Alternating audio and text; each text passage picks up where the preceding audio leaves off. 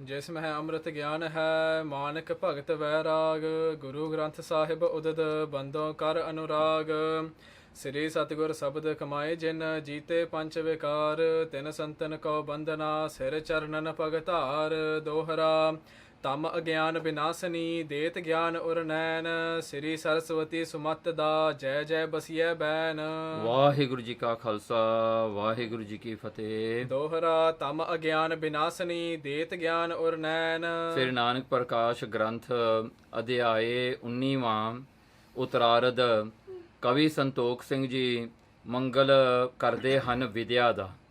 ਵਿਦਿਆ ਜੋ ਹੈ ਜਿਹਨੂੰ ਗਿਆਨ ਕਹਿ ਦਈਏ ਜਾਂ ਅੰਗਰੇਜ਼ੀ ਵਿੱਚ ਐਡੂਕੇਸ਼ਨ ਕਹਿ ਲਈਏ ਜਾਂ ਨੌਲੇਜ ਕਹਿ ਲਈਏ।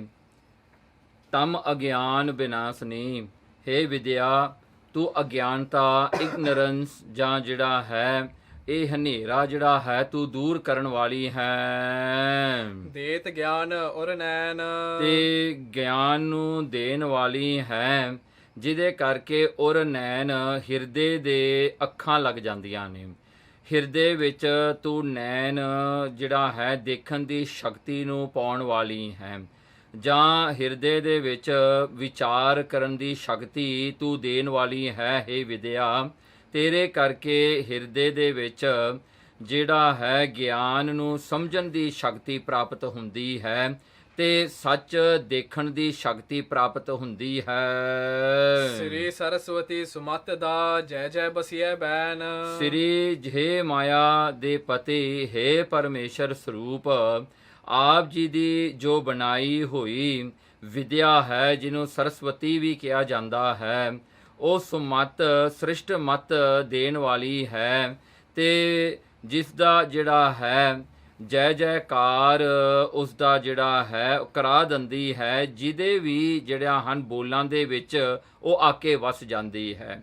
ਜਿਸ ਦੇ ਵੀ ਜਿਹੜੇ ਹਨ ਉਹਨਾਂ ਦੀ ਲਿਖਤੀ ਦੇ ਵਿੱਚ ਜਿਹੜੀ ਪੋਇਟਰੀ ਦੇ ਵਿੱਚ ਜਿਹੜੀ ਕਵਿਤਾ ਦੇ ਵਿੱਚ ਉਹ ਆ ਕੇ ਵਸ ਜਾਂਦੀ ਹੈ। ਉਸ ਕਵੀ ਦੀ ਜੈ ਜੈਕਾਰ ਕਰਾ ਦਿੰਦੀ ਹੈ।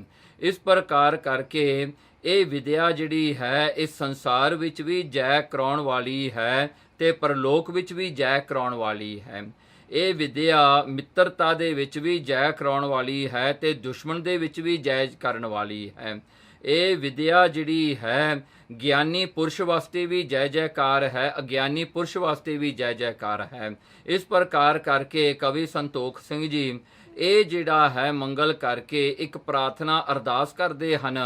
ਹੇ ਪਰਮੇਸ਼ਰ ਸਰੂਪ ਸ੍ਰੀ ਗੁਰੂ ਨਾਨਕ ਸੱਚੇ ਪਾਤਸ਼ਾਹ ਜੀ ਆਪ ਜੀ ਦੀ ਵਿਦਿਆ ਦਾ ਸਦਕਾ ਆਪ ਜੀ ਦਾ ਜਸ ਮੈਂ ਗਾਉਂਦਾ ਹਾਂ। श्री बाला सुंदर वाच चौपई कह बाला श्री अंगद पासी। ਭਾਈ ਬਾਲਾ ਜੀ ਜੋ ਗੁਰੂ ਅੰਗਦ ਸਾਹਿਬ ਸੱਚੇ ਪਾਤਸ਼ਾਹ ਜੀ ਨੂੰ ਸੰਬੋਧਨ ਕਰਕੇ ਕਹਿੰਦੇ ਹਨ रुचिर कथा सुनिए सुख राशि। ਜੋ ਸੁੰਦਰ ਕਥਾ ਹੈ ਜੋ ਗਿਆਨ ਵਾਲੀ ਕਥਾ ਹੈ ਸਤਿਗੁਰੂ ਆਪ ਜੀ ਸੁੱਖਾਂ ਨੂੰ ਦੇਣ ਵਾਲੀ ਜੋ ਕਥਾ ਹੈ ਸਤਿਗੁਰੂ ਜੀ ਸੁਣਨਾ ਕਰੋ। ਕਥਾ ਦਾ ਜਿਹੜਾ ਹੈ ਅਰਥ ਜਿਹੜਾ ਬਣਦਾ ਹੈ ਜੋ ਆਪਣੇ ਇਸ਼ਟ ਦੇਵ ਦੇ ਲੋਕ ਦੀ ਪ੍ਰਾਪਤੀ ਕਰਾਉਣ ਵਾਲਾ ਹੈ ਉਸ ਨੂੰ ਕਥਾ ਕਿਹਾ ਜਾਂਦਾ ਹੈ।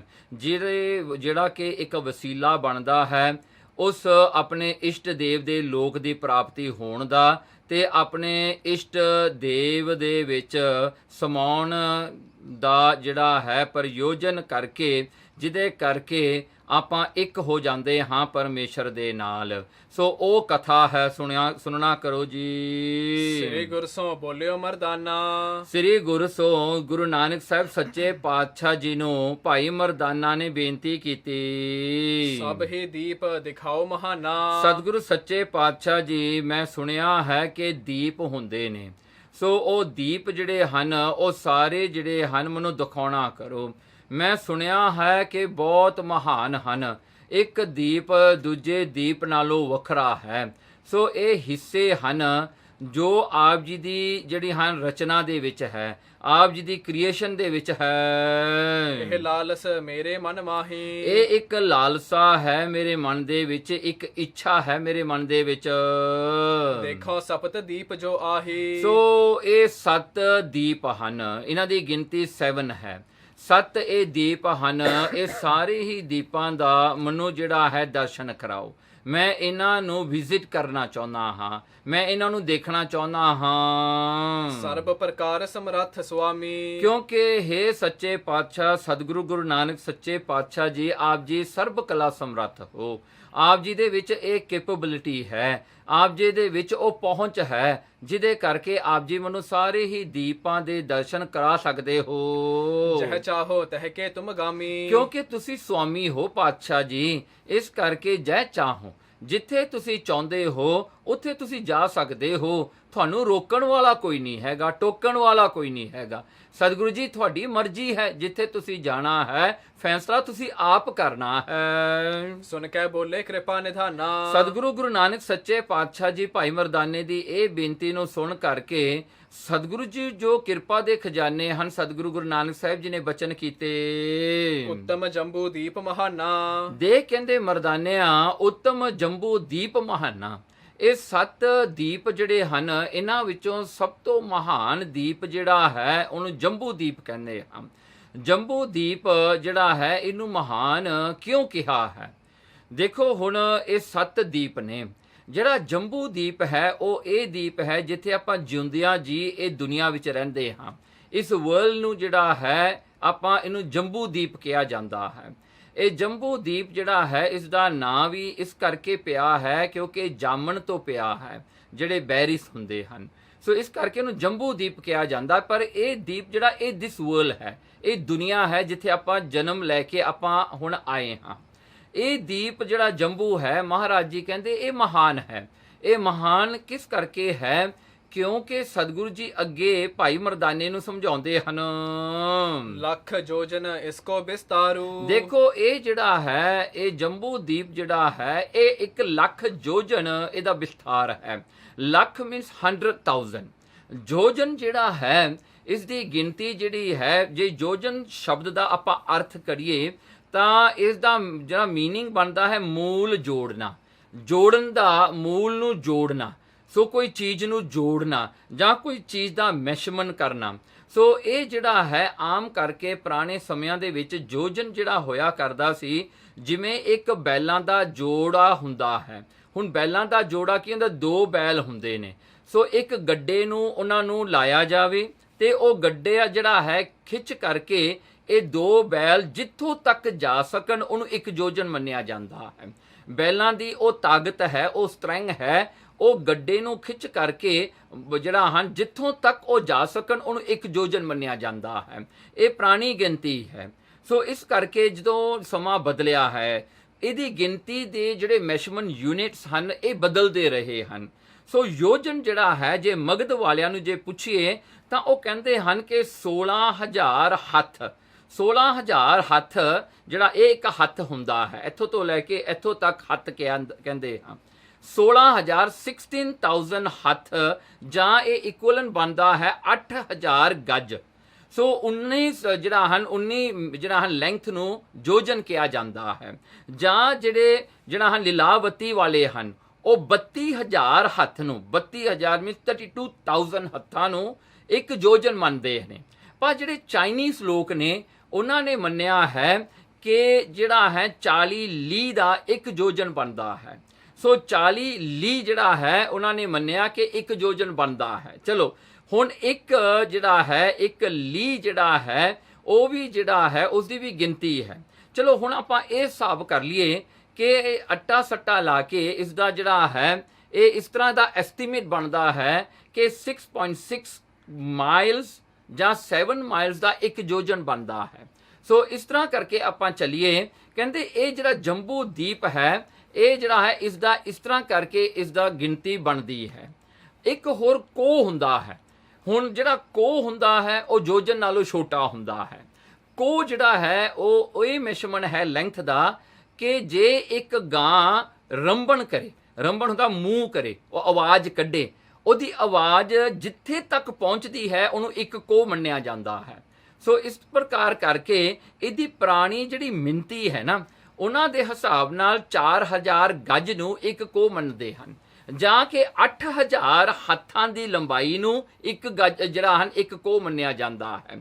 ਜੇ ਅੱਜ ਦੇ ਹਿਸਾਬ ਨਾਲ ਕਰੀਏ ਤਾਂ ਇਹਦੀ ਗਿਣਤੀ 2.5 ਕਿਲੋਮੀਟਰ ਜਾਂ 2 to 2.5 ਕਿਲੋਮੀਟਰ ਦੀ ਬਣਦੀ ਹੈ। ਸੋ ਇਸ ਤਰ੍ਹਾਂ ਕਰਕੇ ਇਹ ਗਿਣਤੀਆਂ ਨੇ ਪੁਰਾਣੀਆਂ। ਸੋ ਸਤਿਗੁਰੂ ਜੀ ਨੇ ਇੱਥੇ ਸਮਝਾਇਆ ਕਿ ਜੰਬੂ ਦੀਪ ਜਿਹੜਾ ਹੈ ਉਹ ਜਿਹੜਾ ਹੈ 100,000 ਯੋਜਨ ਉਹ ਲੰਬਾ ਹੈ, ਉਹਦਾ ਵਿਸਥਾਰ ਹੈ। ਹੁਣ ਇਹ ਯੋਜਨ ਦਾ ਵਿਸਥਾਰ ਕੀ ਹੈ, ਇਹਦਾ ਜਿਹੜਾ ਹੈ ਤੁਸੀਂ ਚਾਹੇ ਡਾਇਮੀਟਰ ਮੰਨ ਲਓ, ਜਿਹੜਾ ਹੈ ਵੀ ਐਡਾ ਵੱਡਾ ਇਹ ਜੰਬੂ ਦੀਪ ਹੈ। ਹੁਣ ਇਹ ਹਿਸਾਬ ਜਿਹੜਾ ਹੈ ਕਿੰਨਾ ਐਕਿਊਰੇਟ ਆਪਣੇ ਹਿਸਾਬ ਨਾਲ ਆਪਾਂ ਜੇ ਇਹ ਗਿਣਤੀਆਂ ਨੂੰ ਲੈ ਕੇ ਕਰੀਏ ਤਾਂ ਆਪਾਂ ਨਹੀਂ ਕਹਿ ਸਕਦੇ, ਕਿਉਂਕਿ ਉਸ ਸਮੇਂ ਦਾ ਯੋਜਨ ਦੀ ਮੈਸ਼ਰਮੈਂਟ ਜਿਹੜੀ ਸੀ ਉਹ ਕੁਝ ਹੋਰ ਵੀ ਹੋ ਸਕਦੀ ਹੈ। ਇਸ ਕਰਕੇ ਸਭ ਦੀਪਨ ਕੇ ਲਖੋ ਮਝਾਰੂ, ਦੇਖੋ ਕਹਿੰਦੇ ਸਭ ਦੀਪਨ ਕੇ ਲਖੋ ਮਝਾਰੂ। ਇਹ ਜੰਬੂ ਦੀਪ ਜਿਹੜਾ ਹੈ ਇਹਨੂੰ ਮੰਨ ਲਓ ਇੱਕ ਸੈਂਟਰ ਹੈ ਬਾਕੀ ਸਾਰੇ ਦੀਪਾਂ ਦਾ। ਸਾਰੇ ਦੀਪ ਜਿਹੜੇ ਹਨ ਇਹਦੇ ਆਲੇ ਦੁਆਲੇ ਹਨ। ਇਹ ਜੰਬੂ ਦੀਪ ਇੱਕ ਫੋਕਲ ਪੁਆਇੰਟ ਹੈ, ਇਹ ਸੈਂਟਰ ਪੁਆਇੰਟ ਹੈ ਸਾਰੇ ਦੀਪਾਂ ਦਾ। ਇਹ ਕੇ ਵਿੱਚ ਮੇਰ ਗਿਰ ਛਾਜੈ, ਦੇਖੋ ਕਹਿੰਦੇ ਇਹ ਕੇ ਵਿੱਚ ਮੇਰ ਗਿਰ ਛਾਜੈ, ਕਹਿਣਗੇ ਇਹਦੇ ਹੀ ਜੰਬੂ ਦੀਪ ਦੇ ਵਿੱਚ ਹੀ ਸੁਮੇਰ ਪਰਬਤ ਹੈ, ਇਹਦੇ ਅੰਦਰ ਹੀ ਸੁਮੇਰ ਪਰਬਤ ਹੈ ਜੋ ਕਿ ਪਹਾੜਾਂ ਦੇ ਵਿੱਚੋਂ ਸਭ ਤੋਂ ਉੱਚਾ ਪਹਾੜ ਹੈ। ਕਮਲ ਬਿਖੈ ਜਿਉ ਕੋਸ ਬਿਰਾਜੈ, ਦੇਖੋ ਕਹਿੰਦੇ ਜਿਵੇਂ ਕਮਲ ਫੁੱਲ ਦੇ ਵਿੱਚ ਇੱਕ ਡੋਡੀ ਹੁੰਦੀ ਹੈ, ਉਸਦੀ ਜਿਹੜੀ ਡੰਡੀ ਵਿਚਾਲੇ ਤੋਂ ਨਿਕਲਦੀ ਹੈ ਫੁੱਲ ਦਾ, ਉਹ ਸੈਂਟਰ ਹੁੰਦਾ ਹੈ। ਕਹਿੰਦੇ ਕਿ ਇਸੇ ਤਰ੍ਹਾਂ ਹੀ ਇਸ ਜਿਹੜਾ ਹੈ ਜੰਬੂ ਦੀਪ ਦਾ ਸੈਂਟਰ ਉਹ ਜਿਹੜਾ ਹੈ ਮੇਰੂ, ਉਹ ਜਿਹੜਾ ਸੁਮੇਰ ਪਰਬਤ ਹੈ। ਜੋਜਨ ਲੱਖ ਜਾਨੀਏ ਮੇਰੂ, ਦੇਖੋ ਹੁਣ ਉਸਦੀ ਜਿਹੜੀ ਹੈ ਲੰਬਾਈ ਕਿੰਨੀ ਹੈ ਸੁਮੇਰ ਪਰਬਤ ਦੀ, ਕਹਿੰਦੇ ਉਹਦੀ ਵੀ ਲੱਖ ਹੈ। ਹੁਣ ਉਹ ਵੀ 1 ਲੱਖ ਉਸਦੀ ਲੰਬਾਈ ਹੈ ਉਸ ਸੁਮੇਰ ਪਰਬਤ ਦੀ, ਕਹਿੰਦੇ 100,000 ਯੋਜਨ ਉੱਚਾ ਹੈ ਉਹ। ਕੱਛ ਛਿਤ ਮੈਂ ਕੱਛ ਉਪਰ ਹੇਰੂ, ਦੇਖੋ ਇਹ ਸੁਮੇਰ ਜਿਹੜਾ ਹੈ ਅੱਧਾ ਜਿਹੜਾ ਹੈ ਨਾ ਧਰਤੀ ਦੇ ਉੱਤੇ, ਅੱਧਾ ਜਿਹੜਾ ਆਕਾਸ਼ ਦੇ ਵਿੱਚ ਹੈ। ਤਰ ਜਾਮਨ ਤੇ ਜੰਬੂ ਗਾਏ, ਦੇਖੋ ਹੁਣ ਇਹਦਾ ਨਾਂ ਜੰਬੂ ਦੀਪ ਕਿਉਂ ਪਿਆ, ਜਾਮਨ ਤੋਂ, ਜਾਮਨ ਹੈ। ਸੋ ਜਿਹੜੇ ਬੈਰੀਸ ਹਨ ਇਹਦੇ ਤੋਂ ਇਹਦਾ ਨਾਮ ਜੰਬੂ ਦੀਪ ਪਿਆ ਹੈ ਨਵ ਖੰਡ ਜੋ ਤੁਝਾ ਦਿਖਾਏ। ਹੁਣ ਕਹਿੰਦੇ ਭਾਈ ਮਰਦਾਨੇ ਨੂੰ ਗੁਰੂ ਨਾਨਕ ਸਾਹਿਬ ਸੱਚੇ ਪਾਤਸ਼ਾਹ ਜੀ ਇੱਕ ਗੱਲ ਯਾਦ ਕਰਾ ਰਹੇ ਨੇ, ਕਹਿੰਦੇ ਮਰਦਾਨਿਆਂ ਤੈਨੂੰ ਜੰਬੂ ਦੀਪ ਦੇ 9 ਖੰਡ 9 ਹਿੱਸੇ ਤੈਨੂੰ ਦਿਖਾਏ ਸਨ। ਮਤਲਬ ਕਿ ਇੱਥੋਂ ਤੱਕ ਗੁਰੂ ਨਾਨਕ ਸਾਹਿਬ ਸੱਚੇ ਪਾਤਸ਼ਾਹ ਜੀ ਨੇ ਸਾਰੀ ਦੁਨੀਆ ਦਾ ਰਟਨ ਕਰ ਚੁੱਕੇ ਸਨ। ਸੋ ਹੁਣ ਭਾਈ ਮਰਦਾਨੇ ਨੂੰ ਕਹਿੰਦੇ 9 ਹਿੱਸੇ ਹਨ। ਇਹ 9 ਹਿੱਸਿਆਂ ਵਾਲੀ ਜਿਹੜੀ ਧਰਤੀ ਹੈ ਜਿਹਨੂੰ ਕਿ ਸਮੁੰਦਰ ਨੇ ਵੰਡਿਆ ਹੋਇਆ ਹੈ, ਇਹ ਤੈਨੂੰ 9 ਖੰਡ ਦਿਖਾ ਦਿੱਤੇ ਹਨ ਹੁਣ ਤੱਕ। 3 ਮਹਿ ਭਾਰਤ ਖੰਡ ਹੈ ਜੋ, ਦੇਖੋ ਇਹਨਾਂ ਦੇ ਵਿੱਚੋਂ 9 ਖੰਡਾਂ ਦੇ ਵਿੱਚੋਂ ਇੱਕ ਭਾਰਤ ਖੰਡ ਹੈ। ਧਰਾ ਬੀਚ ਕੀ ਜਾਨੋ ਸੋ, ਕਹਿਣਗੇ ਧਰਾ ਬੀਚ ਕੀ ਜਾਨੋ ਸੋ, ਕਹਿਣਗੇ ਉਹ ਭਾਰਤ ਖੰਡ ਜਿਹੜਾ ਹੈ ਨਾ ਉਹ ਧਰਤੀ ਦਾ ਵਿਚਾਲੇ ਵਾਲਾ ਹਿੱਸਾ ਹੈ। 9 ਖੰਡਾਂ ਦੇ ਵਿਚਾਲੇ ਭਾਰਤ ਜਿਹੜਾ ਭਾਰਤ ਹੈ ਖੰਡ ਉਹ ਵਿਚਾਲੇ ਹੈ, ਉਹ ਸੈਂਟਰ ਹੈ, ਬਾਕੀ ਸਾਰੇ ਉਹਦੇ ਆਲੇ ਦੁਆਲੇ ਹਨ। ਦੋਹਰਾ ਪੁੰਨ ਜਗ ਤਪ ਕਰ ਵੱਡੇ ਭਾਰਤ ਖੰਡ ਕੇ ਥਾਨ। ਹੁਣ ਗੁਰੂ ਨਾਨਕ ਸਾਹਿਬ ਸੱਚੇ ਪਾਤਸ਼ਾਹ ਨੇ ਇੱਥੇ 2 ਸੈਂਟਰ ਦੱਸੇ ਨੇ। ਪਹਿਲਾ ਤਾਂ ਇਹ ਸੀਗਾ ਆਪ ਜੀ ਨੇ ਸੁਣਿਆ ਕਿ 7 ਦੀਪਾਂ ਦੇ ਵਿੱਚੋਂ ਜੰਬੂ ਦੀਪ ਵਿਚਾਲੇ ਵਾਲਾ ਹੈ ਤੇ ਸਭ ਤੋਂ ਮਹਾਨ ਹੈ। ਦੂਸਰਾ ਇਹ 9 ਖੰਡ ਨੇ ਇਹ ਜੰਬੂ ਦੀਪ ਦੇ, 9 ਖੰਡਾਂ ਦੇ ਵਿੱਚੋਂ ਭਾਰਤ ਖੰਡ ਇਹ ਸੈਂਟਰ ਹੈ। ਹੁਣ ਗੁਰੂ ਨਾਨਕ ਸਾਹਿਬ ਸੱਚੇ ਪਾਤਸ਼ਾਹ ਜੀ ਇੱਕ ਗੱਲ ਸਮਝਾਉਂਦੇ ਨੇ, ਕਹਿੰਦੇ ਪੁੰਨ ਜਗ ਤਪ ਕਰ ਵੱਡੇ। ਹੁਣ ਦੇਖੋ ਇਹ ਜੰਬੂ ਦੀਪ ਦੇ ਵਿੱਚ ਜਿਹੜਾ ਕੋਈ ਬੰਦਾ ਪੁੰਨ ਕਰਦਾ ਹੈ, ਚੰਗੇ ਕਰਮ ਕਰਦਾ ਹੈ, ਚੈਰਿਟੀ ਕਰਦਾ ਹੈ, ਆਪਣਾ ਜਿਹੜਾ ਹੈ ਆਪਣੇ ਜੀਵਨ ਦੇ ਸਵਾਸਾਂ ਨੂੰ ਸੇਵਾ ਵਿੱਚ ਲਾਉਂਦਾ ਹੈ, ਸੋ ਸਿਮਰਨ ਕਰਦਾ ਹੈ, ਯੱਗ ਕਰਦਾ ਹੈ, ਯੱਗ ਦੇ ਵਿੱਚ ਦੁਨੀਆ ਦਾ ਭਲਾ ਕਰਦਾ ਹੈ, ਤਪ ਕਰਦਾ ਹੈ, ਸਿਮਰਨ ਕਰਦਾ ਹੈ, ਭਗਤੀ ਕਰਦਾ ਹੈ। ਕਹਿੰਦੇ ਇਹ ਜਿਹੜੇ ਵੱਡੇ ਵੱਡੇ ਕਰਮ ਜੇ ਕੋਈ ਕਰਦਾ ਹੈ ਇਸ ਜੰਬੂ ਦੀਪ ਦੇ ਵਿੱਚ ਜਿਉਂਦਿਆਂ ਜੀ, ਸੋ ਜਿਉਂਦਿਆਂ ਦੇ ਜਿਹੜਾ ਹਨ ਲਾਈਫ ਟਾਈਮ ਦੇ ਵਿੱਚ ਉਹ ਪੁੰਨ ਜਗ ਤੇ ਤਪ ਕਰਦਾ ਹੋਵੇ। ਹੁਣ ਸਿੱਖੀ ਦੇ ਵਿੱਚ ਪੁੰਨ ਕੀ ਹੈ ਕਿ ਜੋ ਦਸਵੰਧ ਦੇਣਾ ਹੈ, ਜੋ ਕਿ ਆਪਣੀ ਵਿਦਿਆ ਪੜ੍ਹੀ ਹੋਈ ਦੂਜੇ ਨੂੰ ਸਿਖਾਉਣੀ ਹੈ, ਜੋ ਆਪਣਾ ਸਕਿੱਲ ਹੈ ਦੂਜੇ ਨੂੰ ਦੇਣਾ ਹੈ। ਜਗ ਕੀ ਹੈ ਕਿ ਲੰਗਰ ਚਲਾਉਣੇ ਨੇ, ਲੰਗਰ ਚਲਾ ਕੇ ਭੁੱਖਿਆਂ ਦੀ ਭੁੱਖ ਨੂੰ ਮਿਟਾਉਣਾ ਹੈ, ਸੋ ਨੰਗੇ ਨੂੰ ਜਿਹੜਾ ਹੈ ਕੱਪੜਾ ਦੇਣਾ ਹੈ। ਸੋ ਇਹ ਜਿਹੜਾ ਹਨ ਸਾਰੇ ਹੀ ਚੰਗੇ ਕਰਮ ਨੇ, ਸੋ ਇਹ ਪੁੰਨ ਕਰਮ ਨੇ। ਤੀਜਾ ਤਪ ਕੀ ਹੈ, ਗੁਰੂ ਦੀ ਸਿੱਖੀ ਨੂੰ ਧਾਰਨ ਕਰਨਾ। ਸਭ ਤੋਂ ਪਹਿਲਾਂ ਖੰਡੇ ਬਾਟੇ ਦਾ ਅੰਮ੍ਰਿਤ ਛਕ ਕੇ ਗੁਰੂ ਦੀ ਰਹਿਤ ਨੂੰ ਪੱਕੀ ਕਰਨਾ, ਆਪਣੇ ਜੀਵਨ ਦਾ ਆਧਾਰ ਬਣਾਉਣਾ। ਦੂਸਰਾ ਇਹ ਹੈ ਕਿ ਉਹ ਰਹਿਤ ਦੇ ਵਿੱਚ ਰਹਿੰਦਿਆਂ ਹੋਇਆਂ ਆਪਣੇ ਗੁਰੂ ਤੋਂ ਸਮਰਪਣ ਹੋਣਾ। ਇਹ ਤਪ ਹੈ ਜਿਹੜਾ ਹੈ ਗੁਰਸਿੱਖ ਵਾਸਤੇ। ਸੋ ਇਹ 3 ਕਰਮ ਨੇ ਜਿਹੜੇ ਵੱਡੇ ਨੇ। ਕਹਿੰਦੇ ਇਹ ਭਾਰਤ ਖੰਡ ਕੇ ਥਾਨ, ਇਹ ਭਾਰਤ ਖੰਡ ਵਿੱਚ ਜਿਹੜਾ ਕੋਈ ਇਹ ਕੰਮ ਕਰਦਾ ਹੈ, ਕਿਉਂਕਿ ਗੱਲ ਵੀ ਸੱਚੀ ਹੈ। ਜੇ ਹਿਸਟਰੀ ਆਪਾਂ ਪੜ੍ਹ ਕੇ ਦੇਖੀਏ, ਦੁਨੀਆ ਦੇ ਜਿਹੜੇ ਚੰਗੇ ਵਰਚੂਸ ਹਨ ਉਹ ਆਏ ਕਿੱਥੋਂ ਹਨ? ਉਹ ਇੱਥੋਂ ਹੀ ਆਏ ਹਨ। ਭਾਰਤ ਖੰਡ ਤੋਂ ਹੀ ਉਹਨਾਂ ਦਾ ਕੰਮ ਸ਼ੁਰੂ ਹੋਇਆ ਤੇ ਫਿਰ ਇੱਥੋਂ ਹੀ ਭਾਰਤ ਖੰਡ ਤੋਂ ਇਹ ਸਾਰੀ ਹੀ ਸਿੱਖਿਆ ਬਾਹਰ ਦੁਨੀਆ ਵਿੱਚ ਗਈ। ਹੁਣ ਇਹ ਗੱਲ ਜਿਹੜੀ ਹੈ ਇਹ ਸੱਚੀ ਹੈ। ਹੁਣ ਅੱਗੇ ਗੁਰੂ ਨਾਨਕ ਸਾਹਿਬ ਸੱਚੇ ਪਾਤਸ਼ਾਹ ਜੀ ਹੁਣ ਦੀਪ ਦਾ ਦੱਸਦੇ ਹਨ। ਉਹ 7 ਦੀਪਾਂ ਦੇ ਵਿੱਚੋਂ ਜੰਬੂ ਦੀਪ ਕਿਉਂ ਵੱਡਾ ਹੈ? ਦੀਪ ਖੰਡ ਅਨ ਜਾਏ ਸੋ ਭੋਗ ਹੈ ਭੋਗ ਮਹਾਨ। ਦੇਖੋ ਦੀਪ ਜਿਹੜਾ ਇਹ ਖੰਡ ਜਿਹੜਾ ਹੈ, ਜੰਬੂ ਜਿਹੜਾ ਹੈ ਖੰਡ ਹੈ, ਦੀਪ ਹੈ। ਇਹ ਜੰਬੂ ਦੀਪ ਜਿਹੜਾ ਹੈ ਇਸ ਕਰਕੇ ਇਹ ਮਹਾਨ ਕਿਉਂ ਹੈ? ਕਿਉਂਕਿ ਇੱਥੇ ਜਿਹੜਾ ਹੈ ਇਹ ਧਰਤੀ ਵਿੱਚ ਆਪਾਂ ਜਿਉਂਦਿਆਂ ਜੀ ਲਾਈਫ ਟਾਈਮ ਦੇ ਵਿੱਚ ਜੋ ਆਪਾਂ ਚੰਗੇ ਕਰਮ ਕਰਦੇ ਹਾਂ, ਇੱਥੇ ਆਪਾਂ ਬੀਜਦੇ ਹਾਂ। ਕਿਉਂਕਿ ਇਹ ਧਰਤੀ ਨੂੰ ਜਿਹੜਾ ਹੈ ਆਪਾਂ ਕਹਿੰਦੇ ਆ ਕਰਮ ਭੂਮੀ ਹੈ। ਜਿਉਂਦਿਆਂ ਜੀ ਜੋ ਵੀ ਆਪਾਂ ਕਾਰਜ ਕੰਮ ਕਰਦੇ ਹਾਂ ਤੇ ਫਿਰ ਕੀ ਹੁੰਦਾ ਹੈ? ਭੋਗ ਹੈ ਭੋਗ ਮਹਾਨ। ਇੱਥੇ ਜਿਹੜਾ ਹੈ ਜਿਹੜੇ ਚੰਗੇ ਕਰਮ ਕੀਤੇ ਹੋਏ ਹੁੰਦੇ ਨੇ, ਮਰਨ ਤੋਂ ਬਾਅਦ ਉਹਨਾਂ ਦਾ ਫਲ ਆਪਾਂ ਨੂੰ ਮਿਲਦਾ ਹੈ। ਇਸ ਕਰਕੇ ਇਹ ਕਰਮ ਭੂਮੀ ਹੈ ਜਿੱਥੇ ਆਪਾਂ ਕਰਮ ਕਰਕੇ ਚੇਂਜਸ ਆਪਣੇ ਲਿਆ ਸਕਦੇ ਹਾਂ। ਭੈੜੇ ਤੋਂ ਆਪਾਂ ਚੰਗਾ ਬਣ ਸਕਦੇ ਹਾਂ, ਜਿਹੜਾ ਹਨ ਪਾਪੀ ਤੋਂ ਆਪਾਂ ਪੁੰਨੀ ਬਣ ਸਕਦੇ ਹਾਂ। ਆਪਾਂ ਇੱਥੇ ਜੋ ਮਰਜ਼ੀ ਜਿਹੜਾ ਹਨ ਚੰਗੇ ਕਰਮ ਕਰ ਲਓ, ਚਾਹੇ ਮਾੜੇ ਕਰ ਲਓ, ਇੱਥੇ ਹੀ ਕਰਨੇ ਨੇ। ਚਾਹੇ ਚੰਗੇ ਬੀਜ ਬੀਜ ਲਓ, ਚਾਹੇ ਮਾੜੇ ਵੀ ਬੀਜ ਲਓ। ਇਹ ਕਰਮ ਭੂਮੀ ਹੈ। ਪਰ ਜਿੱਦਣ ਆਪਾਂ ਆਪਣਾ ਜਿਹੜਾ ਹੈ ਲਾਸਟ ਬ੍ਰੈਥ ਬਲੋ ਕਰਨਾ ਹੈ ਨਾ, ਜਿੱਦਣ ਆਪਣੀ ਮੌਤ ਹੋਣੀ ਆ ਨਾ, ਉਸ ਤੋਂ ਬਾਅਦ ਜਿਹੜੀ ਦੁਨੀਆ ਵਿੱਚ ਆਪਾਂ ਜਾਣਾ ਹੈ ਨਾ, ਉਹਨੂੰ ਫਲ ਭੂਮੀ ਕਹਿੰਦੇ ਹਾਂ।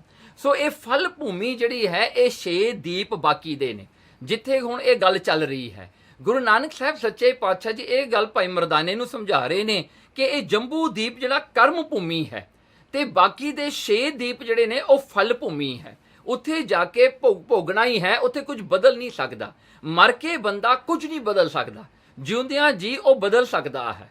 ਸੋ ਇਸ ਕਰਕੇ ਜਿਹੜਾ ਹਨ ਇਹ ਦੀਪ ਜਿਹੜਾ ਹੈ ਜੰਬੂ ਦੀਪ ਇਸ ਕਰਕੇ ਮਹਾਨ ਹੈ। ਚੌਪੇ ਤੇਰੋ ਕਹਿਓ ਨਾ ਮੋਰੋ ਕੈਸੇ। ਹੁਣ ਇੱਥੇ ਪਰ ਗੁਰੂ ਨਾਨਕ ਸਾਹਿਬ ਸੱਚੇ ਪਾਤਸ਼ਾਹ ਜੀ ਦੇਖੋ, ਜਿਹੜਾ ਮੇਰੀ ਬੰਦੀ ਭਗਤ ਛਡਾਵੇ, ਬੰਦੇ ਭਗਤ ਨਾ ਛੁੱਟੈ ਮੋਹ ਹੈ। ਮਹਾਰਾਜ ਜੀ ਕਹਿੰਦੇ ਭਾਈ ਮਰਦਾਨੇ ਨੂੰ, ਮਰਦਾਨਿਆ ਤੇਰਾ ਕਿਹਾ ਨਹੀਂ ਅਸੀਂ ਮੋੜ ਸਕਦੇ, ਜੇ ਤੂੰ ਚਾਹੁੰਦਾ ਦੇਖਣ ਵਾਸਤੇ ਤੈਨੂੰ ਦਿਖਾ ਦਿੰਦੇ। ਇਸ ਕਰਕੇ ਗੁਰੂ ਨਾਨਕ ਸਾਹਿਬ ਸੱਚੇ ਪਾਤਸ਼ਾਹ ਜੀ ਨੂੰ ਭਾਈ ਮਰਦਾਨੇ ਨੇ ਕਿਹਾ, ਪਾਤਸ਼ਾਹ ਜੀ ਤੁਹਾਤੋਂ ਬਗੈਰ ਕੋਈ ਉੱਥੇ ਜਾ ਨਹੀਂ ਸਕਦਾ ਜਿਉਂਦਿਆਂ ਜੀ, ਉੱਥੇ ਤਾਂ ਮਰ ਕੇ ਕੋਈ ਜਾਊਗਾ। ਜੇ ਮਰ ਕੇ ਕੋਈ ਜਾਏਗਾ ਵੀ ਇੱਕ ਦੀਪ ਵਿੱਚ ਜਾਏਗਾ, ਉਹਨੇ ਕਿਹੜੇ ਸਾਰੇ ਦੀਪਾਂ ਵਿੱਚ ਚਲਿਆ ਜਾਣਾ? ਉਹਦੇ ਕਰਮਾਂ ਦੇ ਹਿਸਾਬ ਨਾਲ ਉਹਨੇ ਪਾਰਟਿਕੂਲਰ ਉਹ ਦੀਪਾਂ ਵਿੱਚ ਜਾਏਗਾ, ਉਹ ਸਾਰੇ ਦੀਪ ਨਹੀਂ ਦੇਖ ਸਕਦਾ। ਇਸ ਕਰਕੇ ਭਾਈ ਮਰਦਾਨਾ ਕਹਿੰਦਾ ਸੀ ਨਾ ਗੁਰੂ ਨਾਨਕ ਸਾਹਿਬ ਜੀ ਨੂੰ, ਮਹਾਰਾਜ ਤੁਹਾਡੀ ਸਮਰੱਥਾ ਹੈ, ਤੁਸੀਂ ਜਾ ਸਕਦੇ ਹੋ ਸਾਰਿਆਂ 'ਚ ਜਿਉਂਦਿਆਂ ਜੀ ਤੇ ਵਾਪਸ ਵੀ ਆ ਸਕਦੇ ਹੋ, ਪਰ ਮਹਾਰਾਜ ਹੋਰ ਕੋਈ ਨਹੀਂ ਜਾ ਸਕਦਾ। ਇਸ ਕਰਕੇ ਗੁਰੂ ਨਾਨਕ ਸਾਹਿਬ ਜੀ ਕਹਿੰਦੇ ਮਰਦਾਨਿਆ ਤੇਰਾ ਕਿਹਾ ਨਹੀਂ ਅਸੀਂ ਮੋੜ ਸਕਦੇ। ਚਲੋ ਹੋ ਦਿਖਾਵ ਹੋ ਹੈ ਉਹ ਜੈਸੇ। ਦੇਖੋ ਮਹਾਰਾਜ ਦੀ ਸਮਰੱਥਾ ਕੈਸੀ ਹੈ। ਕਹਿੰਦੇ ਚਲੋ ਚਲੋ ਭਾਈ ਮਰਦਾਨਿਆ ਚਲੀਏ, ਤੈਨੂੰ ਦਿਖਾਈਏ ਉਹ ਸਾਰੇ ਖੰਡ ਜਿਹੜੇ ਦੀਪ ਹਨ। ਅਸ ਕਹਿ ਸ੍ਰੀ ਗੁਰ ਚਲੇ ਅਗਾਰੀ। ਸਤਿਗੁਰ ਸੱਚੇ ਪਾਤਸ਼ਾਹ ਜੀ ਇਹ ਬਚਨ ਕਰਕੇ ਅੱਗੇ ਤੁਰ ਪਏ ਹਨ। ਇਸ ਸਮੁੰਦਰ ਕੇ ਪਹੁੰਚੇ ਪਾਰੀ। ਮਹਾਰਾਜ ਜੀ ਇੱਕ ਸਮੁੰਦਰ ਦੇ ਕਿਨਾਰੇ ਜਾ ਪਹੁੰਚੇ। ਲੱਖ ਜੋਜਨ ਕੋ ਥੋ ਵਿਸਥਾਰਾ। ਦੇਖੋ ਸਮੁੰਦਰ ਦਾ ਜਿਹੜਾ ਵਿਸਥਾਰ ਹੈ ਉਹ ਵੀ ਲੱਖ ਜੋਜਨ ਦਾ ਸੀ, 100,000 ਜੋਜਨ ਦਾ ਉਹਦਾ ਵਿਸਥਾਰ ਸੀ। ਪਾਰ ਗਏ ਨਹਿ ਲਾਗੀ ਵਾਰਾ। ਪਾਰ ਗਏ ਕਹਿੰਦੇ ਜਿਹੜਾ ਹਨ ਉਹ ਸਮੁੰਦਰ ਲੱਖ ਜੋਜਨ ਦਾ ਜਿਹੜਾ ਸਮੁੰਦਰ ਹੈ। ਦੇਖੋ ਜੀ 7 ਮਾਈਲਸ ਜਾਂ ਤੁਸੀਂ ਲੈ ਲਓ ਤਾਂ ਕੀ ਬਣਿਆ ਜੀ, 700,000 ਮਾਈਲਸ ਹੋ ਗਿਆ। ਸੋ ਕਹਿੰਦੇ ਐਡਾ ਵੱਡੇ ਸਮੁੰਦਰ ਨੂੰ ਪਾਰ ਕਰਨ ਵਾਸਤੇ ਵੀ ਕੋਈ ਬਹੁਤਾ ਚਿਰ ਨਹੀਂ ਲੱਗਿਆ। ਪਲਖ ਦੀਪ ਮਹਿ ਬੈਠੇ ਜਾਏ। ਮਹਾਰਾਜ ਜੀ ਸਭ ਤੋਂ ਪਹਿਲਾਂ ਕਿਹੜੇ ਦੀਪ ਵਿੱਚ ਗਏ? ਪਲਖ ਦੀਪ। ਪਲਖ ਦੀਪ 'ਚ ਜਾ ਪਹੁੰਚੇ। ਹੁਣ ਇੱਥੇ 7 ਦੀਪਾਂ ਦੀ ਗੱਲ ਜਿਹੜੀ ਹੈ ਇਹ ਕਥਾ ਅੱਜ ਆਉਣੀ ਹੈ। ਭਾਈ ਮਨੀ ਸਿੰਘ ਜੀ ਸ਼ਹੀਦ ਨੇ ਇਹ 7 ਦੀਪ ਜਿਹੜੇ ਹਨ ਉਹਨਾਂ ਨੇ ਗਿਆਨ ਰਤਨਾਵਲੀ ਵਿੱਚ ਦੱਸੇ ਹਨ ਤੇ ਉਹਨਾਂ ਦੇ ਨਾਮ ਜਿਹੜੇ ਕੁਝ ਕੁ ਡਿਫਰੈਂਟ ਹਨ, ਜਿਹੜੇ ਕਿ ਇੱਥੇ ਨਾਨਕ ਪ੍ਰਕਾਸ਼ ਵਿੱਚ ਆਏ ਹਨ। ਉਹਨਾਂ ਨੇ ਦੋਹਰਾ ਲਿਖਿਆ ਹੈ ਜੋ ਕਿ ਉਹਨੂੰ ਆਪਾਂ ਜਨਮ ਸਾਖੀ ਵੀ ਗੁਰੂ ਨਾਨਕ ਸਾਹਿਬ ਜੀ ਦੀ ਕਹਿੰਦੇ ਹਾਂ, ਜਿਹਨੂੰ ਗਿਆਨ ਰਤਨਾਵਲੀ ਵੀ ਕਹਿੰਦੇ ਹਾਂ, ਜੋ ਸ਼ਹੀਦ ਭਾਈ ਮਨੀ ਸਿੰਘ ਨੇ ਲਿਖੀ ਹੈ। ਭਾਈ ਮਨੀ ਸਿੰਘ ਜੀ ਲਿਖਦੇ ਹਨ ਦੋਹਰਾ, ਜੰਬੂ ਕੁਸ਼ ਪੁੰਨ ਲਖਣ ਭੰਨ ਸਵੈਤ ਚਤੁਰ ਤੂੰ ਜਾਣ। ਇੱਥੇ 4 ਦੱਸ ਦਿੱਤੇ, ਜੰਬੂ ਕੁਸ਼ ਲਖਣ ਤੇ ਸਵੈਤ। ਫਿਰ ਕੌਚ ਸਾਕ ਪੁਸ਼ਕਰ ਕਹਿਤ ਸਤੋ ਦੀਪ ਬਖਾਨ। ਸੋ ਇੱਥੇ ਹੁਣ ਕੌਚ ਆ ਗਿਆ, ਸਾਕ ਤੇ ਪੁਸ਼ਕਰ। ਸੋ ਇਹ 7 ਦੀਪ ਦੱਸੇ ਹਨ ਭਾਈ ਮਨੀ ਸਿੰਘ ਜੀ ਨੇ। ਹੁਣ ਇੱਥੇ ਆਪਾਂ ਪਹਿਲੇ ਦੀਪ ਵਿੱਚ ਆਏ ਜਿਹਨੂੰ ਪਲਖ ਕਹਿੰਦੇ ਹਾਂ। ਤਰ ਪਿਲਖਣ ਤੇ ਨਾਮ ਸਦਾਏ। ਦੇਖੋ ਤਰ ਪਿਲਖਣ ਤੇ, ਹੁਣ ਪਿਲਖਣ ਜਿਹੜਾ ਹੈ ਇਸ ਦਾ ਜਿਹੜਾ ਹੈ ਨਾਂ ਇਸ ਦਾ ਪਲਖ ਕਿਉਂ ਪਿਆ? ਕਿਉਂਕਿ ਇੱਕ ਦਰਖਤ ਹੈ ਜਿਹਦਾ ਨਾਂ ਹੈ ਪਿਲਖਣ। ਉਹ ਦਰਖਤ ਦੇ ਨਾਂ ਤੋਂ ਹੀ ਉਹ ਦੀਪ ਦਾ ਨਾਮ ਪੈ ਗਿਆ ਪਲਖ ਦੀਪ। ਸੋ ਇਹ ਜਿਹੜਾ ਹੈ ਇਹ ਨਾਮ ਜਿਹੜਾ ਹੈ 7 ਦੀਪਾਂ ਵਿੱਚੋਂ ਇੱਕ ਹੈ। ਤੇ ਸਰਸਵਤੀ ਦੀ ਜਿਹੜੀ ਨਦੀ ਹੈ ਇੱਥੋਂ ਨਿਕਲਦੀ ਮੰਨਦੇ ਹਾਂ ਵੀ ਇੱਥੋਂ ਚੱਲ ਕੇ ਆਉਂਦੀ ਹੈ। ਅਦਿਕ ਨਰਨ ਕੋ ਰੁਚਰ ਸਰੂਪਾ। ਕਹਿਣ ਲੱਗੇ ਉਹ ਦੀਪ ਦੇ ਵਿੱਚ ਰਹਿਣ ਵਾਲੇ ਜਿਹੜੇ ਲੋਕ ਹਨ ਬੜੇ ਸੁੰਦਰ ਹਨ, ਬੜੇ ਸੋਹਣੇ ਹਨ। ਸੁਖ ਭੋਗ ਹੈ ਨਿਜ ਮਨ ਅਨਰੂਪਾ। ਸੁਖ ਭੋਗਦੇ ਹਨ, ਬੜਾ ਉਹਨਾਂ ਨੂੰ ਸੁੱਖ ਮਿਲਦੇ ਹਨ, ਕੋਈ ਦੁੱਖ ਨਹੀਂ। ਮਤਲਬ ਸਾਰੀਆਂ ਹੀ ਲੋੜਾਂ ਉਹਨਾਂ ਦੀਆਂ ਪੂਰੀਆਂ ਹੁੰਦੀਆਂ ਹਨ। ਅਨਰੂਪਾ ਉਹ ਇੱਛਾ ਅਨੁਸਾਰ ਉਹਨਾਂ ਨੂੰ ਸਭ ਕੁਝ ਮਿਲਦਾ ਹੈ। ਮਤਲਬ ਇੱਕ ਤੁੱਟ ਕਰਨ ਦੀ ਲੋੜ ਹੈ, ਇੱਕ ਸੰਕਲਪ ਕਰਨ ਦੀ ਲੋੜ ਹੈ, ਉਹੀ ਚੀਜ਼ ਉਹਨਾਂ ਨੂੰ ਪ੍ਰਾਪਤ ਹੋ ਜਾਂਦੀ ਹੈ। ਬੈਸ ਸਬਨ ਕੀ ਬਰਖ ਹਜ਼ਾਰੂ। ਦੇਖੋ ਉਹਨਾਂ ਦੀ ਜਿਹੜੀ ਬੈਸ ਹੈ, ਹੁਣ ਇੱਕ ਗੱਲ ਇਹ ਵੀ ਨੋਟ ਕਰਨ ਵਾਲੀ ਹੈ, ਇਹ 6 ਦੀਪਾਂ ਦੇ ਵਿੱਚ ਆਪਣੇ ਚੰਗੇ ਪੁੰਨ ਕਰਮ ਜਿਹੜੇ ਕੀਤੇ, ਯੱਗ ਕੀਤਾ, ਤਪ ਕੀਤਾ, ਜਿਨ੍ਹਾਂ ਨੇ ਇਹ ਸਾਰੀਆਂ ਚੀਜ਼ਾਂ ਕੋਈ ਸੰਕਲਪ ਨੂੰ ਲੈ ਕੇ ਕੀਤੀਆਂ ਜਾਂ ਕਿ ਜਿਹੜਾ ਹਨ ਕਾਮਨਾ ਨੂੰ ਰੱਖ ਕੇ ਕੀਤੀਆਂ, ਉਹਨਾਂ ਦਾ ਫਲ ਇਹਨਾਂ ਨੂੰ 6 ਦੀਪਾਂ ਵਿੱਚ ਮਿਲਦਾ ਹੈ। ਪਰ ਗੱਲ ਇੱਕ ਯਾਦ ਰੱਖਣ ਵਾਲੀ ਹੈ ਕਿ ਇਹ ਦੀਪਾਂ ਵਿੱਚ ਜੋ ਵੀ ਜਾਂਦਾ ਉਹਦੀ ਇੱਕ ਲਾਈਫ ਉੱਥੇ ਸ਼ੁਰੂ ਹੋ ਜਾਂਦੀ ਹੈ। ਹੁਣ ਇੱਥੇ ਇਹ ਜਿਹੜਾ ਦੀਪ ਹੈ ਇਹਦੇ ਵਿੱਚ ਰਹਿਣ ਵਾਲਿਆਂ ਦੀ ਜਿਹੜੀ ਹੈ ਪਲਖ ਦੀਪ ਦੇ ਰਹਿਣ ਵਾਲਿਆਂ ਦੀ ਉਮਰ ਜਿਹੜੀ ਹੈ ਬਰਖ ਹਜ਼ਾਰੂ, 1000 ਵਰਸ਼ ਉਹਨਾਂ ਦੀ ਉਮਰ ਹੈ। 1000 years ਦੀ ਉਹਨਾਂ ਦੀ ਏਜ ਹੈ। ਪਰ ਇਹ ਵੀ ਗੱਲ ਨੋਟ ਕਰਨ ਵਾਲੀ ਹੈ ਕਿ 1000 ਬਰਖ ਉਹਦਾ ਕਾਊਂਟ ਕਿਹੜਾ ਹੈ, ਕਾਊਂਟ ਵੀ ਵੱਖਰਾ ਹੋ ਸਕਦਾ ਹੈ। ਉਹਨਾਂ ਦੇ ਦੀਪ ਜਿਹੜਾ ਉੱਥੇ ਉਹ ਕਾਊਂਟ ਚੱਲਦਾ ਹੈ, ਉਹ ਕਾਊਂਟ ਦੇ ਨਾਲ 1000 ਸਾਲ ਦੀ ਉਹਨਾਂ ਦੀ ਉਮਰ ਹੈ। ਸਮ ਅਮਰਨ ਕੇ ਤਿੰਨ ਵਿਵਹਾਰੂ। ਦੇਖੋ ਉਹਨਾਂ ਦੇ ਜਿਹੜੇ ਕਾਰਜ ਨੇ ਉਹ ਦੇਵਤਿਆਂ ਵਾਂਗੂ ਰਹਿੰਦੇ ਹਨ, ਉਹ ਦੇਵਤਿਆਂ ਵਾਂਗੂ ਉਹਨਾਂ ਦੀ ਰਹਿਣੀ ਬਹਿਣੀ ਹੈ ਸਾਰੀ। ਦੋਹਰਾ ਸਪਤ ਖੰਡ ਤਹਿ ਦੀਪ ਕੇ ਸਰਤਾ ਸਪਤ ਪ੍ਰਵਾਹ। ਦੇਖੋ ਕਹਿੰਦੇ ਸਪਤ ਦੀਪ ਤਹਿ ਦੀਪ, ਕਹਿੰਦੇ ਕਿ 7 ਹੀ ਦੀਪ ਜਿਹੜੇ 7 ਦੀਪ ਹਨ, ਤਹਿ ਦੀਪ ਕਿ ਸਰਤਾ ਸਪਤਾ ਪ੍ਰਵਾਹ, ਕਹਿੰਦੇ ਕਿ ਹਰ ਇੱਕ ਦੀਪ ਦੇ ਵਿੱਚ ਆਪਣੀ ਆਪਣੀ ਨਦੀ ਦਾ ਪ੍ਰਵਾਹ ਚੱਲਦਾ ਹੈ। ਉਹਨਾਂ ਦਾ ਸੁੰਦਰਤਾ ਨੂੰ ਵਧਾਉਣ ਵਾਸਤੇ ਉੱਥੇ 5 ਤੱਤਾਂ ਦੀ ਜਿਹੜੀ ਸ੍ਰਿਸ਼ਟੀ ਦੀ ਰਚਨਾ ਹੈ ਉਹ ਵੈਸੀ ਉਹ ਬਣਾਈ ਹੋਈ ਹੈ। ਸਰਬ ਪ੍ਰਕਾਰ ਆਨੰਦ ਬਹੁ ਕੰਚਨ ਮੰਦਰ ਜਾਹੇ। ਦੇਖੋ ਸਰ ਪ੍ਰਕਾਰ ਕਹਿੰਦੇ ਸਾਰੇ ਪ੍ਰਕਾਰ ਕਰਕੇ ਉੱਥੇ ਆਨੰਦ ਹੀ ਆਨੰਦ ਹੈ। ਬੜੀਆਂ ਖੁਸ਼ੀਆਂ ਲੋਕਾਂ ਨੂੰ ਪ੍ਰਾਪਤ ਹੁੰਦੀਆਂ ਨੇ ਤੇ ਉੱਥੇ ਸੋਨੇ ਦੇ ਮੰਦਰ ਬਣੇ ਹੋਏ ਹਨ ਤੇ ਸੋਨੇ ਦੇ ਮੰਦਰਾਂ ਵਿੱਚ ਲੋਕ ਰਹਿੰਦੇ ਹਨ। ਗੋਲ ਮੇਟ ਜਿਹੜੇ ਹਨ ਹਾਊਸਸ ਹਨ ਉੱਥੇ। ਚੌਪੇ ਜਹ ਗੁਰ ਬੈਸੇ ਨਰ ਬਹੁ ਆਏ। ਦੇਖੋ ਗੁਰੂ ਨਾਨਕ ਸਾਹਿਬ ਸੱਚੇ ਪਾਤਸ਼ਾਹ ਜੀ ਇਹ ਦੀਪ ਵਿੱਚ ਜਾ ਪਹੁੰਚੇ ਤੇ ਸਤਿਗੁਰੂ ਜੀ ਬੈਠੇ ਹਨ ਤੇ ਜਦੋਂ ਮਹਾਰਾਜ ਨੂੰ ਬੈਠਿਆਂ ਦੇਖਿਆ ਬਹੁਤ ਸਾਰੇ ਲੋਕ ਇਕੱਠੇ ਹੋ ਗਏ। ਹੱਥ ਜੋੜ ਪੱਗ ਸੀਸ ਨਿਵਾਏ। ਹੱਥ ਜੋੜ ਕੇ ਸਤਿਗੁਰੂ ਨੂੰ ਮੱਥਾ ਟੇਕਦੇ ਹਨ। ਅਪਰ ਦੀਪ ਕੋ ਸੰਤ ਸਰੂਪਾ। ਅਪਰ ਦੀਪ ਕੋ ਕਹਿਣ ਲੱਗੇ ਉਹਨਾਂ ਨੇ ਜਾਣਿਆ ਕਿ ਇਹ ਦੀਪ ਇਹ ਜਿਹੜਾ ਹਨ ਇਹ ਦੀਪ ਦੇ ਰਹਿਣ ਵਾਲੇ ਨਹੀਂਗੇ, ਮਤਲਬ ਕਿ ਇਹ ਹੋਰ ਕਿਤੋਂ ਆਏ ਹੋਏ ਹਨ, ਇਹ ਵਿਜ਼ਿਟਰ ਹਨ। ਦੂਜੀ ਗੱਲ ਉਹਨਾਂ ਨੇ ਪਛਾਣੀ ਵੀ ਇਹ ਕੋਈ ਸੰਤ ਹਨ, ਮਤਲਬ ਕਿ ਇਹ ਜਿਹੜੇ ਹਨ ਕੋਈ ਮਹਾਪੁਰਸ਼ ਹਨ ਇੱਥੇ ਆਏ। ਅਸਲਖ ਅਨ ਹੈ ਭੇਟ ਅਨੂਪਾ। ਇਉਂ ਜਾਣ ਕਰਕੇ ਵੀ ਸੰਤ ਆਏ ਹਨ ਸਾਡੇ ਦੀਪ ਦੇ ਵਿੱਚ, ਉਹ ਆਪਣੀ ਸ਼ਰਧਾ ਦੇ ਨਾਲ ਭੇਟਾ ਲੈ ਕੇ ਆਏ ਸਤਿਗੁਰਾਂ ਕੋਲ। ਮధుਰ ਧਰੇ ਫਲ ਰੁਚਰ ਅਗਾਰੀ। ਬਹੁਤ ਮਿੱਠੇ ਮਿੱਠੇ ਫਲ ਲਿਆ ਕੇ ਸਤਿਗੁਰਾਂ ਦੇ ਅੱਗੇ ਧਰੇ ਮਹਾਰਾਜ ਦੀ ਭੇਟਾ ਵਜੋਂ। ਬੈਠੇ ਚੌਹ ਦਿਸ ਅਚਰਜ ਧਾਰੀ। ਤੇ ਬਹੁਤ ਹੈਰਾਨਗੀ ਵੀ ਹੈ ਉਹਨਾਂ ਨੂੰ ਵੀ ਸਤਿਗੁਰੂ ਜੀ ਇੱਥੇ ਕਿਵੇਂ ਪਹੁੰਚ ਗਏ। ਨਾਲ ਭਾਈ ਮਰਦਾਨਾ ਤੇ ਭਾਈ ਬਾਲਾ ਜੀ ਵੀ ਨਾਲ ਹਨ, ਵੀ ਇੱਥੇ ਕਿਵੇਂ ਪਹੁੰਚ ਗਏ ਤੇ ਉਹ ਦੇਖ ਕੇ ਬੜੇ ਹੈਰਾਨ ਹੁੰਦੇ ਹਨ। ਸ੍ਰੀ ਪ੍ਰਭ ਤਿਨ ਸਿਓ ਬੈਨ ਉਚਾਰੇ। ਸਤਿਗੁਰੂ ਗੁਰੂ ਨਾਨਕ ਸਾਹਿਬ ਸੱਚੇ ਪਾਤਸ਼ਾਹ ਜੀ ਨੇ ਉਹਨਾਂ ਨੂੰ ਪੁੱਛਿਆ ਫਿਰ ਸਭ ਵਿਦ ਹੈ ਆਨੰਦ ਤੁਮਾਰੇ। ਕੀ ਪੁੱਛਿਆ ਸਤਿਗੁਰਾਂ ਨੇ ਕਿ ਤੁਹਾਨੂੰ ਸਾਰਾ ਆਨੰਦ ਹੈ, ਖੁਸ਼ੀ ਹੈ, ਇੱਥੇ ਕੋਈ ਪ੍ਰੋਬਲਮ ਤਾਂ ਨਹੀਂ ਹੈਗਾ ਤੁਹਾਨੂੰ। ਜਿਸ ਪ੍ਰਕਾਰ ਇਸ ਦੀਪ ਮਝਾਰਾ। ਕਹਿਣਗੇ ਜਿਸ ਪ੍ਰਕਾਰ ਕਹਿਣਗੇ ਜਿਸ ਤਰ੍ਹਾਂ ਆਪ ਜੀ ਦਾ ਇਹ ਦੀਪ ਰਹਿਣ ਵਾਲਾ ਥਾਂ ਹੈ, ਸਾਰਾ ਆਪ ਜੀ ਦੀ ਦੁਨੀਆ ਹੈ ਇਹ। ਹਮ ਸੋ ਕਹੋ ਸਰਬ ਵਿਵਹਾਰ। ਵੀ ਸਾਨੂੰ ਦੱਸੋ ਇਹਦੇ ਵਿੱਚ ਕਿਹੋ ਜਿਹਾ ਸਿਸਟਮ ਚੱਲਦਾ ਹੈ, ਇੱਥੇ ਕਿਵੇਂ ਤੁਸੀਂ ਰਹਿੰਦੇ ਹੋ, ਇੱਥੇ ਦਾ ਲਾਅ ਕੀ ਹੈ, ਇੱਥੇ ਜਿਹੜਾ ਹੈ ਵਾਤਾਵਰਣ এনवायरमेंट ਕੈਸਾ ਹੈ, ਇਹ ਦੱਸਣਾ ਕਰੋ। ਸੁਖ ਦੁਖ ਜੇ ਤੋ ਹੈ ਤੁਝ ਤਾਈ। ਜੇ ਕੋਈ ਸੁੱਖ ਹੈ ਜਾਂ ਕੋਈ ਦੁੱਖ ਵੀ ਹੈ ਉਹ ਦੱਸਣਾ ਕਰੋ। ਕਰੋ। ਸੋ ਸੁਨਾਵੋ ਕੂਰ ਬਿਹਾਈ। ਮਹਾਰਾਜ ਗੁਰੂ ਨਾਨਕ ਸਾਹਿਬ ਜੀ ਕਹਿੰਦੇ ਝੂਠੀ ਗੱਲ ਨਹੀਂ ਕਰਨੀ, ਸੱਚੋ ਸੱਚ ਦੱਸੋ ਵੀ ਕੀ ਸੁੱਖ ਤੇ ਕੀ ਦੁੱਖ ਨੇ ਇੱਥੇ ਤੁਹਾਨੂੰ ਲੱਗਦੇ। ਦੋਹਰਾ ਨਰ ਬੋਲੇ ਤਿਸ ਦੀਪਕੇ ਹੈ ਸੁਖ ਸਰਬ ਪ੍ਰਕਾਰ। ਉਸ ਦੀਪ ਦੇ ਲੋਕ ਜਿਹੜੇ ਸਨ ਉਹ ਸੁਣ ਕੇ ਸਤਿਗੁਰਾਂ ਦਾ ਇਹ ਸਵਾਲ ਨੂੰ ਤੇ ਉਹਨਾਂ ਨੇ ਬਚਨ ਕੀਤੇ, ਕਿਹਾ ਕਿ ਹੈ ਸੁਖ ਸਰਬ ਪ੍ਰਕਾਰ, ਕਿ ਸਾਨੂੰ ਸਾਰੇ ਪ੍ਰਕਾਰ ਕਰਕੇ ਸੁੱਖ ਹੈ ਇੱਥੇ। ਤਰੈ ਦੁਖ ਹੈ ਸਭਨ ਬਿਖੈ ਸੋ ਹਮ ਕਰਹਿ ਉਚਾਰ। ਕਹਿਣਗੇ ਪਰ ਮਹਾਰਾਜ ਜੀ ਜੇ ਤੁਸੀਂ ਦੁੱਖ ਦੀ ਗੱਲ ਕੀਤੀ ਹੈ ਨਾ, ਇੱਥੇ 3 ਤਰ੍ਹਾਂ ਦੇ ਦੁੱਖ ਹਨ ਸਾਨੂੰ। They are 3 types of pains ਆ ਸਾਨੂੰ। 3 ਤਰ੍ਹਾਂ ਦੇ ਸਾਨੂੰ ਦੁੱਖ ਹੈ ਜਿਹੜੇ ਸਾਰਿਆਂ ਨੂੰ ਮਹਿਸੂਸ ਹੁੰਦੇ ਹਨ, ਉਹ ਤੁਹਾਨੂੰ ਅਸੀਂ ਦੱਸਦੇ ਹਾਂ। ਚੌਪੇ ਵੱਡੋ ਆਪ ਤੇ ਜਿਹ ਕੋ ਜਾਣ ਹੈ। ਕਹਿਣ ਲੱਗੇ ਦੇਖੋ ਹੁਣ ਪਹਿਲਾ ਦੁੱਖ ਕੀ ਹੈ।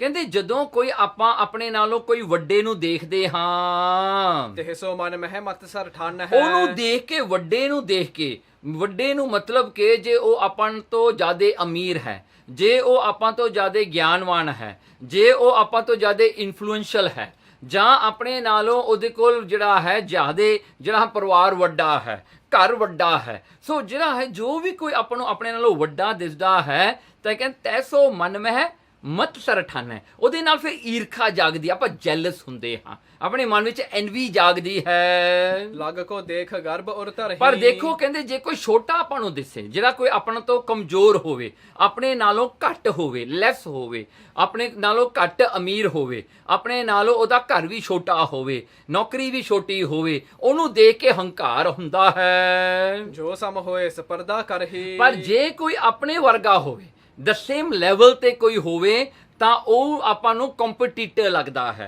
ਉਹ ਜਿਹੜਾ ਹੈ ਸਪਰਦਾ, ਉਹਦੇ ਨਾਲ ਆਪਣੀ ਫਿਰ ਕੰਪੀਟੀਸ਼ਨ ਸ਼ੁਰੂ ਹੁੰਦੀ ਹੈ। ਸੋ ਇੱਥੇ ਇਹਨਾਂ ਨੇ 3 ਪ੍ਰੋਬਲਮਸ ਦੱਸੇ ਹਨ। ਪਹਿਲਾ ਜਿਹੜਾ ਵੱਡਾ, ਉਹਦੇ ਨਾਲ ਆਪਾਂ ਨੂੰ ਈਰਖਾ ਜਾਗਦੀ ਹੈ, ਆਪਾਂ ਐਨਵੀ ਕਰਦੇ ਹਾਂ। ਦੂਸਰਾ ਜਿਹੜਾ ਆਪਾਂ ਤੋਂ ਛੋਟਾ ਹੋਵੇ, ਉਹਦੇ ਨਾਲ ਉਹਨੂੰ ਦੇਖ ਕੇ ਆਪਾਂ ਨੂੰ ਹੰਕਾਰ ਹੁੰਦਾ ਹੈ ਵੀ ਇਹਦੇ ਨਾਲੋਂ ਮੇਰੇ ਕੋਲ ਜ਼ਿਆਦਾ ਹੈ। ਪਰ ਜੇ ਕੋਈ ਬਰਾਬਰ ਦਾ ਮਿਲਦਾ ਹੈ ਤਾਂ ਉਹਦੇ ਨਾਲ ਆਪਣਾ ਕੰਪੀਟੀਸ਼ਨ ਸ਼ੁਰੂ ਹੋ ਜਾਂਦਾ ਹੈ। ਇਹਨੇ ਦੁੱਖ ਤੇ ਹੈ ਨਰ ਦੁਖਵੰਤੇ। ਦੇਖੋ ਕਹਿੰਦੇ ਇਹੀ ਦੁੱਖ ਹੈ, ਕਹਿਣ ਲਗੇ ਇਹੀ ਦੁੱਖ ਜਿਹੜਾ ਅਸੀਂ ਜਿਉਂਦਿਆਂ ਜੀ ਇਹ ਚੀਜ਼ ਨੂੰ ਅਸੀਂ ਕਰਦੇ ਰਹੇ ਹਾਂ, ਭਾਵੇਂ ਭਗਤੀ ਕੀਤੀ, ਪੁੰਨ ਕੀਤੇ, ਪਰ ਇਹ ਚੀਜ਼ ਬਿਮਾਰੀ ਸਾਡੇ ਵਿੱਚੋਂ ਨਹੀਂ ਜਾਂਦੀ। ਇਸ ਕਰਕੇ ਇਹੀ ਬਿਮਾਰੀ ਨੂੰ ਅਸੀਂ ਆਫਟਰ ਲਾਈਫ ਵੀ ਲੈ ਕੇ ਆ ਗਏ ਹਾਂ। ਇਸ ਕਰਕੇ ਹੁਣ ਇਹੀ ਬਿਮਾਰੀ ਸਾਨੂੰ ਦੁਖੀ ਕਰਦੀ ਹੈ। ਔਰ ਸਰਬ ਸੁਖ ਸੁਨੋ ਬਿਰਤੰਤ। ਤੇ ਹੋਰ ਤਾਂ ਸਭ ਕੁਝ ਚੰਗਾ ਹੈ, ਸੁੱਖ ਹੈ ਇੱਥੇ। ਇਹ ਬਿਰਤੰਤ ਜਿਹੜਾ ਸਾਰੇ ਹੀ ਸੁੱਖ ਨੇ।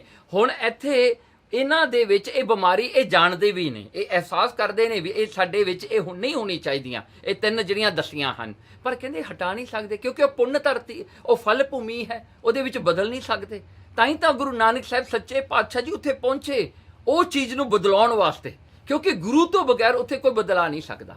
ਆਫਟਰ ਲਾਈਫ ਗੁਰੂ ਤੋਂ ਬਗੈਰ ਕੋਈ ਕੁਝ ਨਹੀਂ ਬਦਲਾ ਸਕਦਾ। ਦੇਖੋ ਸਤਿਗੁਰੂ ਮਹਾਰਾਜ ਜੀ ਇੰਨੇ ਦਿਆਲੂ ਹਨ, ਦੂਜੀ ਦੁਨੀਆ ਵਿੱਚ, ਨੈਕਸਟ ਵਰਲਡ ਵਿੱਚ ਜਾ ਕੇ ਵੀ ਮਹਾਰਾਜ ਜੀ ਉਹਨਾਂ ਜੀਵਾਂ ਦਾ ਵੀ ਭਲਾ ਕਰਦੇ ਹਨ। ਦੇਖੋ ਕੈਸੇ ਹਨ ਸਤਿਗੁਰੂ ਗੁਰੂ ਨਾਨਕ ਸਾਹਿਬ ਜੀ, ਕਿੰਨੀ ਉਹਨਾਂ ਦੀ ਪਹੁੰਚ ਹੈ। ਮਹਾਰਾਜ ਜੀ ਨੇ ਉੱਥੇ ਜਾ ਕੇ ਵੀ ਉਹਨਾਂ ਦੀ ਬਿਮਾਰੀ ਦੂਰ ਕੀਤੀ, ਜਿਹੜੀ ਕਿ ਉਹ ਆਪ ਵੀ ਕੁਝ ਨਹੀਂ ਕਰ ਸਕਦੇ। ਸੁਣ ਕਰ ਬੋਲੇ ਕਿਰਪਾ ਨਿਧਾਨਾ। ਇਹ ਸੁਣ ਕਰਕੇ ਗੁਰੂ ਨਾਨਕ ਸਾਹਿਬ ਸੱਚੇ ਪਾਤਸ਼ਾਹ ਜੀ ਨੇ ਬਚਨ ਕੀਤੇ, ਬਚਨ ਹਮਾਰੇ ਕਰੋ ਪਰਮਾਨਾ। ਮਹਾਰਾਜ ਨੇ ਕਿਹਾ ਚਲੋ ਹੁਣ ਸਾਡੇ ਬਚਨਾਂ ਨੂੰ ਤੁਸੀਂ ਮੰਨਣਾ ਕਰੋ, ਸਾਡੇ ਬਚਨ ਸੁਣੋ ਤੇ ਸਾਡਾ ਉਪਦੇਸ਼ ਸੁਣੋ, ਹੁਣ ਮੰਨਣਾ ਵੀ ਕਰਿਓ।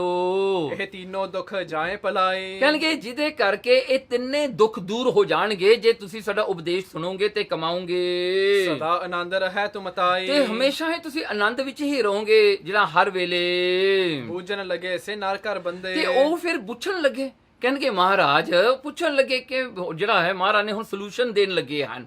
ਉਹ ਐਕਸਾਈਟਡ ਹੋ ਗਏ, ਉਹ ਕਹਿੰਦੇ ਮਹਾਰਾਜ ਜੀ ਦੱਸੋ ਛੱਤੀ ਕਿਹੜਾ ਕੀ ਕਰੀਏ ਹੁਣ।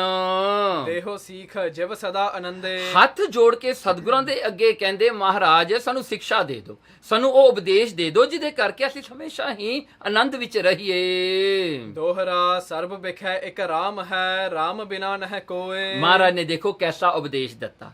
ਪਹਿਲੀ ਗੱਲ ਹੈ ਕਹਿੰਦੇ ਸਰਬ ਵਿਖੈ ਇੱਕ ਰਾਮ ਹੈ, ਇੱਕ ਪਰਮੇਸ਼ਰ ਜਿਹੜਾ ਰਮਿਆ ਹੋਇਆ ਹੈ, ਤਾਂ ਇੱਥੇ ਰਾਮ ਸ਼ਬਦ ਵਰਤਿਆ, ਰਮਿਆ ਹੋਇਆ ਪਰਮਾਤਮਾ ਹੈ ਜਿਹੜਾ ਸਾਰਿਆਂ ਦੇ ਅੰਦਰ ਹੈ। ਕਹਿਣਗੇ ਉਸ ਪਰਮਾਤਮਾ ਨੂੰ ਐਕਨੋਲੇਜ ਕਰੋ। ਰਾਮ ਬਿਨਾ ਨਹਿ ਕੋਏ, ਇਹ ਜਾਣੋ ਕਿ ਪਰਮਾਤਮਾ ਤੋਂ ਬਗੈਰ ਤਾਂ ਕੋਈ ਵੀ ਨਹੀਂ ਹੈਗਾ। ਜੇ ਆਪਾਂ ਤੋਂ ਕੋਈ ਵੱਡਾ ਹੈ, ਉਹਦੇ ਵਿੱਚ ਵੀ ਪਰਮਾਤਮਾ, ਉਹ ਵੀ ਪਰਮਾਤਮਾ ਹੈ। ਜੇ ਆਪਾਂ ਨੂੰ ਕੋਈ ਛੋਟਾ ਲੱਗਦਾ ਤਾਂ ਉਹਦੇ ਵਿੱਚ ਵੀ ਪਰਮਾਤਮਾ ਹੈ, ਜੇ ਆਪਾਂ ਨੂੰ ਕੋਈ ਬਰਾਬਰ ਦਾ ਉਹ ਵੀ ਪਰਮਾਤਮਾ ਹੈ। ਇਸ ਕਰਕੇ ਕਹਿੰਦੇ ਸਾਰਿਆਂ ਵਿਖੇ ਵੀ ਤੁਸੀਂ ਪਰਮਾਤਮਾ ਨੂੰ ਐਕਨੋਲੇਜ ਕਰੋ, ਉਸ ਪਰਮਾਤਮਾ ਨੂੰ ਹੀ ਦੇਖੋ, ਉਹ ਪਰਮਾਤਮਾ ਹੀ ਸਾਰਿਆਂ ਵਿੱਚ। ਐਸੇ ਜਬ ਔਰ ਮੈਂ ਲਖੋਂ ਦ્વੈਤ ਨਾ ਕਬਹੂ ਹੋਏ। ਫਿਰ ਕਹਿੰਦੇ ਜੇ ਤੁਸੀਂ ਐਸਾ ਜਾਣੋਗੇ ਕਿ ਪਰਮਾਤਮਾ ਹੀ ਸਾਰਿਆਂ ਦੇ ਵਿੱਚ ਹੈ, ਫਿਰ ਕਿਤੇ ਵੀ ਡਾਊਟ ਜਾਂ ਜਿਹੜਾ ਦ્વੈਤ ਭਾਵਨਾ ਕਿਤੇ ਨਹੀਂ ਆਏਗੀ, ਕਿਉਂਕਿ ਦੂਸਰਾ ਕੋਈ ਰਹੀ ਨਹੀਂ ਗਿਆ। ਪਰਮਾਤਮਾ ਉਹੀ ਆਪਣੇ ਅੰਦਰ ਤੇ ਦੂਸਰੇ ਵਿੱਚ ਵੀ ਉਹੀ ਹੈ। ਫਿਰ ਇਹ ਜਿਹੜਾ ਹੈ ਵਖਰੇਵਾ ਨਹੀਂ ਆਏਗਾ, ਇਹ ਜਿਹੜਾ ਹੈ ਆਪਾਂ ਨੂੰ ਕੋਈ ਹੋਰ ਵੱਖਰਾ ਨਹੀਂ ਲੱਗੇਗਾ। ਚੌਪਈ ਦ੍ਰਿੜ ਮਨ ਮਹਿ ਇਸ ਵਿਦ ਜਬ ਹੋ। ਦੇਖੋ ਜਦੋਂ ਇਹ ਉਪਦੇਸ਼ ਮਨ ਵਿੱਚ ਦ੍ਰਿੜ ਹੋ ਜਾਵੇ, ਪੱਕਾ ਹੋ ਜਾਵੇ, ਮਤਲਬ ਕਿ ਆਪਾਂ ਮੰਨ ਲਿਆ, ਆਪਾਂ ਐਕਸੈਪਟ ਕਰ ਲਿਆ, ਆਪਾਂ ਜਾਣਿਆ ਕਿ ਇਹੀ ਠੀਕ ਹੈ, ਉਹਨੂੰ ਦ੍ਰਿੜ ਕਹਿੰਦੇ ਹਾਂ। ਕਹਿੰਦੇ ਜੇ ਦ੍ਰਿੜ ਕਰ ਲਓਗੇ ਮਨ ਦੇ ਵਿੱਚ, ਤਬ ਪੁਨ ਦੁਖ ਨਾ ਵਿਆਪੈ ਕੋ। ਫਿਰ ਕਿਤੇ ਵੀ ਜਿਹੜਾ ਹੈ ਦੁੱਖ ਨਹੀਂ ਮੁੜ ਕੇ ਲੱਗੇਗਾ। ਦੁੱਖ ਤਾਂ ਇਸ ਕਰਕੇ ਲੱਗਦਾ ਹੈ ਕਿਉਂਕਿ ਆਪਾਂ ਆਪਣੇ ਆਪ ਨੂੰ ਕੁਝ ਹੋਰ ਮੰਨਦੇ ਹਾਂ, ਦੂਜੇ ਨੂੰ ਹੋਰ ਮੰਨਦੇ ਹਾਂ। ਦੁੱਖ ਇਸੇ ਕਰਕੇ ਹੁੰਦਾ ਹੈ। ਦੇਖੋ ਨਾ, ਜਿਵੇਂ ਕਰੰਟ ਹੈ ਜਾਂ ਵੋਲਟੇਜ ਹੈ, ਉਹ ਕਿਵੇਂ ਚੱਲਦੀ ਹੈ? ਉਹ ਜਿਹੜਾ ਹੈ ਡਿਫਰੈਂਟ ਪੋਟੈਂਸ਼ੀਅਲ ਨਾਲ ਚੱਲਦੀ ਹੈ। ਜਦੋਂ ਕੋਈ ਚੀਜ਼ ਆਪਾਂ ਉੱਤੋਂ ਥੱਲੇ ਨੂੰ ਸੁੱਟਦੇ ਹਾਂ, ਉਹ ਕਿਉਂ ਡਿੱਗਦੀ ਹੈ? ਕਿਉਂਕਿ ਥੱਲੇ ਜਿਹੜਾ ਗ੍ਰੈਵਿਟੀ ਦਾ ਜਿਹੜਾ ਹੈ ਉਹਦਾ ਹੋਰ ਹੁੰਦਾ ਹੈ, ਉੱਤੋਂ ਜਿਹੜਾ ਹੋਰ ਹੁੰਦਾ ਹੈ, ਉਹ ਡਿਫਰੈਂਸ਼ੀਅਲ ਬਣਦਾ ਹੈ। ਉਹਦੇ ਕਰਕੇ ਹੀ ਸਾਰੀਆਂ ਜਿਹੜੀਆਂ ਹਰਕਤ ਹੁੰਦੀ ਹੈ ਦੁਨੀਆ ਦੀ। ਇਸ ਕਰਕੇ ਜਿਹੜਾ ਹੈ ਮਹਾਰਾਜ ਜੀ ਕਹਿੰਦੇ ਜੇ ਤੁਸੀਂ ਇਹ ਡਿਫਰੈਂਸ ਨੂੰ ਮੁਕਾ ਦਿਓ ਵੀ ਤੁਹਾਡੇ ਵਿੱਚ ਵੀ ਉਹੀ ਜੋਤ ਹੈ, ਉਹ ਦੂਸਰੇ ਵਿੱਚ ਵੀ ਉਹੀ ਹੈ, ਫਿਰ ਕੋਈ ਫਰਕ ਨਹੀਂ ਲੱਗੇਗਾ। ਦ્વੈਤ ਭਾਵਨਾ, ਇਹ ਡਾਊਟ ਜਿਹੜਾ ਇਸ ਤਰ੍ਹਾਂ ਮੁੱਕੇਗਾ। ਸਤਨਾਮ ਕੋ ਜਾਪ ਜਪੀਜੈ। ਫਿਰ ਪਰਮਾਤਮਾ ਦਾ ਜੋ ਸੱਚਾ ਨਾਮ ਹੈ ਵਾਹਿਗੁਰੂ, ਉਸ ਦਾ ਨਾਮ ਦਾ ਜਿਹੜਾ ਹਾਂ ਜਾਪ ਜਪਣਾ ਕਰੋ। ਸਤਿਗੁਰ ਸਿਮਰ ਤੇ ਹਾਵਲ ਕੀਜੈ। ਫਿਰ ਸਤਿਗੁਰੂ ਦਾ ਉਪਦੇਸ਼ ਹੈ। ਦੇਖੋ ਗੁਰੂ ਨਾਨਕ ਸਾਹਿਬ ਸੱਚੇ ਪਾਤਸ਼ਾਹ ਜੀ ਦਾ, ਮਹਾਰਾਜ ਕਹਿੰਦੇ ਸਤਿਗੁਰੂ ਨੂੰ ਸਿਮਰਨਾ ਕਰੋ, ਸਤਿਗੁਰੂ ਦੇ ਉਪਦੇਸ਼ ਨੂੰ ਹੀ ਜਿਹੜਾ ਹੈ ਆਪਣੇ ਜੀਵਨ ਦਾ ਮਤਲਬ ਜਿਹੜਾ ਹਾਂ ਮੰਤਵ ਮੰਨੋ, ਉਹੀ ਸਭ ਤੋਂ ਉੱਚ ਮੰਨੋ। ਤੇ ਉਹ ਜਿਹੜਾ ਹੈ ਗੁਰੂ ਦਾ ਉਪਦੇਸ਼ ਨੂੰ ਲੈ ਕਰਕੇ ਸਿਮਰਨ ਕਰਦਿਆਂ ਹੋਇਆਂ ਕਹਿੰਦੇ ਫਿਰ ਤਿਹਾਵਲ ਕੜਾ ਪ੍ਰਸ਼ਾਦ ਦੇਗ ਤਿਆਰ ਕਰੋ, ਉਹਦੇ ਅੱਗੇ ਅਰਦਾਸ ਕਰੋ, ਗੁਰੂ ਦੇ ਸਮਰਪਣ ਹੋ। ਕਰ ਅਰਦਾਸ ਸਿੱਖਣ ਮੁਖ ਪਾਵੋ। ਦੇਖੋ ਅਰਦਾਸ ਕਰਕੇ ਤਿਹਾਵਲ ਨੂੰ, ਕੜਾ ਪ੍ਰਸ਼ਾਦ ਨੂੰ ਭੋਗ ਲਾਓ ਤੇ ਸਿੱਖਾਂ ਵਿੱਚ ਵਰਤਾਉਣਾ ਕਰੋ। ਤਬ ਦੁਬਿਧਾ ਔਰ ਸਕਲ ਨਸਾਵ ਹੋ। ਫੇਰ ਦੁਬਿਧਾ ਅੰਦਰੋਂ ਸਾਰੀ ਮੁੱਕੇਗੀ, ਹੌਲੀ ਹੌਲੀ ਕਰਕੇ ਸਾਰੀ ਦੁਬਿਧਾ ਮੁੱਕ ਜਾਣੀ ਹੈ, ਕਿਉਂਕਿ ਗੁਰੂ ਨੇ ਕਰਨੀ ਹੈ ਕਿਰਪਾ। ਕਿਉਂਕਿ ਐਸੀ ਭਾਵਨਾ ਬਣੇਗੀ ਉਦੋਂ ਜਦੋਂ ਗੁਰੂ ਕਿਰਪਾ ਕਰੇਗਾ। ਮ੍ਰਿਦੁਲ ਬਚਨ ਇਸ ਬਿਦ ਸੁਨ ਗੁਰ ਕੇ। ਜਦੋਂ ਮਿੱਠੇ ਬਚਨ ਐਸੇ ਗੁਰੂ ਨਾਨਕ ਸਾਹਿਬ ਸੱਚੇ ਪਾਤਸ਼ਾਹ ਜੀ ਦੇ ਮੁਖਾਰ ਬਿੰਦ ਤੋਂ ਉਹਨਾਂ ਨੇ ਸੁਣੇ, ਭਏ ਸੇ ਨਰ ਸਿੱਖ ਸਰਦਾ ਧਰ ਕੇ। ਉਹ ਸਾਰੇ ਨਰ ਸਿੱਖ ਬਣ ਗਏ। ਦੇਖੋ ਮਹਾਰਾਜ ਗੁਰੂ ਨਾਨਕ ਸੱਚੇ ਪਾਤਸ਼ਾਹ ਨੇ ਆਫਟਰ ਲਾਈਫ ਵੀ ਜਾ ਕੇ ਉਹਨਾਂ ਨੂੰ ਜਾ ਕੇ ਵੀ ਅੰਮ੍ਰਿਤ ਛਕਾਇਆ, ਚਰਨਾ ਅੰਮ੍ਰਿਤ ਦੇ ਕੇ ਆਪਣੇ ਸਿੱਖ ਬਣਾਇਆ ਤੇ ਉਹਨਾਂ ਦੀ ਵੀ ਗਤੀ ਕੀਤੀ ਉੱਥੇ।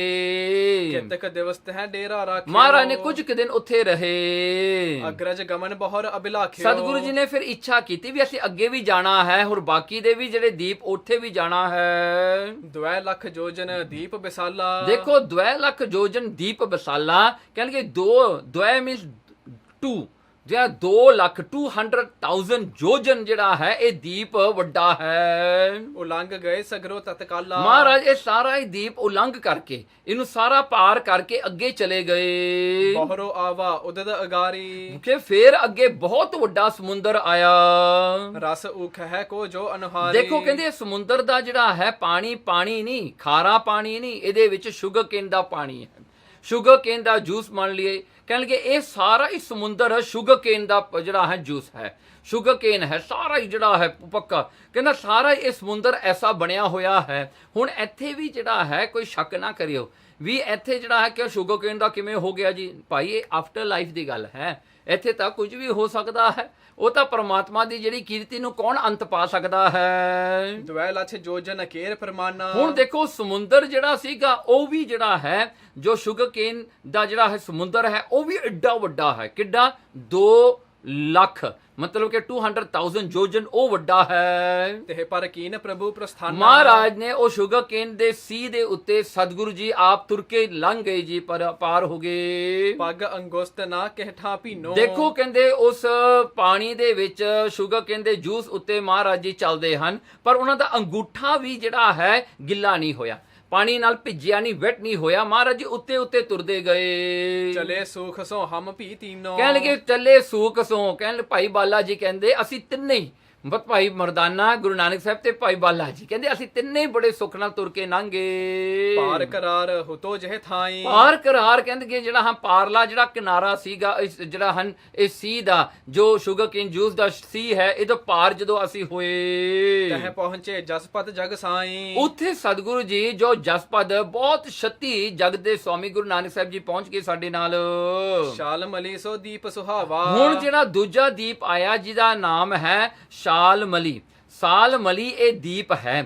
ਸੋ ਇਹ ਦੀਪ ਜਿਹੜਾ ਹੈ ਇਸ ਦਾ ਨਾਂ ਜਿਹੜਾ ਹੈ ਸਿੰਮਲ ਜਿਹੜਾ ਰੁੱਖ ਹੈ, ਬਿਰਛ ਹੈ, ਇਹਦੇ ਨਾਂ ਤੋਂ ਪਿਆ ਹੈ। ਹੁਣ ਹਰ ਇੱਕ ਦੀਪ ਦਾ ਨਾਂ ਇੱਕ ਟਰੀ ਤੋਂ ਪਿਆ ਹੈ, ਇੱਕ ਬ੍ਰਿਛ ਤੋਂ ਪਿਆ ਹੈ। ਇਹ ਸਿੰਮਲ ਰੁੱਖ ਦਾ ਨਾਂ ਦੇ ਉੱਤੇ ਸ਼ਾਲਮਲੀ ਦੀਪ ਪਿਆ ਹੈ। ਸਿਮਲ ਬ੍ਰਿਖ ਨਾਮ ਤੇ ਪਾਵਾ। ਹਾਂ ਦੇਖੋ ਸਿੰਮਲ ਬ੍ਰਿਖ ਤੋਂ ਇਹਦਾ ਨਾਮ ਪਿਆ ਗਿਆ। ਬੈਠੇ ਨਗਰ ਵਿਖੇ ਗੁਰ ਜਾਈ। ਸਤਿਗੁਰੂ ਜੀ ਜਾ ਕੇ ਨਗਰ ਵਿੱਚ ਬੈਠ ਗਏ ਜੀ। ਸਿਲਮਲੀ ਜਿਹੜਾ ਦੀਪ ਹੈ ਇਸ ਦੇ ਨਗਰ ਵਿੱਚ ਨਰ ਆਏ ਮਿਲ ਬਹੁਤ ਹੈ ਥਾਈ। ਬਹੁਤ ਸਾਰੇ ਨਰ ਮਨੁੱਖ ਆ ਕੇ ਸਤਿਗੁਰਾਂ ਨੂੰ ਉੱਥੇ ਮਿਲੇ ਆ ਕੇ। ਦੋਹਰਾ ਬੰਧਨ ਕਰ ਢਿਗ ਬੈਠ ਹੀ ਪੁੰਨ ਨਿਜ ਜਾਹੇ ਆਵਾਸ। ਸਤਿਗੁਰਾਂ ਨੂੰ ਮੱਥਾ ਟੇਕ ਕਰਕੇ ਸਤਿਗੁਰਾਂ ਦੇ ਗੁਰੂ ਨਾਨਕ ਸਾਹਿਬ ਸੱਚੇ ਪਾਤਸ਼ਾਹ ਜੀ ਦੇ ਆਲੇ ਦੁਆਲੇ ਆ ਕੇ ਬੈਠ ਗਏ। ਫੇਰ ਥੋੜਾ ਚਿਰ ਬੈਠ ਕਰਕੇ ਵਾਪਸ ਆਪਣੇ ਘਰਾਂ ਨੂੰ ਮੁੜ ਗਏ। ਆਨ ਦੀਪ ਕੋ ਸੰਤ ਹੈ ਸੁਧ ਹੋਈ ਨਿਰਪ ਪਾਸ। ਤੇ ਪਰ ਇਹਨਾਂ ਨੇ ਘਰ ਜਾਂਦਿਆਂ ਸਾਰ ਇਹ ਖਬਰ ਫੈਲਾ ਦਿੱਤੀ ਕਿ ਸਾਡੇ ਦੀਪ ਦੇ ਵਿੱਚ ਇੱਕ ਸੰਤ ਪਹੁੰਚੇ ਹੋਏ ਹਨ। ਕਹਿਣ ਲੱਗੇ ਉਹ ਸੰਤ ਜਿਹੜੇ ਹਨ ਵੀ ਬਹੁਤ ਪਹੁੰਚੇ ਹੋਏ ਸੰਤ ਹਨ।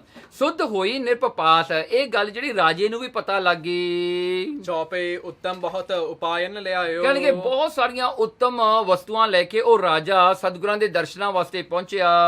ਆਏ ਗੁਰੂ ਪਗ ਸੀਸ ਨਿਵਾਇਓ। ਆ ਕਰਕੇ ਸਤਿਗੁਰੂ ਨਾਨਕ ਸਾਹਿਬ ਸੱਚੇ ਪਾਤਸ਼ਾਹ ਜੀ ਚਰਨਾਂ ਤੇ ਆ ਕੇ ਮੱਥਾ ਟੇਕਿਆ।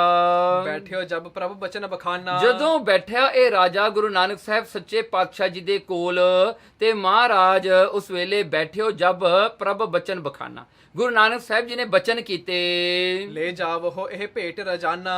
ਸਤਿਗੁਰਾਂ ਨੇ ਉਹ ਰਾਜੇ ਦੀ ਭੇਟਾ ਜਦੋਂ ਉਹਨੇ ਕੀਤੀ ਮੱਥਾ ਟੇਕ ਕੇ ਸਾਹਮਣੇ ਰੱਖੀ ਨਾ, ਗੁਰੂ ਨਾਨਕ ਸਾਹਿਬ ਸੱਚੇ ਪਾਤਸ਼ਾਹ ਜੀ ਕਹਿੰਦੇ ਹੇ ਰਾਜਨ ਇਹ ਭੇਟਾ ਤੂੰ ਵਾਪਸ ਲੈ ਜਾ ਹੁਣ। ਕੱਛ ਨਾ ਹਮਾਰੇ ਆਵਹਿ ਕਾਜੂ। ਇਹ ਜਿਹੜੀ ਤੇਰੀ ਭੇਟਾ ਸਾਰੇ ਕੁਝ ਕੰਮ ਵਾਲੀ ਨਹੀਂ, ਸਾਡੇ ਨਹੀਂ ਕੰਮ ਆਉਣ ਵਾਲੀ ਹੈਗੀ, ਤੂੰ ਵਾਪਸ ਇਹਨੂੰ ਲੈ ਜਾ। ਨਾਮ ਨਾ ਜਪੋ ਜਨਮ ਕੋ ਲਾਜੂ। ਦੇਖੋ ਕਹਿੰਦੇ ਹੇ ਰਾਜਨ ਇਹ ਭੇਟਾ ਨੂੰ ਮੈਂ ਕੀ ਕਰਨਾ ਹੈ ਤੇ ਤੇਰਾ ਮੈਂ ਭਲਾ ਵੀ ਨਹੀਂ ਕਰ ਸਕਦਾ ਕਿਉਂਕਿ ਤੂੰ ਨਾਮ ਨਹੀਂ ਜਪਦਾ। ਕਹਿਣਗੇ ਨਾਮ ਨਾ ਜਪੋ। ਕਹਿਣਗੇ ਜੇ ਨਾਮ ਨਹੀਂ ਨਾ ਜਪਿਆ ਜਨਮ ਕੋ ਲਾਜੂ। ਕਹਿਣਗੇ ਪਹਿਲਾ ਜਨਮ ਤਾਂ ਤੇਰਾ ਹੈ ਜਿਹੜਾ ਉਹ ਰਹਿ ਗਿਆ। ਤੂੰ ਪੁੰਨ ਕਰਦਾ ਰਿਹਾ, ਤੈਨੂੰ ਫਲ ਇਹ ਮਿਲ ਗਿਆ, ਤੈਨੂੰ ਇੱਥੇ ਰਹਿਣ ਦਾ ਥਾਂ ਮਿਲ ਗਿਆ। ਪਰ ਕਹਿੰਦੇ ਹੁਣ ਵੀ ਜੇ ਤਾਂ ਨਾਮ ਨਾ ਜਪਿਆ ਤਾਂ ਫਿਰ ਤੇਰੇ ਕੀਤੇ ਹੋਏ ਪੁੰਨਾਂ ਦਾ ਫਲ ਜਿਹੜਾ ਤੈਨੂੰ ਇੰਨਾ ਸੋਹਣੀ ਜਗ੍ਹਾ ਮਿਲੀ ਰਹਿਣ ਵਾਸਤੇ, ਰਾਜ ਮਿਲਿਆ ਤੈਨੂੰ, ਤੇ ਇਹ ਵੀ ਤੇਰਾ ਹੈ ਸ਼ਰਮਸ਼ਾਰ ਕਰਨ ਵਾਲਾ ਹੈ। ਜੇ ਤੂੰ ਨਾਮ ਨਹੀਂ ਜਪਿਆ ਤਾਂ ਇਹ ਸੁੱਖ ਕਾਦੇ ਹਨ ਸਾਰੇ। ਹਾਥ ਜੋੜ ਕਰ ਭੂਪ ਉਚਾਰੈ। ਉਸ ਵੇਲੇ ਰਾਜੇ ਨੂੰ ਸੋਝੀ ਹੋਈ ਹੱਥ ਜੋੜ ਕੇ ਬੇਨਤੀ ਕੀਤੀ।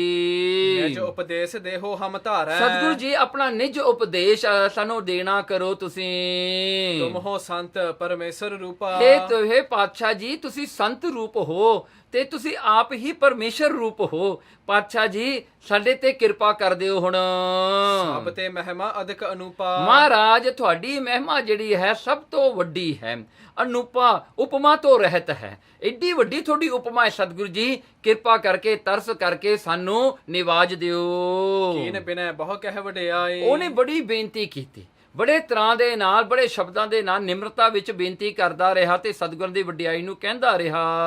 ਤਬ ਸ੍ਰੀ ਨਾਨਕ ਗਿਰਾ ਅਲਾਈ। ਉਸ ਵੇਲੇ ਸ੍ਰੀ ਗੁਰੂ ਨਾਨਕ ਸਾਹਿਬ ਸੱਚੇ ਪਾਤਸ਼ਾਹ ਜੀ ਤੁਰਠ ਗਏ।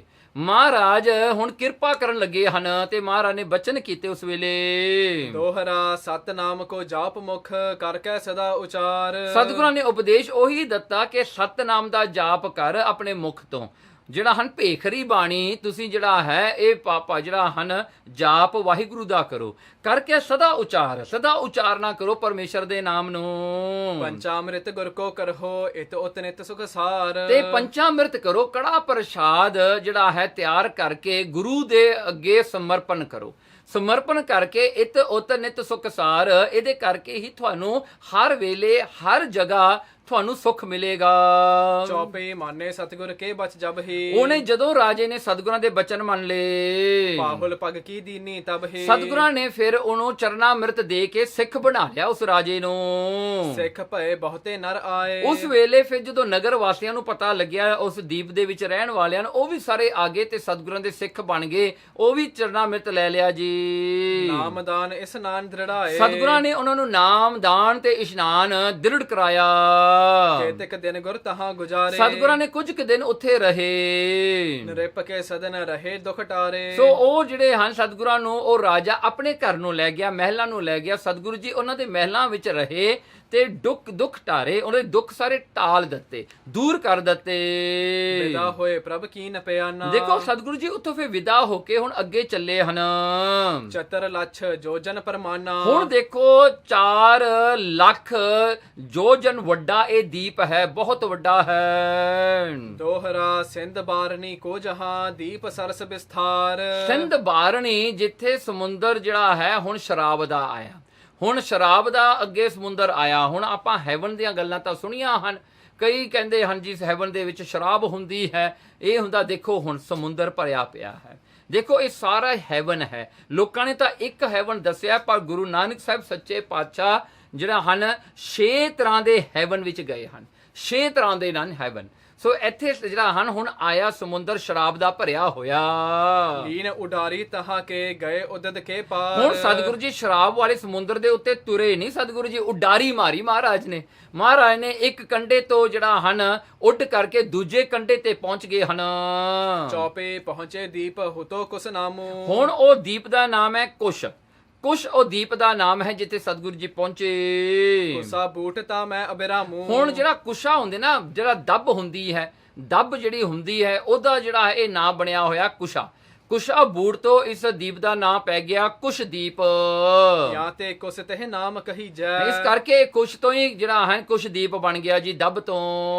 ਭੋਗਤ ਸੁਖ ਜੇ ਜੰਬੂ ਕੀ ਜੈ। ਹੁਣ ਦੇਖੋ ਭੋਗਤ ਸੁਖ ਜੇ ਜੰਬੂ ਕੀ ਜੈ। ਇੱਥੇ ਇਹ ਜਿਹੜਾ ਕੁਸ਼ਦੀਪ ਹੈ, ਇੱਥੇ ਉਹ ਲੋਕ ਨੇ ਜਿਨ੍ਹਾਂ ਨੇ ਜਿਹੜਾ ਹਨ ਭੋਗਤ ਸੁਖ ਜੇ ਜੰਬੂ ਕੀ ਜੈ, ਜਿਨ੍ਹਾਂ ਨੇ ਪੁੰਨ ਦਾਨ ਕੀਤਾ, ਜਿਨ੍ਹਾਂ ਨੇ ਜਿਹੜਾ ਹਨ ਆਪਣੇ ਜੀਵਨ ਕਾਲ ਦੇ ਵਿੱਚ ਕਾਮਨਾ ਨੂੰ ਰੱਖ ਕੇ ਕੁਝ ਨਾ ਕੁਝ ਦਾਨ ਦਿੱਤਾ, ਚੈਰਿਟੀ ਕੀਤੀ, ਜਿਨ੍ਹਾਂ ਨੇ ਆਪਣੇ ਨਾਮ ਕਰਕੇ ਕੀਤੀ, ਜਿਨ੍ਹਾਂ ਨੇ ਆਪਣਾ ਫੇਮ ਵਧਾਉਣ ਵਾਸਤੇ ਕੀਤੀ, ਕਈਆਂ ਨੇ ਆਪਣੇ ਪੋਲੀਟੀਕਲ ਰੀਜ਼ਨ ਵਾਸਤੇ ਕੀਤੀ। ਉਹਨਾਂ ਵਾਸਤੇ ਇਹ ਜਿਹੜਾ ਦੀਪ ਬਣਿਆ ਹੋਇਆ ਹੈ, ਇਹਨੂੰ ਕੁਸ਼ਾ ਦੀਪ ਕਹਿੰਦੇ ਹਾਂ ਜਾਂ ਕੁਸ਼ਦੀਪ ਕਹਿੰਦੇ ਹਾਂ। ਇਸ ਕਰਕੇ ਇੱਥੇ ਉਹਨਾਂ ਨੂੰ ਜਿਹੜਾ ਹੈ ਉਹਨਾਂ ਦੇ ਕੀਤੇ ਹੋਏ ਦਾ ਫਲ ਪ੍ਰਾਪਤ ਹੁੰਦਾ ਹੈ। ਬੈਠੇ ਸ੍ਰੀ ਪ੍ਰਭ ਪੁਰ ਮਹਿ ਜਾਏ। ਮਹਾਰਾਜ ਜੀ ਜੋ ਉਸ ਵੇਲੇ ਇਹ ਕੁਸ਼ਦੀਪ ਦੇ ਨਗਰ ਵਿੱਚ ਜਾ ਬੈਠੇ, ਨਰ ਸਮੀਪ ਆਏ ਸਮੁਦਾਏ। ਹੁਣ ਬਹੁਤ ਸਾਰੇ ਲੋਕ ਸਤਿਗੁਰਾਂ ਦੇ ਆਲੇ ਦੁਆਲੇ ਆ ਕੇ ਬੈਠ ਗਏ। ਬਿਸਮਾਏ ਦੇਖੇ ਨਰ ਨਾਰੀ। ਸਤਿਗੁਰੂ ਜੀ ਨੂੰ ਸਤਿਗੁਰਾਂ ਦੇ ਦਰਸ਼ਨ ਕਰਕੇ ਇਹ ਬਿਸਮਾਦ ਹੈਰਾਨ ਹੁੰਦੇ ਹਨ। ਬੰਦ ਹੈ ਭੇਟਾ ਤਰਹਿ ਅਗਾਰੀ। ਮਹਾਰਾਜ ਨੂੰ ਮੱਥਾ ਟੇਕ ਕੇ ਜਿਹੜਾ ਹਨ ਜਿੰਨੀ ਵੀ ਸਰਦੀ ਵਰਦੀ ਜਿਹੜੀ ਉਹਨਾਂ ਕੋਲ ਭੇਟਾ ਉਹ ਚੜਾ ਕੇ ਸਤਿਗੁਰਾਂ ਨੂੰ ਮੱਥਾ ਟੇਕਦੇ ਹਨ। ਦੋਹਰਾ ਅਪਰ ਦੀਪ ਕੋ ਸੰਤ ਇਹੋ ਸਿੰਧ ਲੰਘ ਕਰ ਆਏ। ਤੇ ਉਹਨਾਂ ਨੇ ਇਹ ਜਾਣਿਆ, ਕਹਿੰਦੇ ਅਪਰ ਦੀਪ ਕੋ ਸੰਤ ਇਹ, ਕਹਿੰਦੇ ਇਹ ਹੋਰ ਦੀਪ ਤੋਂ ਆਏ ਹੋਏ ਸੰਤ ਨੇ ਜਿਹੜੇ ਕਿ ਸਮੁੰਦਰ ਨੂੰ ਪਾਰ ਕਰਕੇ ਆਏ ਨੇ। ਹੁਣ ਇੱਥੇ ਇੱਕ ਗੱਲ ਹੋਰ ਨੋਟ ਕਰ ਲਿਓ, ਜਿਹੜੇ ਵੀ ਹੈਵਨ ਦੇ ਵਿੱਚ ਕੋਈ ਜਾਂਦਾ ਨਾ, 6 ਦੀਪਾਂ ਵਿੱਚੋਂ ਇੱਕ ਦੀਪ ਵਿੱਚ ਜਾਂਦਾ ਹੈ, ਉਹ ਦੂਜੇ ਦੀਪ ਵਿੱਚ ਨਹੀਂ ਜਾ ਸਕਦਾ, ਕਿਉਂਕਿ ਇਹਦੇ ਆਲੇ ਦੁਆਲੇ ਸਾਰੇ ਸਮੁੰਦਰ ਬਣੇ ਹੋਏ ਨੇ ਜਿਨ੍ਹਾਂ ਨੂੰ ਬੰਦਾ ਪਾਰ ਨਹੀਂ ਕਰ ਸਕਦਾ। ਸੋ ਜਿਹੜੇ ਵੀ ਦੀਪ ਤੇ ਕੋਈ ਕਿਸੇ ਪੁੰਨ ਕਰਕੇ ਅਸਾਈਨਡ ਹੋ ਜਾਂਦਾ ਹੈ, ਉਹੀ ਦੀਪ ਤੇ ਜਾਂਦਾ ਹੈ। ਤੇ ਹੈਵਨ ਜਿਹੜਾ ਹੈ ਇਹ ਵੀ ਮੰਨ ਲਿਓ, ਹੁਣ ਜੇ ਕੋਈ ਇੱਕ ਦੀਪ ਤੇ ਗਿਆ, ਉਹਨੇ ਥੋੜਾ ਜਿਹਾ ਉੱਥੇ ਨਾਮ ਜਪ ਲਿਆ, ਉਹ ਇੱਕ ਪ੍ਰਮੋਸ਼ਨ ਹੋ ਜਾਂਦਾ, ਹੋਰ ਦੀਪ ਤੇ ਚਲਿਆ ਜਾਂਦਾ ਹੈ। ਸੋ ਇਹ ਜਿਹੜੀ ਲਾਈਫ ਜਿਹੜੀ ਹੈਵਨ ਦੀ ਹੁੰਦੀ ਹੈ ਪਰਮਨੈਂਟ ਨਹੀਂ ਹੁੰਦੀ, ਪਰ ਇਹ ਹੁੰਦੀ ਹੈ ਹਮੇਸ਼ਾ ਬਦਲਦੀ ਹੈ। ਇਸ ਕਰਕੇ ਹੁਣ ਇਹ ਦੀਪ ਦੇ ਲੋਕ ਜਿਹੜੇ ਹਨ ਇਹਨਾਂ ਨੇ ਜਾਣਿਆ ਵੀ ਇਹ ਸੰਤ ਤਾਂ ਆਇਆ ਹੈ, ਪਰ ਇਹ ਸੰਤ ਜਿਹੜਾ ਆਇਆ ਇਹ ਹੋਰ ਕੋਈ ਦੀਪ ਤੋਂ ਆਇਆ ਹੋਣਾ ਹੈ। ਅਚਰਜ ਮਨ ਮਹਿ ਮਾਨ ਕੈ ਆਣ ਲਗਹਿ ਸਭ ਪਾਏ। ਉਹ ਬੜੇ ਹੈਰਾਨ ਹੋ ਕੇ ਸਤਿਗੁਰਾਂ ਦੇ ਚਰਨੀ ਆ ਪੈਂਦੇ ਹਨ। ਚੌਪੇ ਕਲਾਵਾਨ ਸਮਰੱਥ ਮੁਕੰਦਾ। ਜਾਣਦੇ ਹਨ ਵੀ ਸਤਿਗੁਰੂ ਜੀ ਕਲਾਵਾਨ ਸ਼ਕਤੀ ਵਾਲੇ ਹਨ, ਜਿਹੜੇ ਇੱਥੇ ਪਹੁੰਚ ਗਏ ਹਨ, ਸਮਰਥਾ ਕੈਪੇਬਲ ਹਨ, ਮੁਕਤੀ ਦੇ ਦਾਤੇ ਵੀ ਹਨ। ਸੰਤ ਰੂਪ ਸਭ ਦੋਖ ਨਿਕੰਦਾ। ਇਹ ਸੰਤ ਰੂਪ ਹਨ, ਇਹ ਸੰਤ ਸਰੂਪ ਹਨ ਜੋ ਕਿ ਸਾਰੇ ਦੁੱਖ ਕੱਟਣ ਵਿੱਚ ਸਮਰੱਥ ਸਮਰੱਥਾ ਰੱਖਦੇ ਹਨ, ਇਹਨਾਂ ਵਿੱਚ ਇਹ ਸ਼ਕਤੀ ਹੈ ਜੋ ਦੂਸਰਿਆਂ ਦੇ ਪਾਪ ਕੱਟ ਸਕਦੇ ਹਨ, ਦੁੱਖ ਕੱਟ ਸਕਦੇ ਹਨ। ਐਸੇ ਜਾਨ ਸੁਨਹਿ ਉਪਦੇਸੂ, ਸੋ ਐਸਾ ਜਾਣ ਕਰਕੇ ਉਹਨਾਂ ਨੇ ਸਤਿਗੁਰਾਂ ਦਾ ਉਪਦੇਸ਼ ਸੁਣਿਆ, ਕਰ ਦਰਸ਼ਨ ਭੀ ਭਗਤ ਪ੍ਰਵੇਸੂ। ਤੇ ਮਹਾਰਾਜ ਦੇ ਦਰਸ਼ਨ ਕਰਕੇ ਵੀ ਉਹਨਾਂ ਦੀ ਬਿਰਤੀ ਜਿਹੜੀ ਹੈ ਭਗਤੀ ਵੱਲ ਲੱਗ ਗਈ, ਉਹਨਾਂ ਦੀ ਬਿਰਤੀ ਵੀ ਜਿਹੜੀ ਭਗਤੀ ਵੱਲ ਹੋ ਗਈ। ਸ੍ਰੀ ਗੁਰ ਤਿਨ ਸੋ ਬਚਨ ਸੁਣਾਵੈ, ਸਤਿਗੁਰੂ ਗੁਰੂ ਨਾਨਕ ਸਾਹਿਬ ਸੱਚੇ ਪਾਤਸ਼ਾਹ ਜੀ ਨੇ ਉਹਨਾਂ ਨੂੰ ਉਪਦੇਸ਼ ਦੇਣ ਵਾਸਤੇ ਇਹ ਬਚਨ ਕੀਤੇ। ਸਤਨਾਮ ਤੇ ਗਤ ਹੋਏ ਜਾਵੈ। ਦੇਖੋ ਕਹਿੰਦੇ ਗਤੀ ਮੁਕਤੀ ਤਾਂ ਹੋਣੀ ਹੈ ਸਤਨਾਮ ਤੋਂ, ਪਰਮੇਸ਼ਰ ਦਾ ਵਾਹਿਗੁਰੂ ਦੇ ਨਾਮ ਤੋਂ ਹੀ ਇੱਕ ਜਿਹੜੀ ਮੁਕਤੀ ਹੈ ਉਹ ਪ੍ਰਾਪਤ ਹੁੰਦੀ ਹੈ, ਨਹੀਂ ਤਾਂ ਮੁਕਤੀ ਨਹੀਂ ਮਿਲਦੀ। ਫਿਰ ਬੰਦਾ ਆਪਣੇ ਕੀਤੇ ਕਰਮਾਂ ਦਾ ਫਲ ਭੁਗਤਦਾ ਹੈ, ਜੋ ਫਲ ਮੁੱਕ ਗਿਆ ਫਿਰ ਵਾਪਸ ਧਰਤੀ ਤੇ ਜਾਂਦਾ ਹੈ, ਫਿਰ ਕਰਮ ਭੂਮੀ ਵਿੱਚ ਕੁਝ ਕਰਕੇ ਆਉਂਦਾ, ਫਿਰ ਉਹਦਾ ਫਲ ਭੋਗਦਾ ਹੈ। ਇਹ ਸਿਲਸਿਲਾ ਚੱਲਦਾ ਹੀ ਰਹਿੰਦਾ ਹੈ ਜੇ ਕਿਤੇ ਮੁਕਤੀ ਨਾ ਮਿਲੇ। ਸੰਤਨ ਸੇਵਾ ਉਰ ਮਹਿ ਧਾਰੋ, ਇਸ ਕਰਕੇ ਸਤਿਗੁਰਾਂ ਨੇ ਕਿਹਾ ਕਿ ਸਤਨਾਮ ਦਾ ਸਿਮਰਨ ਤਾਂ ਹੀ ਤਾਂ ਪ੍ਰਾਪਤ ਹੋਵੇਗਾ ਜੇ ਸੰਤਾਂ ਦੀ ਸੇਵਾ ਕਰੋਗੇ। ਸੰਤਾਂ ਦੀ ਸੇਵਾ ਕਰਕੇ ਹੀ ਉਹਨਾਂ ਦਾ ਜਿਹੜਾ ਹੈ ਸੇਵਾ ਦਾ ਫਲ ਹੀ ਜਿਹੜਾ ਹੈ ਪਰਮੇਸ਼ਰ ਦਾ ਨਾਮ ਹਿਰਦੇ ਵਿੱਚ ਵਸਦਾ ਹੈ। ਭੋਗ ਲਾਲਸਾ ਹਿਰਦੈ ਵਿਸਾਰੋ, ਦੇਖੋ ਭੋਗਾਂ ਦੀ ਭੋਗ ਦੇਖੋ, ਇਹ ਕੁਛ ਦੀਪ ਜਿਹੜਾ ਹੈ ਇਹ ਲੋਕ ਉਹ ਸਨ ਜਿਹੜੇ ਭੋਗਦੇ ਸਨ, ਜਿਨ੍ਹਾਂ ਨੂੰ ਭੋਗਣਾ ਕੀਤਾ ਸੀਗਾ ਸੰਸਾਰ ਵਿੱਚ ਸੁੱਖ, ਤੇ ਕਹਿੰਦੇ ਉਹ ਭੋਗ ਦੀ ਲਾਲਸਾ ਇੱਛਾ ਜਿਹੜੀ ਹੈ ਉਹ ਹਿਰਦੇ ਵਿੱਚੋਂ ਕੱਢ ਦਿਓ ਹੁਣ, ਕਿਉਂਕਿ ਉਹ ਸੁੱਖ ਨਹੀਂ ਜੋ 2 ਦਿਨਾਂ ਦਾ ਸੁੱਖ ਹੋਵੇ ਤੇ ਜਿਹੜਾ ਹਨ ਬਾਕੀ ਦੀ ਜ਼ਿੰਦਗੀ ਦਾ ਦੁੱਖ ਬਣ ਜਾਵੇ। ਕਹਿੰਦੇ ਉਹ ਜਿਹੜੇ ਥੋੜੇ ਮਾਤਰ ਸੁੱਖ ਹੁੰਦੇ ਨੇ ਉਹਨਾਂ ਨੂੰ ਸੁੱਖ ਨਾ ਮੰਨੋ, ਸੁੱਖ ਤਾਂ ਸਿਰਫ ਨਾਮ ਦੇ ਵਿੱਚ ਹੀ ਹੈ। ਪੂਰਬ ਪੁੰਨ ਬਾਦ ਨਹਿ ਖੋਵਹਿ, ਦੇਖੋ ਕਹਿੰਦੇ ਹੁਣ ਤੁਹਾਡੇ ਕੋਲ ਇੱਕ ਪੂੰਜੀ ਹੈ, ਇੱਕ ਕੈਪੀਟਲ ਹੈ। ਤੁਸੀਂ ਇਹ ਦੀਪ ਵਿੱਚ ਕਿਉਂ ਆਏ ਹੋ? ਕਿਉਂਕਿ ਤੁਹਾਡੇ ਕੋਲ ਪੁੰਨ ਕੀਤੇ ਹੋਏ ਨੇ, ਉਹ ਪੁੰਨਾਂ ਦਾ ਫਲ ਤੁਹਾਨੂੰ ਇਹ ਦੀਪ ਦੇ ਵਿੱਚ ਥਾਂ ਮਿਲਿਆ ਹੈ ਰਹਿਣ ਵਾਸਤੇ। ਹੁਣ ਤੁਸੀਂ ਇੱਥੇ ਰਹਿ ਕਰਕੇ ਪਰਮੇਸ਼ਰ ਦਾ ਸਿਮਰਨ ਕਰੋ, ਤਾਂ ਕਰਕੇ ਤੁਸੀਂ ਵਾਪਸ ਉਹ ਦੁਨੀਆ ਵਿੱਚ ਨਹੀਂ ਜਾਓਗੇ, ਤੁਹਾਡੀ ਇੱਥੋਂ ਹੀ ਮੁਕਤੀ ਹੋ ਜਾਏਗੀ। ਦੇਖੋ ਸਤਿਗੁਰਾਂ ਨੇ ਉਹਨਾਂ ਨੂੰ ਇਹ ਉਪਦੇਸ਼ ਦਿੱਤਾ, ਕਹਿੰਦੇ ਇਹ ਪੂਰਬ ਪੁੰਨ ਬਾਅਦ ਨਹੀਂ ਖੋਵੋ। ਤੁਹਾਡੇ ਕੋਲ ਉਹ ਕੈਪੀਟਲ ਹੈ, ਜੇ ਇੱਥੇ ਤੁਸੀਂ ਇੰਜੋਇਮੈਂਟ ਦੇ ਵਿੱਚ ਉਹਨੂੰ ਗਵਾ ਲਿਆ, ਸ਼ਰਾਬ ਪੀਣ ਵਿੱਚ ਲੱਗੇ, ਉੱਥੇ ਹੋਰ ਕੋਈ ਇੰਜੋਇਮੈਂਟ ਜਿਹੜੀਆਂ 72 ਜਿਹੜੀਆਂ ਹਨ ਹੂਰਾਂ ਹੁੰਦੀਆਂ ਨੇ, ਐਂਜਲਸ ਹੁੰਦੀਆਂ ਨੇ, ਉਹਨਾਂ ਦੇ ਪਿੱਛੇ ਲੱਗ ਤੁਰੇ, ਆਨੰਦ ਮਾਣੀ ਗਏ, ਫਿਰ ਤਾਂ ਕੀ ਹੋਵੇਗਾ? ਉਹ ਪੁੰਨ ਤੁਸੀਂ ਖਰਾਬ ਕਰ ਲਏ। ਹੁਣ ਕੈਪੀਟਲ ਜਿਹੜਾ ਹੁੰਦਾ ਹੈ ਨਾ, ਉਹਨੂੰ ਚਾਹੇ ਚੰਗੇ ਪਾਸੇ ਲਾ ਲਓ, ਇਨਵੈਸਟ ਕਰ ਲਓ ਚੰਗੇ ਪਾਸੇ, ਚਾਹੇ ਮਾੜੇ ਪਾਸੇ ਲਾ ਲਓ। ਮਹਾਰਾਜ ਜੀ ਕਹਿੰਦੇ ਉਹ ਜਿਹੜਾ ਕੈਪੀਟਲ ਹੈ ਪੂੰਜੀ ਨੂੰ ਗਵਾਓ ਨਾ, ਉਹਨੂੰ ਲੈ ਕੇ ਤੁਸੀਂ ਨਾਮ ਸਿਮਰਨ ਕਰੋ। ਇਹ ਜਿਹੜੀ ਤੁਹਾਨੂੰ ਜਗ੍ਹਾ ਪ੍ਰਾਪਤ ਹੋਈ ਹੈ ਇਹਦਾ ਲਾਹਾ ਉਠਾਓ। ਹੁਣ ਪਰਮ ਪਦੰ ਅਧਿਕਾਰੀ ਹੋਵੋ, ਕਹਿਣਗੇ ਪਰਮ ਪਦ ਦੇ, ਉਹ ਮੁਕਤੀ ਦੇ ਪਦੀ ਦੇ ਜਿਹੜਾ ਹਨ ਸਟੇਟ ਜਿਹੜਾ ਹਨ ਲਿਬਰੇਸ਼ਨ ਸਟੇਟ ਜਿਹੜੀ ਹੈ ਉਸ ਦੇ ਲਾਇਕ ਕੁਆਲੀਫਾਈਡ ਹੋ ਤੁਸੀਂ। ਸੁਧ ਆਤਮੇ ਨਾਮ ਜਪੀਜੈ, ਦੇਖੋ ਆਪਣੇ ਸੁੱਧ ਆਤਮ ਜਿਹੜਾ ਹੈ, ਸੁੱਧ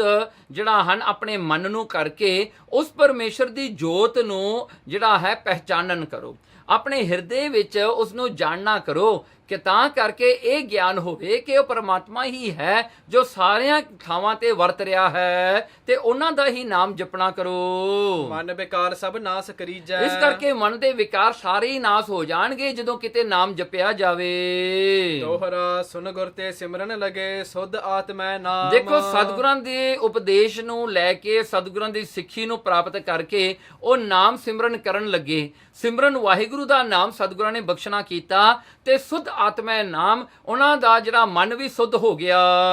ਦਰਸ਼ਨ ਕਰ ਨਿਰਮਲ ਭਏ, ਭਿੱਗੇ ਭਗਤ ਅਭਿਰਾਮ। ਦੇਖੋ ਮਹਾਰਾਜ ਦਰਸ਼ਨ ਕਰਕੇ ਹੀ ਉਹ ਨਿਰਮਲ ਹੋ ਗਏ, ਉਹਨਾਂ ਵਿੱਚੋਂ ਜਿਹੜੀ ਪਾਪਾਂ ਦੀ ਮੈਲ ਸੀ ਉਤਰ ਗਈ ਸਤਿਗੁਰਾਂ ਦੇ ਦਰਸ਼ਨ ਕਰਨ ਮਾਤਰ ਹੀ। ਸਤਿਗੁਰਾਂ ਦੇ ਦਰਸ਼ਨ ਐਸੇ ਹਨ ਜਿਹੜਾ ਹਨ ਕਹਿੰਦੇ ਭਿੱਗੇ ਭਗਤ ਅਭਿਰਾਮ, ਫਿਰ ਭਗਤੀ ਭਾਵ ਦੇ ਵਿੱਚ ਉਹ ਭਿੱਜ ਗਏ। ਮਤਲਬ ਕਿ ਉਹਨਾਂ ਨੇ ਭਗਤੀ ਭਾਵ ਐਸਾ ਉਹਨਾਂ ਨੇ ਅਪਣਾਇਆ ਕਿ ਉਹਨਾਂ ਦਾ ਜੀਵਨ ਹੀ ਇੱਕ ਭਗਤੀ ਬਣ ਗਈ। ਚੌਪੇ ਸੇਵਕ ਭਏ ਬਹੁਤ ਨਰ ਆਏ, ਉਸ ਵੇਲੇ ਸਤਿਗੁਰਾਂ ਦੇ ਬੜੇ ਸੇਵਕ ਬਣ ਕੇ ਸਤਿਗੁਰਾਂ ਦੇ ਆ ਕੇ ਸੰਗਤ ਕਰਦੇ ਹਨ। ਪਾਹੁਲ ਪਗ ਲੈ ਵਹਿ ਸੁਖ ਪਾਏ, ਉਹਨਾਂ ਨੇ ਚਰਨਾਮ੍ਰਿਤ ਪ੍ਰਾਪਤ ਕੀਤਾ ਸਤਿਗੁਰੂ ਗੁਰੂ ਨਾਨਕ ਸਾਹਿਬ ਸੱਚੇ ਪਾਤਸ਼ਾਹ ਜੀ ਤੋਂ। ਨਾਮ ਜਪਾਏ ਭਗਤ ਪ੍ਰਗਟਾਏ। ਦੇਖੋ ਸਤਿਗੁਰਾਂ ਨੇ ਨਾਮ ਜਪਾਇਆ ਤੇ ਭਗਤੀ ਨੂੰ ਪ੍ਰਗਟ ਕੀਤਾ ਉਹਨਾਂ ਦੇ ਉਸ ਸਮੇਂ ਵਿੱਚ, ਉਹ ਕੁਸ਼ ਦੀਪ ਦੇ ਵਿੱਚ। ਚਲੇ ਤਹਾਂ ਤੇ ਲੀਨ ਵਿਦਾਈ। ਦੇਖੋ ਉੱਥੋਂ ਸਤਿਗੁਰਾਂ ਨੇ ਫਿਰ ਵਿਦਾਈ ਲਈ ਤੇ ਮਹਾਰਾਜ ਜੀ ਅੱਗੇ ਚੱਲੇ। ਹੁਣ ਅਸ਼ਟ ਲੱਛ ਜੋਜਨ ਪਰਮਾਨਾ। ਦੇਖੋ ਹੁਣ 8 ਲੱਖ ਹੋ ਗਿਆ। ਹੁਣ ਇਹ ਜਿਹੜਾ ਹੈ ਪਹਿਲਾਂ 4 ਸੀ, ਹੁਣ 8 ਲੱਖ ਜੋਜਨ ਵੱਡਾ ਇਹ ਕੁਸ਼ਦੀਪ ਹੈ, ਇਸ ਦਾ ਵਿਸਤਾਰ ਵੱਡਾ ਹੈ। ਉਲੰਘ ਗਏ ਸਭ ਮਾਇਆ ਨਿਧਾਨਾ। ਮਾਇਆ ਨਿਧਾਨਾ, ਮਾਇਆ ਜੋ ਦਇਆ ਦੇ ਖਜ਼ਾਨੇ ਹਨ ਸਤਿਗੁਰੂ ਜੀ ਉਲੰਘ ਕਰਕੇ ਅੱਗੇ ਚਲੇ ਗਏ। ਆਵਾ ਸਾਗਰ ਘ੍ਰਿਤ ਅਗਾਰੇ। ਦੇਖੋ ਹੁਣ ਇੱਕ ਸਾਗਰ ਆਇਆ ਅੱਗੇ ਜਿਹੜਾ ਕਿ ਘਿਓ ਦਾ ਹੈ। ਘਿਓ ਦਾ ਸਾਗਰ ਭਰਿਆ ਹੋਇਆ ਹੁਣ ਅੱਗੇ ਆਇਆ। ਦੀਪ ਸਮਾਨ ਤਾਹੇ ਵਿਸਤਾਰੇ। ਕਹਿਣਗੇ ਉਹ ਵੀ 8 ਲੱਖ ਯੋਜਨ ਉਹਦਾ ਵੀ ਵਿਸਤਾਰ ਸੀਗਾ। ਉੱਡਾ ਹੀ ਵੱਡਾ ਉਹ ਸਮੁੰਦਰ ਹੈ, 8 ਲੱਖ ਜਿਹੜਾ ਹਨ ਯੋਜਨ ਦੂਰ। ਤੇ ਪਰ ਗਮਨੇ ਦੀਨ ਦਇਆਲਾ। ਸਤਿਗੁਰੂ ਜੀ ਉਹ ਕਿਰਤ ਦੇ ਉਹ ਜਿਹੜਾ ਹੈ ਘਿਓ ਦੇ ਸਮੁੰਦਰ ਦੇ ਉੱਤੇ ਸਤਿਗੁਰੂ ਜੀ ਚੱਲੇ। ਸਗਰੋ ਉਲੰਘ ਗਏ ਤਤਕਾਲਾ। ਸਤਿਗੁਰੂ ਜੀ ਉੱਥੋਂ ਜਿਹੜਾ ਹਨ ਅੱਗੇ ਲੰਘ ਗਏ, ਹੁਣ ਅੱਗੇ ਚਲੇ ਗਏ। ਜਾਵਤ ਨਗਰ ਬਿਲੋਕਤ ਏਕੋ। ਕਹਿਣਗੇ ਹੁਣ ਅੱਗੇ ਜਾ ਕੇ ਉਹਨਾਂ ਨੇ ਦੇਖਿਆ, ਕਹਿਣਗੇ ਜਲਦ ਬਿਬੇਕੋ, ਜੋ ਕਿ ਗਿਆਨ ਦੇ ਸਮੁੰਦਰ ਹਨ। ਸਤਿਗੁਰੂ ਜੀ ਹੁਣ ਅੱਗੇ ਪਹੁੰਚ ਗਏ ਹਨ। ਸੋ ਇਹ ਜਿਹੜਾ ਹੈ ਅੱਗੇ ਮਹਾਰਾਜ ਜੀ ਪਹੁੰਚੇ। ਤਿੰਨ ਮਹਿ ਬੈਠਿਓ ਜਲਦ ਬਿਬੇਕੋ। ਉੱਥੇ ਜਾ ਕਰਕੇ ਸਤਿਗੁਰੂ ਨੇ ਬੈਠਣਾ ਕੀਤਾ।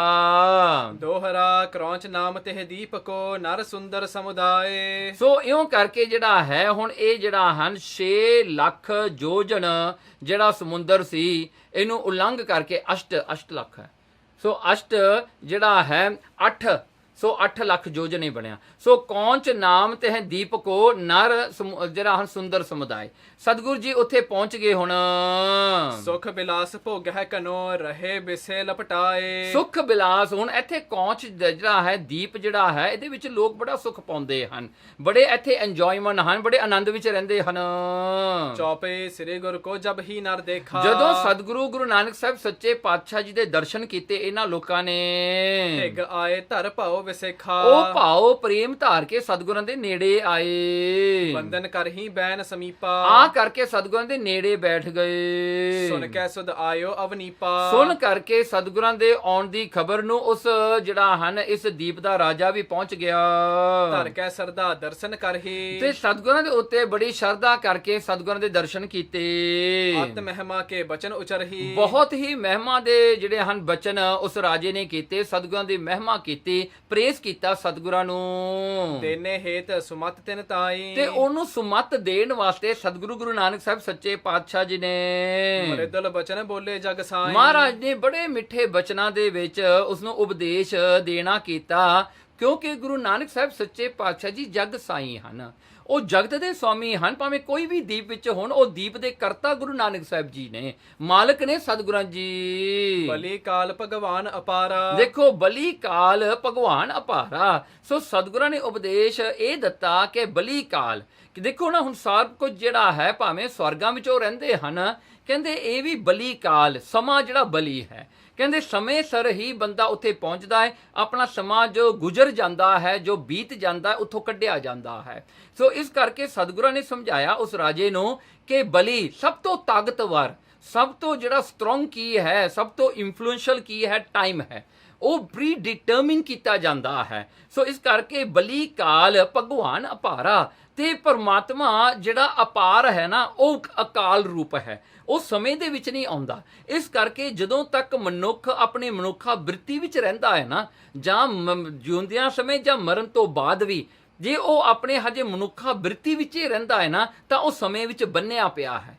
ਤੇ ਜੇ ਕਿਤੇ ਉਹ ਪਰਮਾਤਮਾ ਦੀ ਭਗਤੀ ਕਰੇ ਤਾਂ ਉਹ ਅਪਾਰਾ, ਕਹਿਣਗੇ ਉਹ ਸਮੇਂ ਤੋਂ ਬਾਹਰ ਹੋ ਜਾਂਦਾ ਹੈ। ਉਹ ਸਾਰਿਆਂ ਕਲਾਂ ਦੇ ਵਿੱਚ ਜਿਵੇਂ ਪਰਮਾਤਮਾ ਸਮਰੱਥ ਹੈ, ਉਹਦੇ ਵਿੱਚ ਜਾ ਮਿਲਦਾ ਹੈ। ਭਗਤ ਹੈ ਸਗਰੋ ਸੰਸਾਰਾ। ਦੇਖੋ ਭਗਤ ਹੈ, ਇਹ ਸੰਸਾਰ ਨੂੰ ਖਾਣ ਵਾਲਾ ਇੱਕ ਟਾਈਮ ਹੀ ਹੈ ਨਾ, ਸਮਾਂ ਹੀ ਹੈ, ਜਾਂ ਮੌਤ ਹੀ ਹੈ, ਕਾਲ। ਕਹਿੰਦੇ ਉਹ ਕਾਲ ਜਿਹੜਾ ਹੈ ਸਾਰਿਆਂ ਨੂੰ ਖਾਈ ਜਾਂਦਾ ਹੈ। ਦੁਨੀਆ ਦੇ ਵਿੱਚ ਜੰਬੂ ਦੀਪ, ਜਿਵੇਂ ਹੁਣ ਆਪਾਂ ਜਿਹੜੇ ਇਹ ਸੰਸਾਰ 'ਚ ਬੈਠੇ, ਆਪਾਂ ਨੂੰ ਵੀ ਤਾਂ ਡੈਥ ਖਾਂਦਾ ਹੈ। ਉੱਥੇ ਵੀ ਸਵਰਗਾਂ 'ਚ ਬੈਠਿਆਂ ਨੂੰ ਵੀ ਜਿਹੜਾ ਹੈ ਡੈਥ ਖਾਂਦਾ ਹੈ, ਉੱਥੇ ਵੀ ਭਗਤ ਖਾਈ ਜਾਂਦਾ ਹੈ, ਮਤਲਬ ਕਿ ਬੰਦੇ ਨੂੰ ਮਾਰ ਦਿੰਦਾ ਹੈ। ਇਸ ਕਰਕੇ ਸਾਰਾ ਹੀ ਸੰਸਾਰ ਇਹ ਸਮਾਂ ਟਾਈਮ ਐਂਡ ਡੈਥ ਦੇ ਵਿੱਚ ਫਸਿਆ ਹੋਇਆ ਹੈ। ਸੁਰ ਬ੍ਰਹਮਾਦਿਕ ਤੇ ਹੈ ਜੇਤੇ। ਸਤਿਗੁਰਾਂ ਨੇ ਇਹ ਵੀ ਦੱਸਿਆ, ਕਹਿੰਦੇ ਜਿਹੜੇ ਹੁਣ ਉੱਚ ਜਿਹੜੇ ਹਨ ਮੰਡਲਾਂ ਵਿੱਚ ਰਹਿਣ ਵਾਲੇ, ਜਿਹੜੇ ਕਿ ਬਰਮਾ ਵਿਸ਼ਨੂੰ ਸ਼ਿਵ ਜੀ ਵਰਗੇ 33 ਕਰੋੜ ਦੇਵਤੇ ਹਨ, ਉਹ ਵੀ ਸਾਰੇ ਪੰਨਗ ਮਾਨਵ ਦਾਨਵ ਕੇਤੇ। ਜਿਹੜੇ ਅੰਡਰਗਰਾਉਂਡ ਹਨ, ਅੰਡਰਵਰਲਡਸ ਵਿੱਚ ਰਹਿਣ ਵਾਲੇ ਸੱਪ,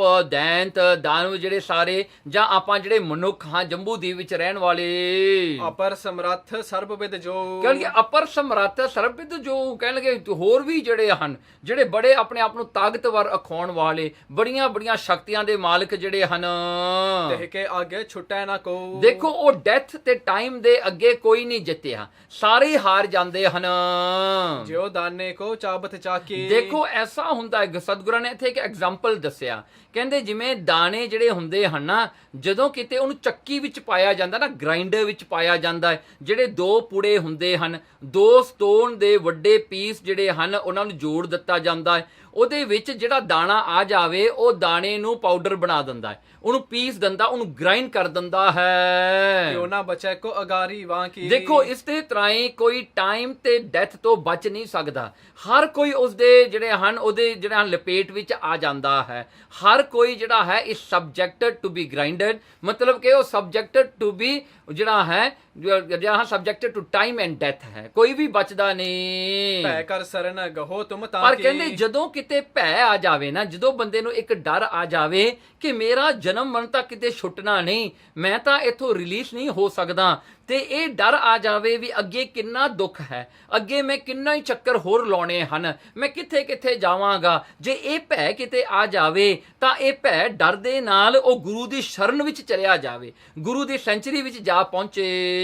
ਸਮਤਾ ਕਰ ਨਾ ਸਕੈ ਕੋ ਜਾਂ ਕੀ। ਫੇਰ ਉਹਦੀ ਸਮਤਾ, ਉਹਦੀ ਬਰਾਬਰੀ ਨਹੀਂ ਕੋਈ ਕਰ ਸਕਦਾ ਜਿਹੜਾ ਕਿ ਗੁਰੂ ਦੀ ਸ਼ਰਨ ਵਿੱਚ ਚਲਿਆ ਜਾਂਦਾ ਹੈ, ਪਰਮਾਤਮਾ ਦੀ ਸ਼ਰਨ ਵਿੱਚ ਉਹ ਆ ਕੇ ਟਿਕ ਜਾਂਦਾ ਹੈ। ਜਿਉ ਕੀਲੀ ਢਿਗ ਰਹੇ ਜੋ ਦਾਨੋ। ਕਹਿਣਗੇ ਜਿਵੇਂ ਦੇਖੋ ਉਹ ਗ੍ਰਾਈਂਡਰ ਜਿਹੜਾ ਹੈ, ਦੋ ਪੀਸ ਜਿਹੜੇ ਹਨ ਉਹ ਗ੍ਰਾਈਂਡ ਕਰਦੇ ਨੇ, ਪਰ ਉਹਦਾ ਜਿਹੜਾ ਪੀਵਟ ਪੁਆਇੰਟ ਹੁੰਦਾ, ਜਿਹੜਾ ਸੈਂਟਰ ਪੁਆਇੰਟ ਹੁੰਦਾ, ਜਿੱਥੇ ਉਹ ਲੱਕੜ ਲੱਗੀ ਹੁੰਦੀ ਹੈ, ਹੁਣ ਉੱਥੇ ਜਿਹੜਾ ਹੈ ਉਹ ਜਿਹੜਾ ਹੈ ਪੱਥਰ ਦੇ ਵਿੱਚ ਵੀ ਗਲੀ ਹੁੰਦੀ ਹੈ, ਸੋ ਉਹ ਜਿਹੜਾ ਹੈ ਉਹਨੂੰ ਹਿਲਾਉਣ ਵਾਲਾ ਜਿਹੜਾ ਉਹਦਾ ਪੀਵਟ ਪੁਆਇੰਟ ਹੁੰਦਾ, ਸੈਂਟਰ ਪੁਆਇੰਟ, ਬੀਜ ਜਾਂ ਉਹ ਗ੍ਰੇਨ ਜਿਹੜਾ ਉਹਦੇ ਨਾਲ ਜਾ ਜੁੜਦਾ ਹੈ, ਉਹਨੂੰ ਉਹ ਗ੍ਰਾਈਂਡਰ ਨਹੀਂ ਹੁੰਦਾ, ਉਹ ਬਚ ਜਾਂਦਾ ਹੈ। ਬ੍ਰਹਸੋ ਔਰਲੇ ਹੋ ਪਛਾਨੋ। ਦੇਖੋ ਉਹ ਬਚ ਜਾਂਦਾ ਹੈ। ਇਸੇ ਪ੍ਰਕਾਰ ਪਰਮਾਤਮਾ ਉਹ ਪੀਵਟ ਪੁਆਇੰਟ ਹੈ, ਉਹ ਸੈਂਟਰ ਪੁਆਇੰਟ ਹੈ।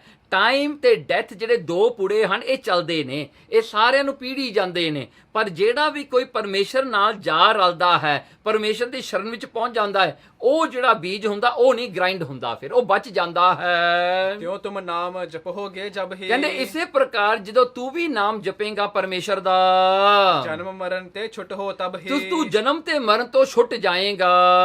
ਹੂਜੈ ਬਿਖੈ ਬਿਲਾਸ ਨਿਰਾਸੇ। ਕਹਿਣਗੇ ਹੂਜੈ ਬਿਖੈ, ਕਹਿਣਗੇ ਫੇਰ ਤੂੰ ਜਿਹੜਾ ਹਨ ਵਿਖੇ ਬਿਲਾਸ, ਜਿਹੜੇ ਇਹ ਵਿਸ਼ੇ ਵਿਕਾਰ ਹਨ ਜਿਹਦੇ ਨਾਲ ਹੁਣ ਖੁਸ਼ੀ ਮਿਲਦੀ ਹੈ, ਇਹ ਤੈਨੂੰ ਫਿੱਕੇ ਲੱਗਣ ਲੱਗ ਜਾਣਗੇ। ਜਪੋ ਨਾਮ ਸਤਿਗੁਰ ਪਰਵਾਸੇ। ਇਸ ਕਰਕੇ ਤੂੰ ਨਾਮ ਨੂੰ ਜਪਣਾ ਕਰ ਤੇ ਭਰੋਸਾ ਸਤਿਗੁਰਾਂ ਤੇ ਰੱਖ, ਸੱਚੇ ਗੁਰੂ ਤੇ ਆਪਣਾ ਭਰੋਸਾ ਰੱਖਣਾ। ਇੱਥੇ ਇੱਕ ਗੱਲ ਹੈ ਜੋ ਆਪਾਂ ਨੂੰ ਯਾਦ ਹਮੇਸ਼ਾ ਰੱਖਣੀ ਚਾਹੀਦੀ ਹੈ, ਆਪਣੇ ਗੁਰੂ ਨਾਨਕ ਸਾਹਿਬ ਸੱਚੇ ਪਾਤਸ਼ਾਹ ਜੀ ਦੇ ਉੱਤੇ ਹਮੇਸ਼ਾ ਭਰੋਸਾ ਬਣਾਈ ਰੱਖਣਾ ਚਾਹੀਦਾ ਹੈ, ਤਾਂ ਹੀ ਤਾਂ ਨਾਮ ਜਪਿਆ ਸਫਲ ਹੈ। ਜੇ ਗੁਰੂ ਤੇ ਭਰੋਸਾ ਨਾ ਹੋਵੇ ਫਿਰ ਨਾਮ ਜਪਿਆ ਵੀ ਕੋਈ ਫਾਇਦਾ ਨਹੀਂ। ਕੀ ਫਾਇਦਾ ਹੋਵੇਗਾ? ਸਿਰਫ ਉਹ ਤਾਂ ਫਿਰ ਇੱਕ ਰਟਨ ਹੈ, ਜੋ ਕਰ ਲਿਆ ਤੇ ਉਹਦਾ ਫਲ ਜ਼ਰੂਰ ਮਿਲੇਗਾ, ਪਰ ਉਹ ਫਲ ਨਹੀਂ ਮਿਲੇਗਾ ਜੋ ਗੁਰੂ ਨਾਨਕ ਸੱਚੇ ਪਾਤਸ਼ਾਹ ਜੀ ਦੇਣਾ ਚਾਹੁੰਦੇ ਨੇ। ਸੋ ਗੁਰੂ ਨਾਨਕ ਸੱਚੇ ਪਾਤਸ਼ਾਹ ਦੇ ਉੱਤੇ ਭਰੋਸਾ ਕਿਤੇ ਨਹੀਂ ਜਿਹੜਾ ਹੈ ਆਪਾਂ ਨੂੰ ਜਿਹੜਾ ਹਟਾਉਣਾ ਚਾਹੀਦਾ ਜਾਂ ਸ਼ੱਕ ਕਰਨਾ ਚਾਹੀਦਾ। ਇਹ ਨਹੀਂ ਕਿਤੇ ਵੀ ਲੋਕਾਂ ਦੀਆਂ ਗੱਲਾਂ ਵਿੱਚ ਆ ਕੇ ਕਹਿ ਦੇਣਾ ਵੀ ਮਹਾਰਾਜ ਇਸ ਤਰ੍ਹਾਂ ਕਿਵੇਂ ਕਰ ਸਕਦੇ ਸਨ, ਉਵੇਂ ਕਿਵੇਂ ਕਰ ਲਿਆ ਜੀ, ਇਹ ਕੀ ਹੋ ਗਿਆ। ਇਹ ਗੱਲਾਂ ਕਰਨੀਆਂ ਜੇ ਕਰਨੀਆਂ ਕੀਤੀਆਂ ਹਨ ਤਾਂ ਫਿਰ ਗੁਰੂ ਤੇ ਭਰੋਸਾ ਕੋਈ ਨਹੀਂ। ਜੇ ਨਾ ਭਰੋਸਾ ਹੋਵੇ ਫਿਰ ਕੀ ਹੋ? ਦੇਖੋ ਇੱਥੇ ਕਲੀਅਰਲੀ ਆਇਆ, ਜਪੋ ਨਾਮ ਸਤਿਗੁਰੂ ਪਰਵਾਸੇ। ਸਤਿਗੁਰੂ ਦਾ ਪਰਵਾਸਾ ਰੱਖਣਾ ਹੈ, ਸਤਿਗੁਰੂ ਦਾ ਭਰੋਸਾ ਰੱਖਣਾ ਜ਼ਰੂਰੀ ਹੈ। ਇਸ ਪ੍ਰਕਾਰ ਤਿਨ ਦੇ ਉਪਦੇਸਾ। ਇਸ ਪ੍ਰਕਾਰ ਦਾ ਉਪਦੇਸ਼ ਗੁਰੂ ਨਾਨਕ ਸਾਹਿਬ ਜੀ ਨੇ ਦਿੱਤਾ ਉਸ ਰਾਜੇ ਨੂੰ। ਕੇਤਕ ਦਿਵਸ ਬਸੇ ਜਗ ਤੇਸਾ। ਮਹਾਰਾਜ ਕੁਝ ਕੁ ਦਿਨ ਉਸ ਦੀਪ ਵਿੱਚ ਰਹੇ। ਸਤ ਸੰਗਤ ਕੀ ਰੀਤ ਚਲਾਈ। ਮਹਾਰਾਜ ਨੇ ਸਤ ਸੰਗਤ ਦੀ ਰੀਤੀ ਚਲਾਉਣਾ ਕੀਤੀ ਉੱਥੇ। ਭਾਉ ਭਗਤ ਨੀਕੇ ਪ੍ਰਗਟਾਏ। ਪ੍ਰੇਮਾ ਭਗਤੀ ਉੱਥੇ ਪ੍ਰਗਟ ਕੀਤੀ ਸਤਿਗੁਰਾਂ ਨੇ। ਵਿਦਾ ਹੋਏ ਬਹਰੋ ਪ੍ਰਸਥਾਨੇ। ਮਹਾਰਾਜ ਉੱਥੋਂ ਵਿਦਾ ਹੋ ਕੇ ਹੁਣ ਅੱਗੇ ਚੱਲੇ। ਖੋੜਸ ਜੋਜਨ ਤਾਹੇ ਪਰਮਾਨੇ। ਕਹਿੰਦੇ ਖੋੜਸ, ਹੁਣ ਜਿਹੜਾ ਖੋੜਸ ਹੈ 6 ਜੋਜਨ ਜਿਹੜਾ ਦੂਰ ਜਿਹੜਾ ਹੈ ਵਿਸਤਾਰ ਹੈ। ਸਗਰੋ ਛੋੜ ਗਏ ਗੁਰ ਜਬ ਹੀ। ਸਤਿਗੁਰੂ ਜੀ ਉੱਥੋਂ ਅੱਗੇ ਛੱਡ ਕੇ ਚਲੇ ਗਏ, ਮਤਲਬ ਕਿ ਸਤਿਗੁਰੂ ਜੀ ਗਏ ਤੇ ਜਿਹੜਾ ਹਨ 6 ਜੋਜਨ ਪਿੱਛੇ ਉਹ ਥਾਂ ਸੀ ਜਿੱਥੋਂ ਸਤਿਗੁਰੂ ਜੀ ਚੱਲੇ ਹਨ। ਸਿੰਧ ਦੂਧ ਕੋ ਆਇਓ ਤਬ ਹੀ। ਹੁਣ ਇੱਕ ਸਮੁੰਦਰ ਆਇਆ ਦੁੱਧ ਦਾ, ਸੋ ਦੁੱਧ ਦਾ ਭਰਿਆ ਹੋਇਆ ਇਹ ਸਮੁੰਦਰ ਆਇਆ ਅੱਗੇ। ਦੀਪ ਸਮਾਨ ਹੁਤੋ ਵਿਸਤਾਰਾ। ਉਹਦਾ ਜਿਹੜਾ ਵਿਸਤਾਰ ਹੈ ਉਸ ਦੀਪ ਜਿੱਡਾ ਹੀ ਵੱਡਾ ਸੀ। ਇਹ ਪਰ ਗਮਨੇ ਪ੍ਰਭੂ ਉਧਾਰਾ। ਮਹਾਰਾਜ ਹੁਣ ਇਹ ਜਿਹੜਾ ਹਨ ਦੁੱਧ ਦੇ ਸਮੁੰਦਰ ਦੇ ਉੱਤੇ ਸਤਿਗੁਰੂ ਜੀ ਨੇ ਚੱਲਣਾ ਕੀਤਾ। ਪੂਰਨ ਪਹੁੰਚੇ ਪਾਰ ਕਰਾਰੇ। ਮਹਾਰਾਜ ਜੀ ਬਹੁਤ ਸ਼ਕਤੀ ਜਿਹੜਾ ਹਨ ਉਸਦੇ ਪਾਰ, ਉਸਦੇ ਜਿਹੜਾ ਹਨ ਉਹਨੂੰ ਜਿਹੜਾ ਹਨ ਕ੍ਰਾਸ ਕਰਕੇ ਅੱਗੇ ਚਲੇ ਗਏ। ਗਏ ਅਗਾਰੇ ਦੀਪ ਮਝਾਰੇ। ਮਹਾਰਾਜ ਜੀ ਹੁਣ ਉਸ ਅਗਲੇ ਦੀਪ ਵਿੱਚ ਪਹੁੰਚ ਗਏ ਹਨ। ਦੋਹਰਾ ਬਹਿਤ ਦੂਧ ਕੀ ਨਦੀ ਬਹੁ ਮਿਸਰੀ ਕੇ ਗਿਰਪੂਰ। ਦੇਖੋ ਇਹ ਜਿਹੜਾ ਹੈ ਐਸਾ ਜਿਹੜਾ ਇਹ ਦੀਪ ਹੈ ਜਿੱਥੇ ਦੁੱਧ ਦੀਆਂ ਨਦੀਆਂ ਵਗਦੀਆਂ ਹਨ, ਜਿੱਥੇ ਮਿਸਰੀਆਂ ਦੇ ਪਹਾੜ ਹਿਲਸ ਬਣੇ ਹੋਏ ਹਨ, ਮਾਊਂਟਨਸ ਹਨ ਜਿਹਦੇ ਸ਼ੂਗਰ ਵਾਲੇ। ਸੋ ਐਸਾ ਇਹ ਦੀਪ ਹੈ। ਜਿਹ ਸੁੰਦਰ ਨਾਰੀ ਅਧਿਕ ਜਿਉ ਅਪਸਰ ਤਨ ਰੂਰ। ਹੁਣ ਇਹ ਦੀਪ ਦੇ ਵਿੱਚ ਬਹੁਤ ਸੁੰਦਰ ਨਾਰੀਆਂ ਹਨ, ਇਸਤਰੀਆਂ ਬਹੁਤ ਜ਼ਿਆਦਾ ਸੁੰਦਰ ਹਨ। ਕਹਿਣਗੇ ਇਸ ਤਰ੍ਹਾਂ ਲੱਗਦੇ ਹਨ ਜਿਵੇਂ ਅਪਸਰਾ ਹੁੰਦੀਆਂ ਹਨ, ਜਿਵੇਂ ਐਂਜਲਸ ਹੁੰਦੀਆਂ ਹਨ। ਚੌਪੇ ਜਿਸ ਪੁਰ ਮਹਿ ਹੋ ਤੋ ਅਵਨੀਪਾ। ਉਸ ਪੁਰ ਦੇ ਇੱਕ ਰਾਜਾ ਹੋਇਆ ਕਰਦਾ ਸੀ। ਬੈਠੇ ਤਹ ਬੇਦੀ ਕੁਲ ਦੀਪਾ। ਮਹਾਰਾਜ ਜੀ ਜਾ ਬੈਠੇ ਉਸ ਨਗਰ ਦੇ ਵਿੱਚ ਜਿੱਥੇ ਉਹ ਰਾਜਾ ਰਿਹਾ ਕਰਦਾ ਸੀ। ਨਾਮ ਦੀਪ ਕੋ ਸਾਖ ਬਤਾਇਓ। ਹੁਣ ਇਹ ਦੀਪ ਦਾ ਨਾਮ ਸਾਖ ਹੈ, ਸਾਕ ਦੀਪ। ਸੋ ਇਹ ਜਿਹੜਾ ਨਾਮ ਬਣਿਆ ਹੈ ਸਾਕ, ਜਿਹੜਾ ਸਾਗਵਾਨ ਜਿਹੜਾ ਬ੍ਰਿਛ ਹੁੰਦਾ ਹੈ ਜਾਂ ਤਿਕ ਵੁੱਡ ਕਹਿੰਦੇ ਹਾਂ, ਜਾਂ ਤਿਕ ਟਰੀ ਹੁੰਦਾ ਹੈ। ਸੋ ਇਹ ਜਿਹੜਾ ਹੈ ਇਹਨੂੰ ਟੈਕਟੋਨਾ ਗ੍ਰੈਂਡਿਸ ਵੀ ਕਿਹਾ ਜਾਂਦਾ ਹੈ। ਸੋ ਇਹ ਜਿਹੜਾ ਹੈ ਇਹ ਸਾਖ ਦੀਪ ਸਤਿਗੁਰੂ ਜੀ ਉੱਥੇ ਪਹੁੰਚੇ। ਭੋਗਹਿ ਸੁਖ ਵਿਸਾਲ ਮਨ ਭਾਇਓ। ਉਹ ਭੋਗਦੇ ਹਨ ਬੜੇ ਸੁੱਖ, ਉੱਥੇ ਬੜਾ ਸੁੱਖ ਆਨੰਦ ਹੈ ਉਸ ਦੀਪ ਦੇ ਵਿੱਚ। ਗੁਰ ਅਵਲੋਕੇ ਜਬ ਨਰ ਨਾਰੀ। ਜਦੋਂ ਗੁਰੂ ਸਾਹਿਬ ਜੀ ਨੇ ਉੱਥੇ ਸਾਰੇ ਨਰ ਨਾਰੀਆਂ ਨੂੰ ਆਬਜ਼ਰਵ ਕੀਤਾ, ਦੇਖਿਆ ਚੰਗੀ ਤਰ੍ਹਾਂ, ਕਲਾਵਾਨ ਜਾਣੇ ਤਬ ਭਾਰੀ। ਉਹਨਾਂ ਨੇ ਜਦੋਂ ਸਤਿਗੁਰਾਂ ਦੇ ਵੀ ਦਰਸ਼ਨ ਕੀਤੇ ਤਾਂ ਉਹਨਾਂ ਨੇ ਜਾਣਿਆ ਕਿ ਇਹ ਕੋਈ ਕਲਾਵਾਨ ਸ਼ਕਤੀ ਵਾਲਾ ਕੋਈ ਜਿਹੜਾ ਹੈ ਸੰਤ ਆਇਆ ਹੈ। ਆਨ ਉਪਾਇ ਨ ਧਰੈ ਅਗਾਰੇ। ਉਹਨਾਂ ਨੇ ਆ ਕੇ ਮਹਾਰਾਜ ਦੇ ਅੱਗੇ ਭੇਟਾ ਰੱਖ ਕੇ ਮੱਥਾ ਟੇਕਿਆ। ਬੰਦਹਿ ਚਰਨ ਕਮਲ ਸੁਖਕਾਰੀ। ਸਤਿਗੁਰਾਂ ਦੇ ਚਰਨਾਂ ਤੇ ਉਹਨਾਂ ਨੇ ਬੜੇ ਪ੍ਰੇਮ ਨਾਲ ਮੱਥਾ ਟੇਕਦੇ ਹਨ, ਜੋ ਸੁੱਖਾਂ ਨੂੰ ਦੇਣ ਵਾਲੀ ਇਹ ਕਿਰਿਆ ਹੈ। ਬਚਨ ਸੁਨਨ ਕੀ ਲਾਲਸ ਕਰਕੇ। ਉਹਨਾਂ ਦੇ ਮਨ ਵਿੱਚ ਲਾਲਸ ਇੱਛਾ ਹੈ ਕਿ ਇਹਨਾਂ ਦੇ ਬਚਨ ਅਸੀਂ ਸੁਣੀਏ, ਉਪਦੇਸ਼ ਸੁਣੀਏ। ਬੈਠੇ ਨਿਕਟ ਭਾਓ ਔਰ ਧਰ ਕੇ। ਮਹਾਰਾਜ ਦੇ ਸਤਿਗੁਰਾਂ ਦੇ ਕੋਲ ਆ ਕੇ ਬੈਠ ਕੇ ਬੜੇ ਪ੍ਰੇਮ ਦੇ ਨਾਲ 300 ਬੋਲੇ ਗਿਰਾ ਗੁਸਾਈ। ਸਤਿਗੁਰੂ ਜੀ ਜੋ ਗੁਸਾਈ ਹਨ ਇਹ ਸਾਰੇ ਧਰਤੀ ਦੇ ਮਾਲਕ ਹਨ, ਸਾਰੇ ਹੀ ਪਰਲੋਕ ਜਿਹੜਾ ਮਤ ਲੋਕ ਪਤਾਲ ਲੋਕ ਦੇ ਮਹਾਰਾਜ ਜੀ ਸਾਈ ਮਾਲਕ ਹਨ। ਸਤਿਗੁਰੂ ਜੀ ਬੋਲੇ ਜਪੋ ਨਾਮ ਹੋਏ ਅੰਤ ਸਖਾਈ। ਉਪਦੇਸ਼ ਸਤਿਗੁਰਾਂ ਨੇ ਇਹ ਕੀਤਾ ਕਿ ਨਾਮ ਨੂੰ ਜਪਣਾ ਕਰੋ ਜੋ ਅੰਤ ਵੇਲੇ ਸਹਾਈ ਹੁੰਦਾ ਹੈ। ਜਿਹ ਕੀ ਚੇਤਨਾ ਸੱਤਾ ਐਸੇ। ਕਹਿਣਗੇ ਜੇ ਕੀ ਚੇਤਨਾ, ਜਿਹਨੂੰ ਚੇਤਨ ਕਰਕੇ, ਜਿਹਦਾ ਸਿਮਰਨ ਕਰਨ ਕਰਕੇ ਉਸ ਪਰਮੇਸ਼ਰ ਦੇ ਨਾਮ ਦਾ ਐਸੀ ਸ਼ਕਤੀ ਪ੍ਰਾਪਤ ਹੁੰਦੀ ਹੈ। ਹਾਰ ਪਰੇ ਸਭ ਲਖੈ ਨਾ ਕੈਸੇ। ਦੇਖੋ ਹਾਰ ਭਰੇ ਸਭ ਲਖੈ ਨਾ ਕੈਸੇ। ਕਹਿਣਗੇ ਹਾਰ ਭਰੇ, ਉਹ ਨਾਮ ਦੀ ਮਹਿਮਾ ਦੇਖੋ ਕਿੱਡੀ ਵੱਡੀ ਹੈ। ਉਹ ਨਾਮ ਨੂੰ ਚੇਤਨਾ ਕਰੋ, ਕਿਉਂਕਿ ਹਾਰ ਭਰੇ ਜਿਨ੍ਹਾਂ ਨੇ ਵੀ ਪਰਮੇਸ਼ਰ ਦਾ ਅੰਤ ਪਾਉਣਾ ਚਾਹਿਆ ਜਾਂ ਉਸ ਪਰਮੇਸ਼ਰ ਦੇ ਨਾਮ ਦਾ ਅੰਤ ਪਾਉਣਾ ਚਾਹਿਆ, ਉਹ ਸਾਰੇ ਹਾਰ ਗਏ। ਸਾਰੇ ਜਿਹੜੇ ਹਨ ਹਾਰ ਗਏ। ਅੰਤ ਵੇਲੇ ਉਹਨਾਂ ਨੂੰ ਬੇਅੰਤ ਹੀ ਕਹਿਣਾ ਪਿਆ। ਕਹਿਣ ਲਗੇ ਉਹਨੂੰ ਪਰਮਾਤਮਾ ਨੂੰ ਕੋਈ ਨਹੀਂ ਜਾਣ ਸਕਿਆ। ਸੂਖਮ ਅਤਿਸੈ ਗੁਪਤ ਮਹਾਨੈ। ਦੇਖੋ ਉਹ ਪਰਮਾਤਮਾ ਦੇ ਗੁਣ ਕੈਸੇ ਜਿਹੜੇ ਹਨ। ਕਹਿੰਦੇ ਉਹ ਸੂਖਮ, ਉਹ ਸਭ ਤੋਂ ਸੂਖਮ ਵੀ ਹੈ, ਸਭ ਤੋਂ ਸਬਟਲ ਵੀ ਹੈ, ਤੇ ਅਤਿਸ਼ੈ ਵੱਡਾ ਵੀ ਹੈ, ਵੱਡੇ ਤੋਂ ਵੱਡਾ ਵੀ ਹੈ, ਤੇ ਕਹਿੰਦੇ ਉਹ ਗੁਪਤ ਵੀ ਹੈ, ਉਹ ਹਿਡਨ ਵੀ ਹੈ, ਉਹ ਜਿਹੜਾ ਹੈ ਓਬਵੀਅਸ ਵੀ ਹੈ। ਕਹਿਣਗੇ ਐਸਾ ਉਹ ਪਰਮਾਤਮਾ ਮਹਾਨ ਹੈ। ਮਨ ਜਨ ਸਭ ਹੈ ਬੇਅੰਤ ਬਖਾਨੈ। ਦੇਖੋ ਇਸ ਕਰਕੇ ਮੁਨੀ ਜਨ ਜਿਹੜੇ ਹਨ, ਸੋ ਜਿਹੜੇ ਬੜੇ ਵਿਦਵਾਨ ਹਨ, ਜਿਨ੍ਹਾਂ ਨੂੰ ਜਿਹੜਾ ਹਨ ਪਰਮਾਤਮਾ ਬੜੀ ਸ਼ਕਤੀ ਦਿੱਤੀ ਹੈ ਗਿਆਨ ਦੀ, ਕਹਿੰਦੇ ਉਹ ਵੀ ਬੇਅੰਤ ਹੀ ਕਹਿੰਦੇ ਹਨ। ਜਿਹ ਸਮਾਨ ਪੁਨ ਪ੍ਰਗਟ ਨਾ ਕੋ। ਦੇਖੋ ਪਰਮਾਤਮਾ ਦੇ ਸਮਾਨ, ਪਰਮਾਤਮਾ ਦੇ ਇਕੁਅਲਨ ਜਿਹੜਾ ਹੈ ਕੋਈ ਵੀ ਨਹੀਂ ਹੋ ਸਕਦਾ। ਕੋਈ ਵੀ ਉਹਨਾਂ ਦੇ ਜੈਸੇ ਗੁਣ ਪ੍ਰਗਟ ਨਹੀਂ ਕਰ ਸਕਦਾ। ਰੂਪ ਅਚਰਜ ਜਾਣੀਏ ਸੋ। ਇਸ ਕਰਕੇ ਪਰਮਾਤਮਾ ਦਾ ਰੂਪ ਜਿਹੜਾ ਹੈ ਅਚਰਜ ਹੈ। ਉਸ ਦਾ ਰੂਪ ਜਿਹੜਾ ਹਨ ਇੰਨਾ ਜਿਹੜਾ ਹੈ ਉਹ ਜਿਹੜਾ ਵੰਡਰ ਸਟਰਕ ਕਰ ਦਿੰਦਾ ਬੰਦੇ ਨੂੰ, ਪਤਾ ਹੀ ਨਹੀਂ ਲੱਗਦਾ ਵੀ ਉਹ ਕਿੱਡਾ ਕ ਹੈ, ਕਿਹੜਾ ਸਰੂਪ ਹੈ, ਕਿੰਨਾ ਸੁੰਦਰ ਉਹ ਰੂਪ ਹੈ। ਕਹਿੰਦੇ ਉਹਦਾ ਰੂਪ ਵੀ ਨਹੀਂ ਜਾਣਿਆ ਜਾਂਦਾ। ਜਿਨ ਬਿਨ ਸਰਬ ਰਖੀਕ ਜੇ ਆਹੀ। ਕਹਿਣਗੇ ਜਿਨ ਬਿਨ, ਕਹਿਣਗੇ ਉਹ ਪਰਮਾਤਮਾ ਤੋਂ ਬਗੈਰ ਆਪਣੀਆਂ ਇੰਦਰੀਆਂ ਵੀ ਕੰਮ ਨਹੀਂ ਕਰ ਸਕਦੀਆਂ। ਆਪਣੇ ਸੈਂਸਸ ਜਿਹੜੇ ਨੇ, ਆਪਣੀਆਂ ਅੱਖਾਂ ਦੇਖ ਨਹੀਂ ਸਕਦੀਆਂ ਜੇ ਪਰਮਾਤਮਾ ਦੀ ਜੋਤ ਨਾ ਹੋਵੇ। ਕੰਨ ਸੁਣ ਨਹੀਂ ਸਕਦੇ, ਨਾਸਾਂ ਸੁੰਘ ਨਹੀਂ ਸਕਦੀਆਂ, ਜੀਭ ਰਸ ਨਹੀਂ ਲੈ ਸਕਦੀ, ਤੁਚਾ ਇਹ ਸਕਿਨ ਜਿਹੜੀ ਹੈ ਫੀਲ ਨਹੀਂ ਕਰ ਸਕਦੀ। ਸਾਡੀਆਂ ਜਿਹੜੀਆਂ ਜਿੰਨੀਆਂ ਇੰਦਰੀਆਂ ਨੇ ਇਹ ਸਾਰੀਆਂ ਫੇਲ ਹੋ ਜਾਂਦੀਆਂ ਜੇ ਪਰਮਾਤਮਾ ਦੀ ਸੱਤਾ ਸ਼ਕਤੀ ਨਾ ਹੋਵੇ।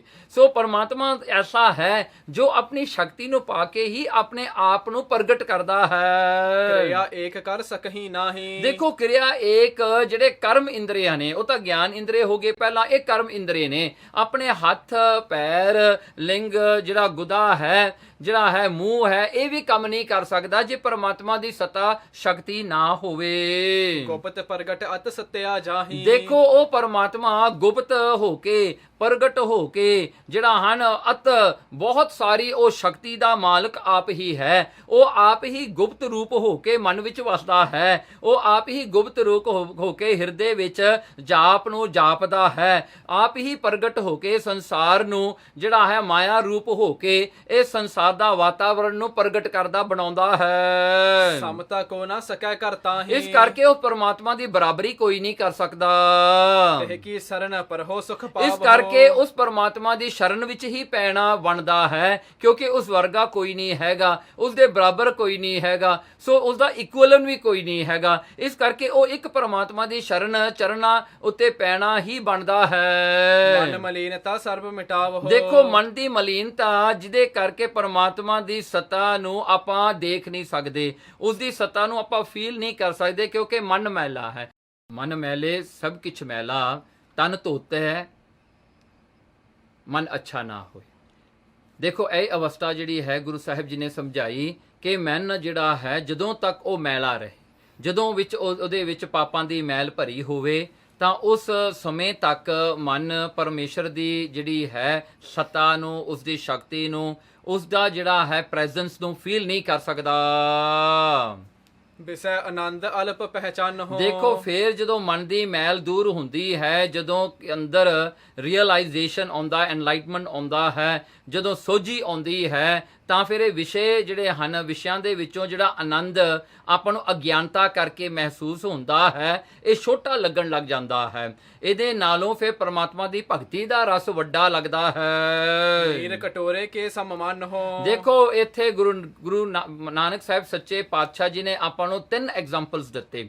3 ਅਵਸਥਾਵਾਂ ਹਨ, 3 ਸਟੇਟਸ ਆਫ ਮਾਈਂਡ ਹਨ, ਜਾਂ 3 ਸਟੇਟਸ ਆਫ ਸਪਿਰਿਚੁਅਲ ਅਪਲਿਫਟਮੈਂਟ ਹੈ। ਦੇਖੋ ਪਹਿਲੀ ਅਵਸਥਾ ਹੈ ਵਿਸ਼ੇ। ਕਹਿੰਦੇ ਜਦੋਂ ਵਿਸ਼ੇ ਹੁੰਦੇ ਨੇ, ਇਹਨਾਂ ਨੂੰ ਆਪਾਂ ਕਿਸ ਤਰ੍ਹਾਂ ਦੇਖਣਾ ਹੈ, ਗੁਰੂ ਨਾਨਕ ਸਾਹਿਬ ਜੀ ਬੜਾ ਸੋਹਣਾ ਡਿਸਕ੍ਰਾਈਬ ਕਰਦੇ ਹਨ। ਕਹਿੰਦੇ ਦੇਖੋ ਇਹ ਵਿਸ਼ੇ ਜਿਹੜੇ ਹਨ ਇਹ ਇਸ ਤਰ੍ਹਾਂ ਹੈ ਜਿਵੇਂ ਇੱਕ ਜਿਹੜਾ ਹਨ ਇੱਕ ਕੱਪੀ, ਇੱਕ ਕਟੋਰਾ, ਛੋਟਾ ਕਟੋਰਾ, ਮਤਲਬ ਕਿ ਇੱਕ ਗਲਾਸ ਲੈ ਲਓ, ਉਹਦੇ ਵਿੱਚ ਪਾਣੀ ਭਰਿਆ ਜਾਵੇ। ਨਾਸਤੇ ਝੂਠ ਸੀਤ ਉਰਸ ਨਾਦਿਕ। ਦੇਖੋ ਹੁਣ ਉਸ ਨੀਰ ਦੇ ਵਿੱਚ ਜਦੋਂ ਕੋਈ ਗੰਦਗੀ ਪੈਂਦੀ ਹੈ, ਉਹਦੇ ਵਿੱਚ ਜਿਹੜਾ ਹੈ ਉਹ ਜਿਹੜਾ ਹਨ ਉਹ ਕਟੋਰੇ ਦੇ ਵਿੱਚ, ਉਹ ਗਲਾਸ ਦੇ ਵਿੱਚ ਜੇ ਕਿਤੇ ਜਿਹੜਾ ਹੈ ਆਪਾਂ ਝੂਠ ਪਾ ਦਈਏ, ਹਾਂਜੀ, ਜਾਂ ਉਹਦੇ ਵਿੱਚ ਸੀਤ, ਠੰਡਾ, ਗਰਮ ਵੀ ਪਾਣੀ ਛੱਤੀ ਹੋ ਜਾ, ਕਿਉਂਕਿ ਉਹਦੀ ਕੁਆਂਟੀਟੀ ਜਿਹੜੀ ਹੈ, ਉਹਦੀ ਵੋਲੀਅਮ ਥੋੜੀ ਹੁੰਦੀ ਹੈ। ਪਾਣੀ ਥੋੜਾ ਹੋਣ ਕਰਕੇ ਬਹੁਤ ਛੇਤੀ ਠੰਡਾ ਵੀ ਹੋਵੇਗਾ, ਬਹੁਤ ਛੇਤੀ ਗਰਮ ਵੀ ਹੋਵੇਗਾ। ਫਿਰ ਨਸ਼ਟ ਝੂਠ, ਉਹ ਬਹੁਤ ਛੇਤੀ ਝੂਠਾ ਵੀ ਹੋਵੇਗਾ, ਕਿਉਂਕਿ ਉਹ ਫਲੋਇੰਗ ਵਾਟਰ ਨਹੀਂ ਗਾ, ਉਹ ਇੱਕ ਥਾਂ ਤੇ ਟਿਕਿਆ ਹੋਇਆ ਪਾਣੀ ਹੈ। ਇਸ ਕਰਕੇ ਉਹ ਨਸ਼ਟ, ਉਹ ਜੇ ਗਲਾਸ ਨੂੰ ਆਪਾਂ ਮਹੀਨਾ ਤੱਕ ਰਹਿੰਦੀ, ਉਹ ਆਪਣੇ ਆਪ ਵਾਈਬ੍ਰੇਟ ਵੀ ਹੋ ਜਾਣਾ ਹੈ, ਉਹਨੇ ਮੁੱਕ ਵੀ ਜਾਣਾ ਹੈ। ਸੋ ਇਸ ਕਰਕੇ ਵਿਸ਼ੇ ਵਿਕਾਰਾਂ ਦੀ ਜਿਹੜਾ ਸੁੱਖ ਹੈ ਇਹ ਇਸ ਤਰ੍ਹਾਂ ਹੈ ਜਿਵੇਂ ਅ ਗਲਾਸ ਆਫ ਵਾਟਰ ਹੈ, ਉਹਦੇ ਵਿੱਚ ਜੇ ਪਾਣੀ ਪਾਇਆ ਹੋਵੇ ਉਹਨੇ ਗਰਮ ਠੰਡਾ ਵੀ ਹੋ ਜਾਣਾ ਹੈ। ਉਹਦੇ ਇਮੋਸ਼ਨਸ ਬਣਨੇ ਹਨ। ਉਹਦੇ ਇਮੋਸ਼ਨਸ ਦੇ ਵਿੱਚ ਕੀ ਹੁੰਦਾ ਹੈ, ਕਈ ਵਾਰੀ ਉਹੀ ਚੀਜ਼ ਆਪਾਂ ਨੂੰ ਚੰਗੀ ਲੱਗਦੀ ਹੈ, ਥੋੜੇ ਸਮੇਂ ਬਾਅਦ ਉਹੀ ਚੀਜ਼ ਆਪਾਂ ਨੂੰ ਮਾੜੀ ਲੱਗਦੀ ਹੈ, ਬੰਦਾ ਬੋਰਿੰਗ ਹੋ ਜਾਂਦਾ ਹੈ। ਸੋ ਉਸੇ ਜਿਹੜਾ ਹੈ ਉਹ ਸੁੱਖ ਜਿਹੜਾ ਬੰਦਾ ਭਾਲਦਾ ਹੈ, ਪਹਿਲੇ ਦਿਨ ਉਹਨੂੰ ਵੱਡਾ ਮਹਿਸੂਸ ਕਰੇਗਾ, ਜੋ ਉਹ ਸੁੱਖ ਵਿੱਚ ਰਹੇਗਾ ਉਹ ਸੁੱਖ ਜਿਹਾ ਛੋਟਾ ਹੋ ਜਾਂਦਾ ਹੈ, ਉਹਨੇ ਵੇ ਵਾਈਬ੍ਰੇਟ ਹੋ ਜਾਣਾ ਹੈ, ਉਹ ਸੁੱਖ ਮੁੱਕਣ ਲੱਗ ਜਾਂਦਾ ਹੈ, ਬੰਦਾ ਫਿਰ ਉਹਨੂੰ ਅਪਰੀਸ਼ੀਏਟ ਕਰਨਾ ਵੀ ਛੱਡ ਦਿੰਦਾ ਹੈ। ਤੀਜੀ ਗੱਲ ਹੈ ਜਿਹੜੀ ਝੂਠ ਦੀ ਹੈ, ਇਹ ਜਿਹੜਾ ਪਾਣੀ ਹੈ, ਜਦੋਂ ਬੰਦੇ ਦਾ ਜਿਹੜਾ ਇਹ ਸੁੱਖ ਵਿਸ਼ੇ ਵਿਕਾਰਾਂ ਵਾਲਾ ਇਹ ਝੂਠ ਹੈ। ਝੂਠ ਕਿਉਂ? ਇਹ ਕਿਸੇ ਹੋਰ ਦੇ ਆਸਰੇ ਤੇ ਹੈ, ਤੇ ਜਿਹੜਾ ਹੋਰ ਕਿਸੇ ਦੇ ਆਸਰੇ ਤੇ ਹੋਵੇ, ਤੇ ਉਹ ਜਿਹਦੇ ਆਸਰੇ ਤੇ ਹੋਵੇ ਉਹ ਪਰਮਨੈਂਟ ਨਾ ਹੋਵੇ, ਉਹ ਵੀ ਟੈਂਪਰੇਰੀ ਹੋਵੇ, ਤਾਂ ਫਿਰ ਨਿਰਾਸ਼ਤਾ ਆਉਂਦੀ ਹੈ। ਫਿਰ ਨਿਰਾਸ਼ਤਾ ਹੋਣ ਕਰਕੇ ਉਹ ਸੁੱਖ ਜਿਹੜਾ ਹੈ ਇੱਕ ਦੁੱਖ ਬਣ ਕੇ ਰਹਿ ਜਾਂਦਾ ਹੈ। ਤਿਸ ਮਹਿ ਦੁੱਖ ਲਖੋ ਇਦਿਆਦਕ। ਦੇਖੋ ਉਹਨਾਂ ਦੇ ਵਿੱਚ ਐਸੇ ਦੁੱਖ ਬਣ ਜਾਂਦੇ ਹਨ। ਇਹ ਵਿਸ਼ੇ ਵਿਕਾਰਾਂ ਦਾ ਜਿਹੜਾ ਸੁੱਖ ਹੈ ਇਸ ਤਰ੍ਹਾਂ ਦਾ ਹੁੰਦਾ ਹੈ। ਬਹੁਰ ਸੁਨੋ ਭਜਨਾ ਆਨੰਦ ਜੋ। ਹੁਣ ਦੂਜੇ ਤਰ੍ਹਾਂ ਦਾ ਸੁੱਖ ਹੈ, ਦੂਜੇ ਤਰ੍ਹਾਂ ਦੀ ਜਿਹੜੀ ਹੈ, ਦੂਜੇ level the upliftment of spiritual level ਕਿਹੜੀ ਹੈ? ਭਜਨਾ ਆਨੰਦ। ਸੋ ਜਿਹੜਾ ਭਜਨ ਦਾ ਆਨੰਦ, ਪਰਮੇਸ਼ਰ ਦੇ ਭਜਨ ਦਾ ਆਨੰਦ ਜਿਹੜਾ ਹੈ ਉਹ ਕੈਸਾ ਹੈ? ਨਦੀ ਨੀਰ ਲਖੀਏ ਜਿਉ ਸੋ। ਉਹ ਇਸ ਤਰ੍ਹਾਂ ਹੈ ਜਿਵੇਂ ਨਦੀ ਦਾ ਪਾਣੀ ਹੈ, ਜਿਵੇਂ ਨਦੀ ਵਗਦੀ ਹੈ, ਨਦੀ ਦਾ ਜਿਵੇਂ ਫਲੋ ਹੁੰਦਾ ਹੈ। ਬਡਨ ਘਟਨ ਤਾਂ ਮਹਿ ਇਹ ਹੋਵਤ। ਪਰ ਦੇਖੋ ਭਜਨ ਆਨੰਦ ਦੇ ਵਿੱਚ ਵੀ ਐਸਾ ਹੁੰਦਾ ਹੈ ਜਿਵੇਂ ਨਦੀ ਦਾ ਪਾਣੀ ਕਿਤੇ ਘਟ ਜਾਂਦਾ ਹੈ ਜਦੋਂ ਮੀਂਹ ਨਾ ਪਵੇ, ਜਦੋਂ ਕਿ ਜਿਹੜਾ ਹਨ ਪਰਬਤਾਂ ਤੋਂ ਜੇ ਪਾਣੀ ਨਾ ਆਵੇ ਤਾਂ ਪਾਣੀ ਸੁੱਕਣਾ ਸ਼ੁਰੂ ਹੋ ਜਾਂਦਾ ਹੈ।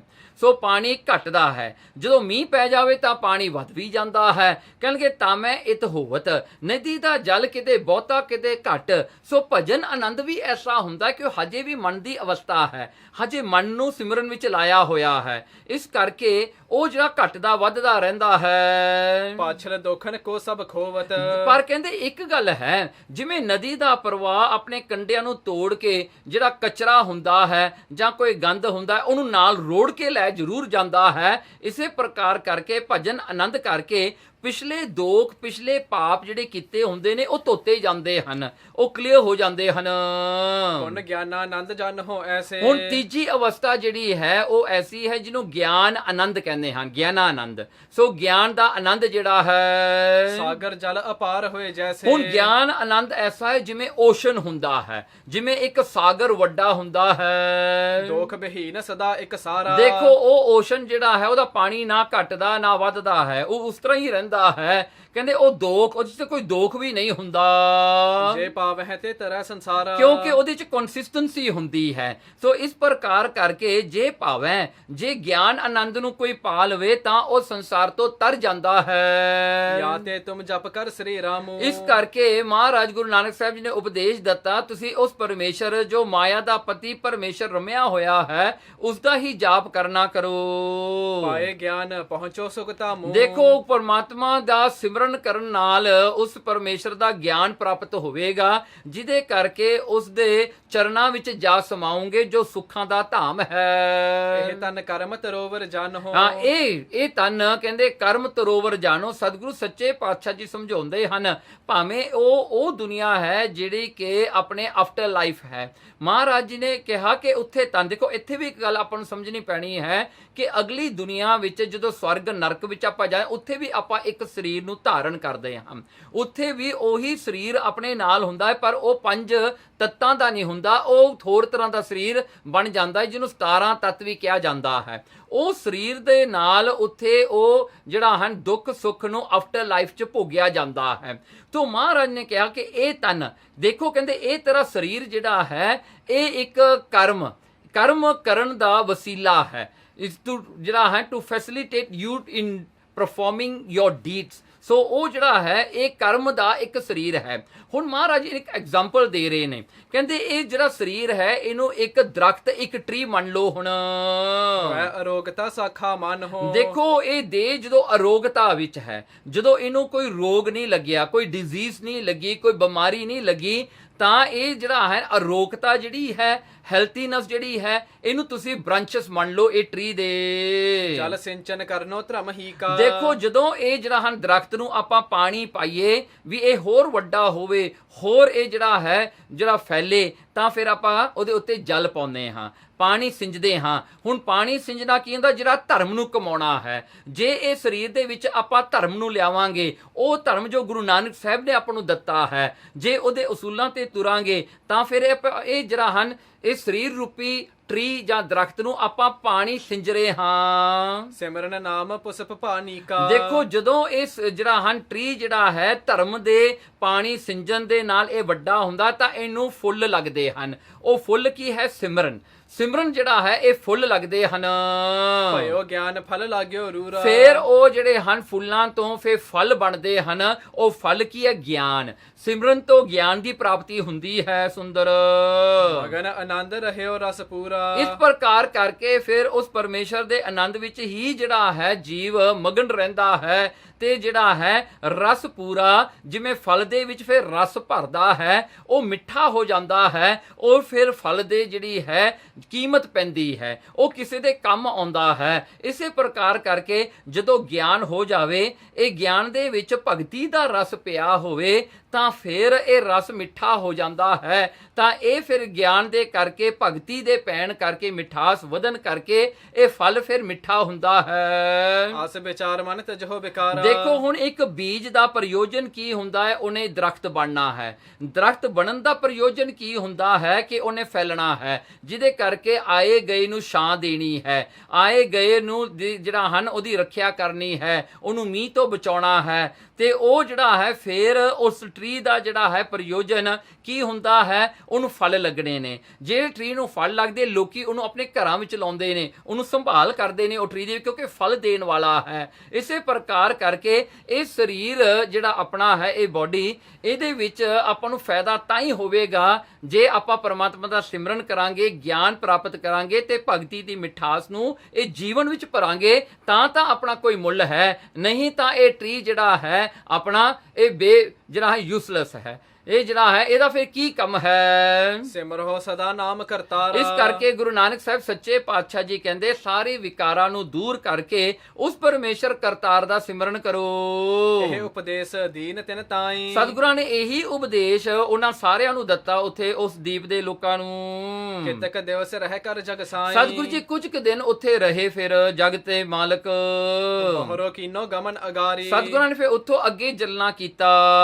ਧਰਾ ਦੀਪ ਕੀ ਉਲੰਘੇ ਸਾਰੀ। ਸੋ ਸਾਰੀ ਧਰਤੀ ਜਿਹੜੀ ਦੀਪਾਂ ਦੀ ਹੈ, ਸਤਿਗੁਰਾਂ ਨੇ ਉਲੰਘ ਕਰਕੇ 32 ਜੋਜਨ ਜੋ ਵਿਸਥਾਰਾ। ਦੇਖੋ 32 ਜੋਜਨ ਵਿਸਥਾਰ ਵਾਲੀ ਇਹ ਧਰਤੀ ਹੈ। ਮਦ ਸਾਗਰ ਕੋ ਆਏ ਕਰਾਰਾ। ਕਹਿਣਗੇ ਫਿਰ ਸਾਗਰ ਦੇ ਵਿਚਾਲੇ ਆ ਗਏ, ਜੋ ਕਿ ਜਿਹੜਾ ਹਨ ਸਾਗਰ ਦਾ ਜਿਹੜਾ ਹੈ ਮੱਧ ਮੀਨ ਸੈਂਟਰ। ਸੋ ਵਿਚਾਲੇ ਉਹ ਸਾਗਰ ਦੇ ਆ ਗਏ ਤੇ ਫਿਰ ਸਤਿਗੁਰਾਂ ਨੇ ਚੱਲ ਕਰਕੇ ਕਿਨਾਰੇ ਤੇ ਪਹੁੰਚੇ। ਦੀਪ ਸਮਾਨ ਹੁਤੋ ਪਰਮਾਨਾ। ਦੇਖੋ ਉਹ ਦੀਪ ਵੀ ਉੱਡਾ ਹੀ ਵੱਡਾ ਸੀ ਜਿੱਡਾ ਸਮੁੰਦਰ ਸੀ। ਪਾਰ ਗਏ ਤੇ ਕਿਰਪਾ ਨਿਧਾਨਾ। ਮਹਾਰਾਜ ਨੇ ਉਹ ਵੀ ਸਮੁੰਦਰ ਨੂੰ ਪਾਰ ਕੀਤਾ, ਜੋ ਕਿਰਪਾ ਦੇ ਖਜ਼ਾਨੇ ਹਨ। ਆਵਾ ਪੁਸ਼ਕਰ ਦੀਪ ਅਗਾਰੀ। ਹੁਣ ਇੱਕ ਦੀਪ ਆਇਆ ਜਿਹਦਾ ਨਾਮ ਸੀ ਪੁਸ਼ਕਰ। ਪੁਸ਼ਕਰ ਇਹ ਦੀਪ ਅੱਗੇ ਆਇਆ। ਪਹੁੰਚੇ ਤੇ ਕੇ ਜਾਏ ਅਗਾਰੀ। ਮਹਾਰਾਜ ਉਸ ਦੀਪ ਦੇ ਜਿਹੜੇ ਹਨ ਨਗਰ ਵਿੱਚ ਜਾ ਪਹੁੰਚੇ। ਚਰ ਬਿਲੋਕ ਨਗਰ ਤੇ ਮਾਹੀ। ਉਸੇ ਬੜਾ ਸੁੰਦਰ ਨਗਰ ਦੇਖਣਾ ਕੀਤਾ। ਸਤਨਾਮ ਉਪਦੇਸ਼ ਤਹਾਹੀ। ਉੱਥੇ ਵੀ ਸਤਿਗੁਰਾਂ ਨੇ ਸਤਨਾਮ ਦਾ ਹੀ ਉਪਦੇਸ਼ ਦਿੱਤਾ ਸਾਰਿਆਂ ਨੂੰ, ਰਹਿਣ ਵਾਲਿਆਂ ਨੂੰ ਉੱਥੇ। ਕਰਨੀ ਸੰਤਨ ਸੇਵ ਸਿਖਾਈ। ਇਹੀ ਮਹਾਰਾਜ ਨੇ ਕਰਮ ਸਿਖਾਇਆ ਕਿ ਸੰਤਾਂ ਦੀ ਜਿਹੜੀ ਹਨ ਕਰਨੀ ਦਿੱਤੀ। ਜਿਹੜਾ ਹਨ ਸੰਤਾਂ ਦੀ ਕਰਨੀ ਕੀ ਹੁੰਦੀ ਆ? ਜਿਹੜਾ ਹਨ ਸੇਵਾ ਸਿਮਰਨ। ਸਤਿਗੁਰਾਂ ਨੇ ਇਹੀ ਉਪਦੇਸ਼ ਉਹਨਾਂ ਨੂੰ ਸਿਖਾਉਣਾ ਕੀਤਾ। ਭਾਉ ਭਗਤ ਅਭਿਰਾਮ ਦ੍ਰਿੜਾਈ। ਭਾਉ ਭਗਤ ਪ੍ਰੇਮਾ ਭਗਤੀ ਜੋ ਸੁੰਦਰ ਉਹਨਾਂ ਨੂੰ ਦ੍ਰਿੜ ਕਰਾਈ। ਕਰਮ ਉਹਨਾਂ ਨੂੰ ਗੁਰਸਿੱਖੀ ਵਾਲੇ ਨਾਮਦਾਨ ਇਸ਼ਨਾਨ ਦ੍ਰਿੜ ਕਰਾਇਆ। ਤੇ ਚੱਲ ਪਹੁੰਚੇ ਪ੍ਰਭ ਤਹਿਵਾ। ਸਤਿਗੁਰੂ ਜੀ ਚੱਲ ਕਰਕੇ ਉੱਥੇ ਪਹੁੰਚੇ। ਫਿਰ ਉਤੋ ਸਪਤਵੋਂ ਸਾਗਰ ਜਹਵਾ। ਹੁਣ 7ਵਾਂ ਸਮੁੰਦਰ ਆ ਗਿਆ। ਸੋ 7ਵਾਂ ਜਿਹੜਾ ਹੈ 6ਵਾਂ ਦੀਪ ਉਲੰਘ ਕਰਕੇ 7ਵਾਂ ਹੁਣ ਸਮੁੰਦਰ ਆ ਗਿਆ ਅੱਗੇ। ਤਟ ਪਰ ਠਾਂਡੇ ਕਿਰਪਾ ਨਿਧਾਨਾ। ਸਤਿਗੁਰੂ ਜੀ ਉਸ ਸਮੁੰਦਰ ਨੂੰ ਹੁਣ ਪਾਰ ਨਹੀਂ ਕੀਤਾ। ਸਤਿਗੁਰੂ ਜੀ ਉਹ ਕੰਢੇ ਤੇ ਖੜ ਗਏ, ਉਹ ਕਿਨਾਰੇ ਤੇ ਖੜ ਗਏ। ਮਰਦਾਨੇ ਕੋ ਬਚਨ ਬਖਾਨਾ। ਭਾਈ ਮਰਦਾਨੇ ਨੂੰ ਕੋਲੇ ਖੜਿਆਂ ਨੂੰ ਗੁਰੂ ਨਾਨਕ ਸਾਹਿਬ ਜੀ ਨੇ ਕਿਹਾ, ਇਹੀ ਸਪਤਮੋ ਦੀਪ ਜਨੀਜੈ। ਕਹਿਣ ਲੱਗੇ ਦੇਖ ਲੋ, ਕਹਿੰਦੇ ਮਰਦਾਨਿਆ ਤੈਨੂੰ 7 ਦੀਪਾਂ ਦੇ ਦਰਸ਼ਨ ਕਰਾਤੇ, ਕਿਉਂਕਿ ਸ਼ੁਰੂ ਕੀਤਾ ਸੀ ਜੰਬੂ ਦੀਪ ਤੋਂ, ਇਹ ਧਰਤੀ ਤੋਂ। ਕਹਿਣ ਲੱਗੇ ਹੁਣ ਬਾਕੀ ਦੇ 6 ਦੀਪ ਤੈਨੂੰ ਸਾਰੇ ਦਿਖਾਤੇ। ਹੁਣ 6ਵਾਂ ਦੀਪ ਦਿਖਾ ਕੇ ਸਮੁੰਦਰ ਹੀ ਸਮੁੰਦਰ ਅੱਗੇ ਆ ਗਿਆ ਤੇ ਉੱਥੇ ਖੜੇ ਹਨ ਉਸ ਕੰਢੇ ਤੇ। ਸੇ ਸਤਿਗੁਰੂ ਜੀ ਕਹਿੰਦੇ ਹਨ ਇਹੀ 7 ਦੀਪ ਸਨ ਸਾਰੇ। 64 ਲੱਖ ਜੋਜਨ ਲਖ ਲੀਜੈ। ਦੇਖੋ ਮਹਾਰਾਜ ਨੇ ਇਹ ਦੱਸਿਆ, ਕਹਿਣ ਲੱਗੇ 64 ਲੱਖ ਜਿਹੜਾ ਹਨ। ਸੋ 64 ਲੱਖ ਕਿੰਨੇ ਹੋਏ? 6.4 ਮਿਲੀਅਨ ਜੋਜਨ ਇਹ ਸਮੁੰਦਰ ਦਾ ਵਿਸਤਾਰ ਹੈ ਸਾਰਾ। ਇਸ ਸਮਾਨ ਇਹ ਸਾਗਰ ਜਨ ਹੋ। ਕਹਿਣਗੇ ਇਸੇ ਸਮਾਨ ਇਹ ਸਾਗਰ ਨੂੰ ਜਾਣਨਾ ਕਰੋ। ਇਹ ਸਾਗਰ ਏਡਾ ਵੱਡਾ ਹੈ, ਇਹ ਐਂਡਲੈਸ ਹੈ। ਮਿਸਟ ਨੀਰ ਕੋ ਸਰਬ ਪਛਾਨ ਹੋ। ਦੇਖੋ ਮਿਸ਼ਟ ਨੀਰ ਇਹ ਮਿੱਠੇ ਜਲ ਦਾ ਇਹ ਸਾਰਾ ਸਮੁੰਦਰ ਹੈ ਅੱਗੇ। ਸੁਣ ਕੇ ਪ੍ਰਸੰਨ ਕੀਨ ਮਰਦਾਨੇ। ਉਸ ਵੇਲੇ ਇਹ ਗੱਲ ਸੁਣ ਕੇ ਭਾਈ ਮਰਦਾਨੇ ਨੇ ਇੱਕ ਸਵਾਲ ਪੁੱਛਿਆ, ਇਸ ਤੇ ਪਰ ਕਿਆ ਕਰੋ ਬਖਾਨੇ। ਮਹਾਰਾਜ ਇਸ ਤੇ ਪਰ ਕਹਿਣਗੇ ਇਹ ਤੋਂ ਪਰਾਂ ਕੀ ਹੈ? ਬਿਕੋਜ਼ ਹਰ ਵੇਲੇ ਸਤਿਗੁਰਾਂ ਨੇ ਜਦੋਂ ਇਹ ਸਾਰੀ ਜਰਨੀ ਮਹਾਰਾਜ ਨੇ ਤੈਅ ਕੀਤੀ ਤਾਂ ਇੱਕ ਕਿਨਾਰੇ ਤੋਂ ਦੂਜੇ ਕਿਨਾਰੇ ਸਤਿਗੁਰੂ ਜੀ ਪਹੁੰਚਿਆ ਕਰਦੇ ਸਨ, ਇੱਕ ਸ਼ੌ ਤੋਂ ਦੂਜਾ ਸ਼ੌ। ਸੋ ਹੁਣ ਜਿਹੜਾ ਮਹਾਰਾਜ ਇੱਕ ਸ਼ੌ ਤੇ ਖੜੇ ਭਾਈ ਮਰਦਾਨੇ ਨੂੰ ਇਹ ਕਿਨਾਰੇ ਤੋਂ ਦਿਖਾ ਰਹੇ ਨੇ ਸਮੁੰਦਰ। ਕਹਿੰਦੇ ਇਹ ਬਹੁਤ ਵੱਡਾ 6.4 ਮਿਲੀਅਨ ਜੋਜਨ ਇਸ ਦੂਰ ਦਾ ਹੈ। ਤੇ ਹੁਣ ਭਾਈ ਮਰਦਾਨਾ ਪੁੱਛਦਾ ਸਤਿਗੁਰੂ ਜੀ ਇਹ ਤੋਂ ਪਾਰ ਕੀ ਹੈ? ਇਹ ਤੋਂ ਅਗਲਾ ਸ਼ੌਕ ਕਿਹੜਾ ਹੈ ਹੁਣ ਤੇ ਕਿਆ ਕਰੋ ਬਖਾਨੋ, ਮੈਨੂੰ ਦੱਸੋ ਇਹ ਰਹਿ ਕੌਣ ਕੈਸੀ ਹੈ ਧਰਨੀ। ਹੁਣ ਦੇਖੋ ਉਸ ਇਹ ਸਮੁੰਦਰ ਤੋਂ ਜਿਹੜਾ ਹਨ ਪਾਰ ਕਰਕੇ ਕਿ ਜਿਹੜਾ ਹਨ ਕੈਸੀ ਹੈ ਧਰਨੀ, ਕੈਸੀ ਧਰਤੀ ਆਵੇਗੀ, ਪਹੁੰਚੇ ਤਹਾਂ ਕੌਣ ਕਰ ਕਰਨੀ। ਤੇ ਉੱਥੇ ਕੌਣ ਪਹੁੰਚਦਾ ਹੈ, ਕੈਸੇ ਉਹ ਕਰਨੀ, ਕੈਸੇ ਕਰਮ ਉਹ ਜੀਵਨ ਵਿੱਚ ਕਰਦੇ ਹਨ ਜਿਹੜੇ ਲੋਕ ਇਹ ਸਮੁੰਦਰ ਜਿਹੜਾ 6.4 ਮਿਲੀਅਨ ਜਿਹੜਾ ਹਨ ਇਹਦਾ ਜਿਹੜਾ ਵਿਸਥਾਰ ਹੈ ਇਹਨੂੰ ਪਾਰ ਕਰਕੇ ਉੱਥੇ ਪਹੁੰਚਦੇ ਹਨ। ਉਹ ਕੈਸੀ ਕਰਨੀ ਕਰਦੇ ਹਨ, ਕੈਸੇ ਉਹਨਾਂ ਦੇ ਕਰਮ ਹਨ, ਉਹ ਕੀ ਕਰਦੇ ਹੋਣਗੇ। ਅੰਤਰਜਾਮੀ ਗਿਰਾ ਉਚਾਰੀ। ਉਸ ਵੇਲੇ ਅੰਤਰ ਨੂੰ ਜਾਣਨ ਵਾਲੇ ਸਤਿਗੁਰੂ ਸੱਚੇ ਪਾਤਸ਼ਾਹ ਗੁਰੂ ਨਾਨਕ ਸਾਹਿਬ ਜੀ ਨੇ ਬਚਨ ਕੀਤੇ, ਸੁਰ ਨਰ ਦਾਨਵ ਕੋ ਨਾ ਅਗਾਰੀ। ਦੇਖੋ ਕਹਿੰਦੇ ਇਹ ਸਮੁੰਦਰ ਨੂੰ ਜਿਹੜਾ ਹੈ ਦੇਵਤੇ ਵੀ ਪਾਰ ਨਹੀਂ ਕਰ ਸਕਦੇ, ਨਰ ਜਿਹੜੇ ਜੀਵ ਹਨ ਉਹ ਵੀ ਪਾਰ ਨਹੀਂ ਕਰ ਸਕਦੇ, ਜਿਹੜੇ ਦੈਂਤ ਹਨ ਉਹ ਵੀ ਨਹੀਂ ਪਾਰ ਕਰ ਸਕਦੇ ਇਸ ਨੂੰ। ਕੰਚਨ ਕੀ ਛਿਤ ਕੇਤਕ ਜਾਨਾ। ਦੇਖੋ ਕਹਿੰਦੇ ਇਸ ਤੋਂ ਅਗਲੀ ਜਿਹੜੀ ਧਰਤੀ ਆਉਣੀ ਹੈ ਉਹ ਸਾਰੀ ਸੋਨੇ ਦੀ ਬਣੀ ਹੋਈ ਹੈ, ਗੋਲ ਦੀ ਹੈ, ਉਹ ਤੇ ਸਾਰਾ ਹੀ ਗੋਲ ਹੈ ਜਿਹੜਾ ਹੈ। ਉਹਨਾਂ ਦੇ ਪਹਾੜ ਵੀ ਸੋਨੇ ਦੇ ਬਣੇ ਹੋਏ ਹਨ, ਮਿੱਟੀ ਵੀ ਸੋਨੇ ਦੀ, ਧਰਤੀ ਵੀ ਸੋਨੇ ਦੀ ਹੈ। ਕਹਿੰਦੇ ਐਸੀ ਹੈ ਉਹ ਧਰਤੀ ਬਹੁਤ ਵੱਡੀ ਹੈ, ਤੇ ਪਰੇ ਪਹਾੜ ਮਹਾਨਾ। ਤੇ ਉਸ ਤੋਂ ਪਰੇ ਫਿਰ ਪਹਾੜ ਹੀ ਪਹਾੜ ਹਨ ਸਾਰੇ। ਲੋਕਾ ਲੋਕ ਨਾਮ ਹੈ ਜਾ ਕੋ। ਕਹਿਣ ਲਗੇ ਉਸ ਦਾ ਨਾਂ ਕੀ ਆ, ਲੋਕਾ ਲੋਕ। ਲੋਕਾ ਲੋਕ ਉਸ ਥਾਂ ਦਾ ਨਾਂ ਹੈ, ਸਤਿਗੁਰੂ ਜੀ ਨੇ ਦੱਸਿਆ। ਬਹੁਤ ਵਿਸਤਾਰ ਜਾਣੀਏ ਹੈ ਤਾ ਤੇ ਉਹਦਾ ਬਹੁਤ ਵੱਡਾ ਵਿਸਥਾਰ ਹੈ ਉਸ ਧਰਤੀ ਦਾ ਅੱਗੇ। ਚੌਫੇਰੇ ਦੀਪਨ ਕੇ ਸੋ। ਤੇ ਚੌਫੇਰੇ ਕਹਿਣ ਲਗੇ ਇਹ ਧਰਤੀ ਜਿਹੜੀ ਇਹ ਸੈਂਟਰ ਵਿੱਚ ਆਉਂਦੀ ਹੈ, ਆਲੇ ਦੁਆਲੇ ਸਾਰੇ ਦੀਪ ਉਸਦੇ ਆਲੇ ਦੁਆਲੇ ਰਹਿੰਦੇ ਹਨ। ਇਸ ਤੇ ਪਰੇ ਨਾ ਅਵਨੀ ਕੋ। ਇਸ ਤੋਂ ਅਗਲੀ ਜਿਹੜੇ ਹਨ ਇਸ ਤੋਂ ਪਰੇ ਹੋਰ ਕੋਈ ਧਰਤੀ ਨਹੀਂ ਆਉਂਦੀ, ਫਿਰ ਸਾਰਾ ਕੁਝ ਮੁੱਕ ਜਾਂਦਾ ਹੈ। ਕਹਿੰਦੇ ਇਹ ਤੋਂ ਅਗਲੀ ਧਰਤੀ ਹੋਰ ਕੁਝ ਨਹੀਂ ਆਉਂਦਾ ਫਿਰ। ਇਸ ਤੇ ਉਰੇ ਪ੍ਰਕਾਸ਼ ਹੈ ਸਾਰੇ। ਇਹ ਤੋਂ ਉਰੇ ਸਾਰੇ ਜਿਹੜੇ ਹਨ ਦੀਪ, ਜਿੰਨੀ ਵੀ ਆਪਣੀ ਦੁਨੀਆ ਹੈ, ਪਰਲੋਕ ਦੀਆਂ ਦੁਨੀਆ, ਹੈਵਨਸ ਹਨ, ਨਰਕ ਹਨ, ਇਹ ਸਾਰੇ ਉਰਲੇ ਪਾਸੇ ਰਹਿ ਜਾਂਦੇ ਆ। ਇਹ ਤੋਂ ਪਰਲੇ ਪਾਸੇ ਕੁਝ ਨਹੀਂ ਹੈਗਾ। ਮਾਰਤੰਡ ਸਾਗਰ ਸੁਤ ਤਾਰੇ। ਦੇਖੋ ਜਿਹੜੇ ਸੂਰਜ ਹੈ, ਮਾਰਤੰਡ, ਸਾਗਰ ਸੁਤ ਜਿਹੜਾ ਚੰਦਰਮਾ, ਮੂਨ ਹੈ, ਜਾਂ ਤਾਰੇ ਹਨ ਸਾਰੇ। ਪਰੈ ਨਾ ਕਾਂਕੋ ਹੋਏ ਪ੍ਰਕਾਸ਼ਾ। ਕਹਿਣਗੇ ਪਰੇ ਨਾ ਕਾਂਕੋ, ਕਹਿਣਗੇ ਉੱਥੇ ਕਿਸੇ ਦਾ ਪ੍ਰਕਾਸ਼, ਕਿਸੇ ਦਾ ਚਾਨਣ, ਬ੍ਰਾਈਟਨੈਸ ਉੱਥੇ ਨਹੀਂ ਪਹੁੰਚਦਾ। ਇਹ ਸਾਰਿਆਂ ਦਾ ਗਾਡੋ ਬਡੋ ਅੰਧੇਰੋ ਰਾਸਾ। ਕਿਉਂਕਿ ਇਹ ਤੋਂ ਪਰੇ ਹਨੇਰਾ ਹੀ ਹਨੇਰਾ ਹੈ, ਇੰਨਾ ਹਨੇਰਾ, ਗਾੜਾ ਹਨੇਰਾ ਹੈ, ਬਹੁਤ ਜਿਹੜਾ ਪਿਚ ਡਾਕ ਆਪਾਂ ਕਹਿ ਦਿੰਦੇ ਹਾਂ। ਕਹਿੰਦੇ ਬਹੁਤ ਗਾੜਾ ਉਸਤੇ ਹਨੇਰਾ ਹੈ ਐਸਾ। ਦੋਹਰਾ ਜੇ ਦਵਾਦਸ ਸੂਰਜ ਚੜ੍ਹੈ ਸਰਬ ਸਿਆਮ ਹੋਏ ਜਾਏ। ਸਤਿਗੁਰਾਂ ਨੇ ਇੱਕ ਦ੍ਰਿਸ਼ਟਾਂਤ ਦਿੱਤਾ ਵੀ ਉਹ ਹਨੇਰਾ ਜਿਹੜਾ ਕਿੱਡਾ ਭਾਰੀ ਹਨੇਰਾ ਹੈ। ਮਹਾਰਾਜ ਕਹਿੰਦੇ ਜੇ ਇੱਕ ਸੂਰਜ, ਇੱਕ ਸਨ ਹੈ ਜੋ ਸਾਰੀ ਦੁਨੀਆ ਨੂੰ ਚਾਨਣ ਕਰ ਦਿੰਦਾ ਹੈ। ਮਹਾਰਾਜ ਕਹਿੰਦੇ ਜੇ ਐਸੇ 12 ਵੀ ਚੜ ਜਾਣ ਨਾ ਉੱਥੇ, ਉਸ ਦਾ ਹਨੇਰਾ ਨਹੀਂ ਦੂਰ ਕਰ ਸਕਦੇ। ਕਹਿੰਦੇ ਇੰਨਾ ਹਨੇਰਾ ਹੈ ਉੱਥੇ, 12 ਸੂਰਜਾਂ ਦਾ ਚਾਨਣ ਵੀ ਉੱਥੇ ਮੱਧਮ ਪੈ ਜਾਂਦਾ ਹੈ। ਅਬ ਚਲ ਜੰਬੂ ਦੀਪ ਕੋ ਧਰਤ ਪੁਨੀਤ ਸੁਹਾਏ। ਸਤਿਗੁਰੂ ਗੁਰੂ ਨਾਨਕ ਸਾਹਿਬ ਸੱਚੇ ਪਾਤਸ਼ਾਹ ਜੀ ਨੇ ਭਾਈ ਮਰਦਾਨੇ ਕਿਹਾ, ਪਰ ਮਰਦਾਨਿਆ ਕਿ ਚਲੀਏ ਹੁਣ ਵਾਪਸ ਜੰਬੂ ਨੂੰ, ਆਪਣੀ ਦੁਨੀਆ ਨੂੰ, ਜਿੱਥੋਂ ਆਪਾਂ ਆਏ ਸਾਂ, ਆਪਾਂ ਵਾਪਸ ਹੁਣ ਉੱਥੇ ਹੀ ਚਲੀਏ। ਚੌਪੇ ਅਸ ਕਹਿ ਸ੍ਰੀ ਗੁਰ ਲੀਨ ਉਡਾਰੀ। ਇਸ ਪ੍ਰਕਾਰ ਸਤਿਗੁਰਾਂ ਨੇ ਬਚਨ ਕਰਕੇ ਭਾਈ ਮਰਦਾਨੇ ਨੂੰ ਸਾਰੀ ਗੱਲ ਸਮਝਾ ਕਰਕੇ ਮਹਾਰਾਜ ਨੇ ਉਡਾਰੀ ਲਈ ਜੀ ਉਸ ਸਥਾਨ ਤੋਂ ਫਿਰ ਵਾਪਸ ਆਉਣ ਵਾਸਤੇ। ਜੰਬੂ ਆਵਨ ਇੱਛਾ ਧਾਰੀ। ਸੋ ਜੰਬੂ ਆਉਣ ਦੀ ਇੱਛਾ ਕੀਤੀ ਸਤਿਗੁਰੂ ਸੱਚੇ ਪਾਤਸ਼ਾਹ ਜੀ ਨੇ। ਮਨ ਚਿਤਵਨ ਜਿਉ ਤਹਾਂ ਸਿਧਾਏ। ਦੇਖੋ ਜਿੱਥੇ ਮਨ ਦੀ ਇੱਛਾ ਜਾਗਦੀ ਸੀ, ਜਿੱਥੇ ਮਹਾਰਾਜ ਜੀ ਆਪਣੇ ਮਨ ਵਿੱਚ ਚਿੱਤ ਵਲੰਦੇ ਸਨ, ਮੈਂ ਇੱਥੇ ਜਾਣਾ, ਉੱਥੇ ਜਾ, ਉੱਥੇ ਪਹੁੰਚ ਜਾਂਦੇ ਸਨ। ਉੱਥੇ ਹੀ ਜਿਹੜਾ ਹਨ ਬਸ ਇੱਕ ਤੁਰ ਦੀ ਲੋੜ ਹੁੰਦੀ ਸੀ, ਸਤਿਗੁਰੂ ਜੀ ਉੱਥੇ ਪਹੁੰਚਿਆ ਕਰਦੇ ਸਨ, ਭਾਈ ਬਾਲਾ ਤੇ ਭਾਈ ਮਰਦਾਨਾ ਸਮੇਤ। ਸਰਬ ਦੀਪ ਤਜ ਕਰ ਸੋ ਆਏ। ਸਾਰੇ ਦੀਪ ਛੱਡ ਕਰਕੇ ਹੁਣ ਵਾਪਸ ਜੰਬੂ ਦੀ ਤੇ ਧਰਤੀ ਤੇ ਆ ਗਏ। ਸੋ ਇੱਥੇ ਜਿਹੜੀ ਇਹ ਕਥਾ ਹੈ, ਇਹ ਬੜੀ ਜਿਹੜੀ ਹੈ ਉਹ ਕਥਾ ਹੈ ਜੋ ਅਗਲੀ ਦੁਨੀਆ ਦੀ ਹੈ। ਸਤਿਗੁਰਾਂ ਨੇ, ਗੁਰੂ ਨਾਨਕ ਸਾਹਿਬ ਸੱਚੇ ਪਾਤਸ਼ਾਹ ਜੀ ਨੇ ਕਿਰਪਾ ਕਰਕੇ ਆਪ ਉੱਥੇ ਸਾਰੀ ਯਾਤਰਾ ਕੀਤੀ ਤੇ ਭਾਈ ਬਾਲੇ ਨੂੰ ਨਾਲ ਲੈ ਕੇ ਗਏ ਤੇ ਭਾਈ ਬਾਲਾ ਹੁਣ ਗੁਰੂ ਅੰਗਦ ਦੇਵ ਜੀ ਨੂੰ ਦੱਸ ਰਿਹਾ ਹੈ। ਦੇਖੋ ਆਪਾਂ ਨੂੰ ਵੀ ਦਰਸ਼ਨ ਕਰਾਤੇ। ਗੁਰੂ ਅੰਗਦ ਦੇਵ ਜੀ ਨੇ ਪਰਉਪਕਾਰ ਕੀਤਾ, ਇਹ ਕਥਾ ਨੂੰ ਜਨਮ ਸਾਖੀ ਵਿੱਚ ਲਿਖਾਇਆ ਤੇ ਅੱਜ ਆਪਾਂ ਉਹੀ ਕਥਾ ਨੂੰ ਪੜ੍ਹ ਰਹੇ ਹਾਂ। ਦੇਖੋ ਇਹ ਜਿਹੜਾ ਹੈ ਏਡਾ ਵੱਡਾ ਪਰਉਪਕਾਰ ਹੈ ਸਤਿਗੁਰੂ ਗੁਰੂ ਅੰਗਦ ਸਾਹਿਬ ਜੀ ਦਾ, ਜੋ ਉਹਨਾਂ ਨੇ ਭਾਈ ਬਾਲੇ ਤੋਂ ਕਰਾਇਆ।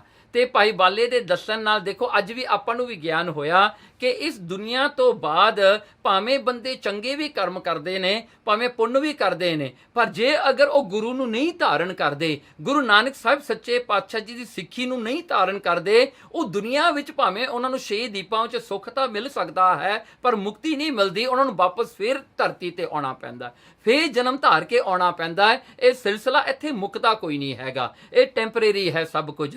ਤੇ ਸਤਿਗੁਰਾਂ ਨੇ ਉੱਥੇ ਪਹੁੰਚ ਕਰਕੇ ਵੀ ਉਹਨਾਂ ਦੀ ਵੀ ਗਤੀ ਕੀਤੀ, ਜਿਨ੍ਹਾਂ ਨੂੰ ਹੈਵਨ ਵਿੱਚ ਬੈਠਿਆਂ ਨੂੰ ਵੀ ਸਤਿਗੁਰਾਂ ਨੇ ਜਾ ਕੇ ਮੁਕਤ ਕੀਤਾ, ਉਹਨਾਂ ਨੂੰ ਵੀ ਸਤਨਾਮ ਦਾ ਉਪਦੇਸ਼ ਦਿੱਤਾ। ਇਸ ਕਰਕੇ ਜੇ ਆਪਾਂ ਅੱਜ ਜਿਉਂਦਿਆਂ ਜੀ ਗੁਰਸਿੱਖੀ ਨੂੰ ਧਾਰਨ ਕਰਾਂਗੇ, ਇਹ ਗੁਰਸਿੱਖੀ ਦਾ ਵੈਲਿਊ ਬਹੁਤ ਵੱਡਾ ਹੈ ਇਨ ਦ ਨੈਕਸਟ ਵਰਲਡ।